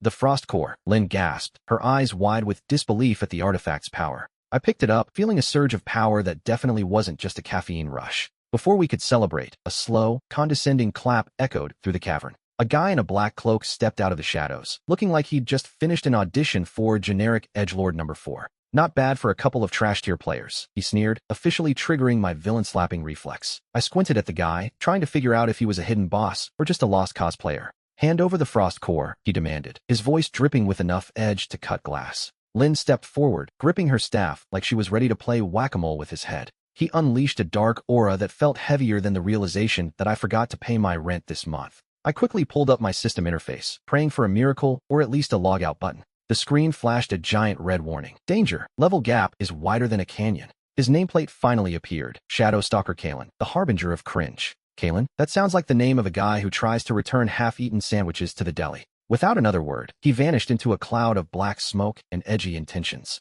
I felt a cold breeze behind my neck and dove forward, barely missing a backstab. Lin fired a burst of magic, but the bolts just bounced off his cloak like pebbles. He laughed, a sound so cliché I could practically hear the stock evil laugh sound effect playing. My health bar was already sweating, and we hadn't even traded real blows yet. That artifact belongs to the Shadow Order, he droned on, sounding like a boring tutorial NPC. If this guy says darkness one more time, I'm going to report him for being a walking cliché. Suddenly, the old scroll in my pocket started vibrating like a phone on silent mode. A blinding light erupted from the parchment, forcing the edgelord to cover his eyes. The system chimed. Hidden quest triggered. The path of the glitch. I grabbed Lin and booked it, running faster than a guy who just accidentally liked his ex's photo from 2014. We dove into the darkness just as the cavern behind us began to collapse. We tumbled out of the exit just as the mountain collapsed behind us. I coughed violently, trying to clear the thick dust from my lungs. Lin glared at me, her eyes burning with a mix of fear and fury. The path of the glitch? She asked, pointing at the floating system text. I checked the mysterious scroll, which was now glowing a neon purple that definitely wasn't OSHA compliant. Suddenly, the trees around us started flickering in and out of existence like a bad connection on a Zoom call. 1 second there was an oak tree, the next it was a floating cube. Don't touch anything, I warned, unless you want to be deleted from existence. I looked at my map, but the interface was spinning in useless circles. A pixelated creature hopped across the path, emitting a high-pitched digital screech. It looked like a rabbit, but it was clipping through the solid ground. Is this supposed to happen? Lin whispered, poking a floating rock. The rock exploded into a shower of error 404 messages, nearly taking Lin's eyebrows off in the process. I realized we were trapped in a corrupted sector where the game's logic had failed. A massive gate appeared ahead, shimmering with the structural stability of my mental health during finals week. The system pinged. Objective: reach the source code before the world reboots. We were on a strict timer in a world that was falling apart. Lin grabbed my arm as the ground started to break into geometric patterns. We ran toward the gate, dodging falling blocks of corrupted data. We had to reach that gate before the entire reality collapsed around us. We slammed into the gate just as the ground behind us turned into a literal void. Standing in our way was a guardian that looked like it was rendered on a potato, probably by an underpaid intern who gave up halfway through. It was a massive knight that was T-posing so hard, it was actually dealing psychic damage to my very soul. Lin launched a fireball that exploded against the guardian's heavy iron shield. The knight didn't flinch. It just glitched through her attack like a pro-level speedrunner exploiting a frame-perfect bug. I frantically unfurled the scroll, praying it wouldn't hit me with a 3-hour mandatory system update right when I needed it most. The purple glow intensified, and the knight's armor started turning into brittle glass. Now's our chance, I yelled, grabbing Lin as we sprinted past the shattered guardian. A giant red countdown appeared in the sky, ticking down toward our inevitable doom. We dove through the portal, and my body felt like it was being compressed into a single point. We landed on a platform of light, surrounded by endless streams of falling green code. The whole place looked like a digital graveyard where lost data went to rot. In the center stood a hooded figure draped in shadows and flickering binary. He turned around, his face a swirling mess of static and glowing red eyes. You are not supposed to be here, the figure boomed, his voice echoing like a broken speaker. I stared at him, wondering if this was the legendary admin everyone was afraid of. Lin raised her staff, her mana flaring up to counter the room's oppressive aura. The figure raised a hand, and the platform beneath us began to delete itself row by row. If we fall, we're not just dead, we're erased from existence, I screamed. I gripped the scroll, realizing the final battle for reality had finally begun. The admin pointed a finger, and a wave of corrupted data surged toward us like a tidal wave. I barely rolled out of the way as the floor behind me turned into a literal 404 error. Lin unleashed a torrent of ice, trying to freeze the glitching shadows in place. The admin just stood there, looking like a laggy boss from a 2005 MMO that forgot its own attack patterns. You are a virus in my perfect system, he hissed, his voice sounding like a dying dial-up modem. I looked at the scroll, which was now vibrating harder than a phone during a spam call. I realized the only way to win was to out-glitch the glitch itself. I lunged forward, swinging my sword at the static-filled void where his heart should be. My blade passed right through him, dealing 0 damage because of course he has invincibility frames. He swiped at me, and his arm stretched out like a piece of cursed spaghetti from a physics engine nightmare. I hit the ground hard, my health bar flashing red like a neon sign in a bad neighborhood. Lin jumped in front of me, her shield glowing with the last of her mana. Don't just stand there, use the scroll, she screamed over the sound of crashing code. I bit my finger and smeared blood on the parchment, hoping this wasn't a terms and conditions trap. Suddenly, a giant skip ad button appeared in my vision, but I couldn't find the mouse to click it. The scroll didn't summon a dragon. It opened a command console right in the middle of the air. I started typing like a caffeinated hacker in a low-budget action movie from the 90s. The admin's eyes widened as I began deleting his invincible tag line by line. He let out a screech that sounded like a fork in a microwave, and his textures started peeling off. "Game over, buddy," I whispered, hitting the enter key with everything I had left. The admin let out a final, distorted scream as his character model began to fold in on itself. A massive system error message popped up, covering half my vision like a poorly placed pop-up ad. The ground beneath us dissolved into a sea of binary code and flickering textures. I grabbed Lin's hand just as the entire boss room started to uninstall itself. We fell through the void, which felt surprisingly like being stuck in a loading screen for an eternity. Suddenly, we slammed onto a grassy field that looked way too high-res for this budget story. I checked my inventory, half expecting to find nothing but trash loot and broken dreams. Instead, a golden chest was sitting there, glowing with the intensity of 1,000 suns. I opened it, and the loot animation was so long, I actually had time to contemplate my life choices. "We actually did it," Lin panted, looking like she'd just survived a 3-day gaming marathon. A new quest notification pinged in my ear, sounding suspiciously like a microwave finishing a burrito. The quest title was "Find the Source Code," marking the start of a whole new headache. I looked at my stats and realized I had leveled up enough to finally stop being a total scrub. But of course, the game couldn't just let me enjoy my victory without throwing a curveball.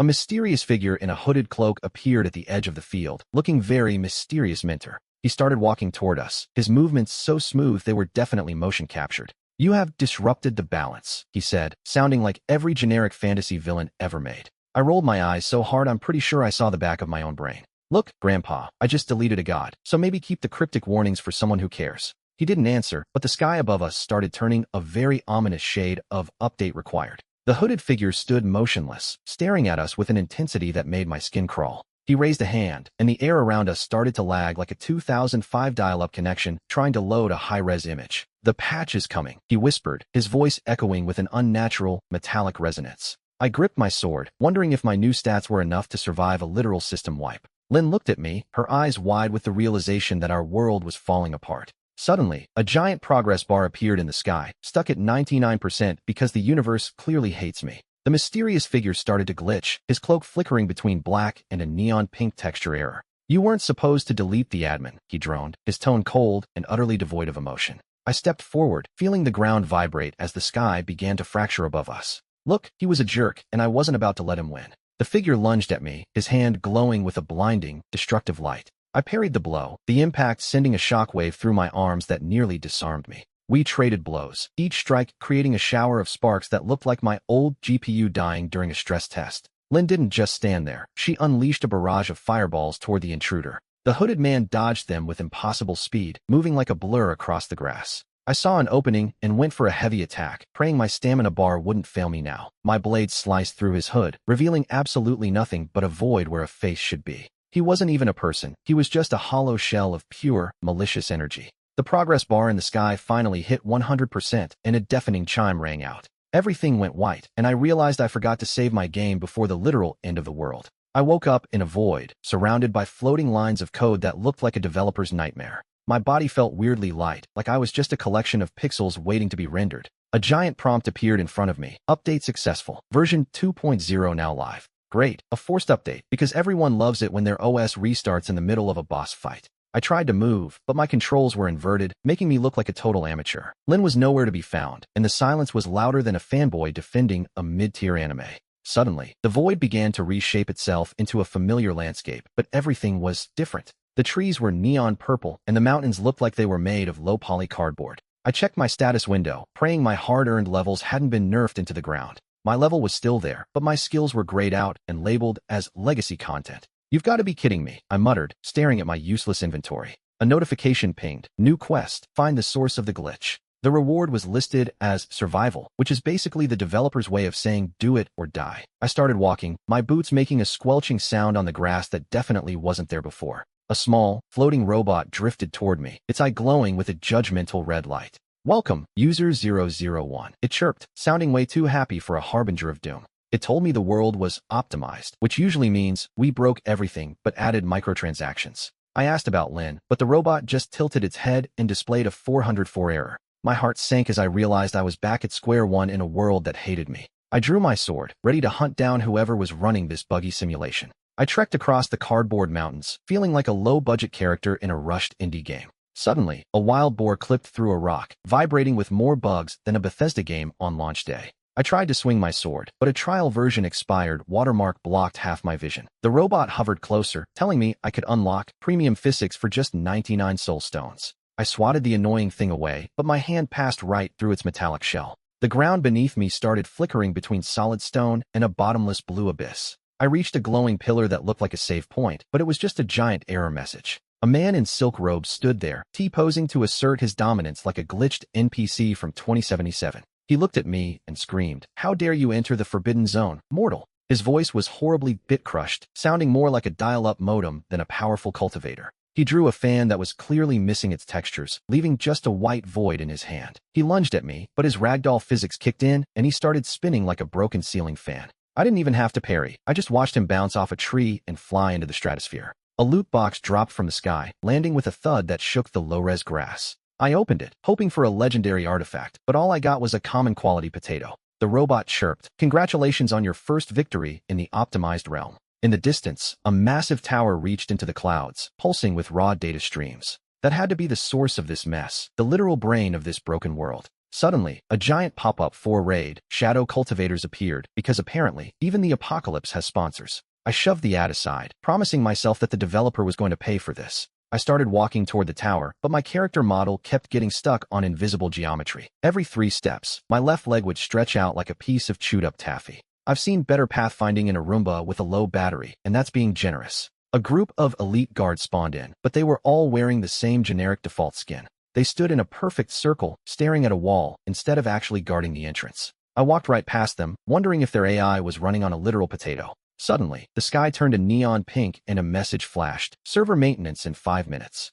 I sprinted toward the tower doors, which were vibrating so hard they looked like they might explode. I tried to push them open, but a prompt appeared asking for a battle pass to enter. I kicked the door, and the entire wall just fell over like a cheap cardboard movie prop. Inside, the tower was filled with floating green code that smelled faintly of ozone and burnt silicon. An elevator sat in the center, but it was just a platform held up by a single, flickering rope. I stepped onto it, and the music suddenly shifted into a low bitrate version of a boss theme. The elevator shot upward, moving at a speed that definitely violated several laws of physics. I reached the top floor, where a giant floating head was waiting for me. It was the system administrator, but he had the face of a disgruntled middle-aged man in a cubicle. He looked at me and sighed. "Do you have any idea how hard it is to patch this world?" I drew my sword, which was currently glowing with a missing texture, purple hue. "Maybe if you spent less time on microtransactions and more on the engine, we wouldn't be here," I shouted. I lunged at him, but my attack animation got stuck in a loop, making me look like I was doing a very aggressive disco dance. The administrator looked at me with the same disdain my mom has when I tell her I'm a full-time YouTuber. He snapped his fingers, and the disco loop finally stopped, thank God. I fell to the floor, my dignity completely shattered by that ridiculous dance. "You think you're special because you noticed the bugs?" he asked. He waved a hand, and a massive spreadsheet appeared in the air, looking like my worst nightmare from accounting. It was a list of every player who had ever tried to break the game. My name was at the very bottom, highlighted in a flashing red font. "You're just another error code I need to delete," he sneered. He opened his mouth, and a beam of pure white light shot out. I rolled to the side, barely avoiding the delete beam. Where the beam hit the floor, the textures simply ceased to exist. Now there was just a gaping black void where the marble used to be, like the devs just gave up. I swung my glitchy purple sword at his giant nose. The blade passed right through him, like he was made of smoke. "Physical attacks don't work on the admin, kid," he laughed. I realized I needed a different strategy to win this fight. I reached into my inventory and pulled out a bug report scroll. I threw it at his face, hoping the irony would be enough to stun him. The scroll exploded into a million tiny error messages, which is basically how my brain feels during a math test. The administrator screamed as his face started to pixelate and distort. The administrator's face was glitching harder than a Bethesda game on launch day, which is honestly impressive. I didn't waste a second and lunged forward while he was still busy buffering. I grabbed the floating spreadsheet and started deleting rows as fast as I could. "Hey, that's my life's work," he shrieked, his voice distorted and high-pitched. I deleted the gravity variable just to see what would happen. Suddenly, we were both floating in the air like two idiots in a zero-G simulator with no training. The administrator tried to punch me, but his arm glitched into a useless, limp shape. I guess the bug report was really messing with his admin permissions. I pulled out my sword again, which now looked like a giant, glowing neon sign. I swung it, and this time, it actually connected with his pixelated chest. A massive critical error message popped up over his head in bright yellow. He flew backward, crashing through a wall of floating code. I landed on a floating platform that was flickering in and out of existence. "You can't win," he growled, his body flickering between a terrifying dragon and a very confused kitchen toaster. He summoned a swarm of banhammers that started raining down from the sky. I dodged the first one, which smashed the platform into a million glowing fragments. I realized I couldn't keep dodging forever. My stamina bar was blinking red. I needed to find the source code and end this once and for all. I spotted a golden door labeled root directory behind the chaos. I sprinted toward it, praying the game wouldn't crash like my old PC trying to run Crisis. I reached the golden door and grabbed the handle, praying it wasn't a mimic. A prompt appeared asking for a 64-digit password, because of course it did. "You think you can just walk into the source code?" The administrator roared behind me. He had transformed into a giant, low-poly version of a corporate CEO holding a banhammer, looking like a PS1 villain on a budget. He started monologuing about how he was the god of this digital realm. I honestly stopped listening after the first 3 seconds of his generic villain speech. I've heard more original dialogue in a cereal commercial. I pulled out a master key item I'd looted from a dead NPC 3 chapters ago. I jammed it into the lock and twisted it with all my strength. The door creaked open, revealing a void filled with cascading green numbers. It looked exactly like the Matrix, but with way more budget cuts and rendering issues that would make a GPU cry. I stepped inside, and the physics engine immediately gave up on life. The administrator lunged at me, his face a mess of textures and screaming pixels. I dodged his strike, feeling the wind of the banhammer whistle past my ear. If that thing hit me, I'd be deleted faster than a browser history before a surprise job interview. I saw the delete all button floating in the center of the room. It was guarded by a firewall that looked like a literal wall of fire. I threw my glowing sword straight into the flames. The firewall sputtered and died, clearly not designed for physical attacks. I lunged for the button, my fingers inches away from ending this nightmare. But then, the screen froze, and a loading icon appeared right in front of my face. The loading icon spun slowly, mocking me like a spinning wheel of death on a 2005 laptop. "Are you kidding me right now?" I screamed at the digital heavens. The administrator started laughing, his voice sounding like a scratched CD on loop. He thought he had me, but he forgot that I've spent years mastering the art of rage quitting. "We don't wait for loading screens in this house. We break them." I reached out and grabbed the spinning icon with my bare hands. It felt cold and sharp, like a shard of broken glass from a shattered monitor. I twisted the icon until the colors started to bleed into a neon mess. The loading text shattered into a million tiny, useless pixels. The world snapped back into motion, but the frame rate was absolutely tanking. I landed on the delete all button with the grace of a falling piano in a Looney Tunes cartoon. A massive error message suddenly covered the entire sky like a pop-up ad. "System failure, logic not found." It read in bright, aggressive red letters. The administrator began to dissolve into a pathetic puddle of static. He reached out one last time, trying to drag me into his digital grave. I just stepped back and watched him glitch out like a Bethesda game character on launch day. The void around me started to collapse, pulling the entire map into the center. I needed an exit strategy, and I needed it about 5 minutes ago. I spotted a glowing exit sign that looked suspiciously like a total trap. But hey, at this point, a trap was still better than being permanently deleted. I lunged toward the glowing sign, praying it wasn't just a fancy way to get deleted. My hand touched the light, and the world turned into a blinding white screen of pure lag. Suddenly, I wasn't in the digital void anymore. I was tumbling through a tunnel of raw code. It felt like being sucked through a straw, if the straw was made of pure math and agony. I hit the ground with a thud that definitely deleted half my HP, which is still more health than my bank account has balance. I looked around and realized I was back in the real world, or at least, the game version of it. The sky was blue again, but there were still weird glitches flickering in the clouds like bad Photoshop. A notification popped up in front of my face, nearly giving me a literal heart attack. "Quest complete. Survive the system purge. Rewards pending." Pending? Are you serious right now? I shouted at the empty, uncaring air. I just saved the universe from a crash, and the system is hitting me with a check back later like a lazy government office. I stood up and brushed the digital dust off my robes, feeling like a total level 1 chump. That's when I heard a familiar, annoying voice echoing from right behind me. It was the young master from 3 chapters ago, looking as arrogant and punchable as ever. He was surrounded by his usual group of lackeys who probably share a single brain cell and take turns using it. "You? How dare you stand in my presence after what you did?" He barked like a confused chihuahua. I honestly couldn't even remember what I did. My brain was still busy rebooting its operating system. He drew his sword, and the blade glowed with a generic purple light that screamed, "I bought this skin for $4.99. I sighed, realizing the plot was back to its usual, predictable, and incredibly annoying nonsense.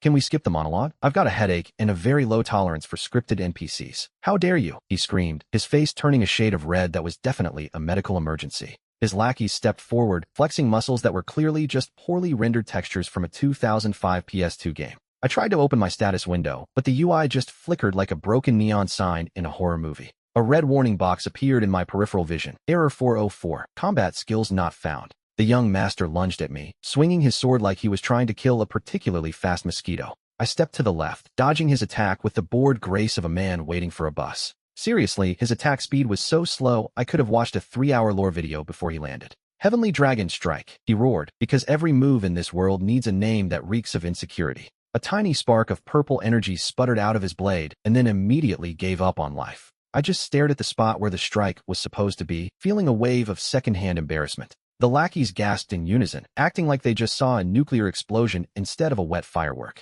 Suddenly, the ground beneath the young master's feet started to turn into giant, glowing green cubes. The physics engine was clearly throwing in the towel, and the terrain was deleting itself in real time. "What is this sorcery?" he yelled, nearly falling into a hole of pure, unrendered void. I realized the system purge hadn't actually finished. It was just lagging before the final crash. A massive pop-up covered half my vision, screaming critical error, boss asset loading failed. Instead of a dragon, a giant, T-posing chicken with a sword spawned in the middle of the field. It was a horrifying mashup of random game assets, vibrating violently as the code struggled to hold it together. The young master pointed his sword at the glitchy bird, trying to look brave while his legs turned to jelly. I gripped my own weapon, wondering if I could actually parry a giant, T-posing piece of poultry. The giant chicken let out a screech that sounded like a dial-up modem having a stroke. It slid toward us without moving its legs, gliding across the ground like a cursed ice skater. The young master swung his sword, but he was missing so badly he looked like a toddler playing VR for the first time. A system notification popped up, collision detection disabled. Please restart your existence.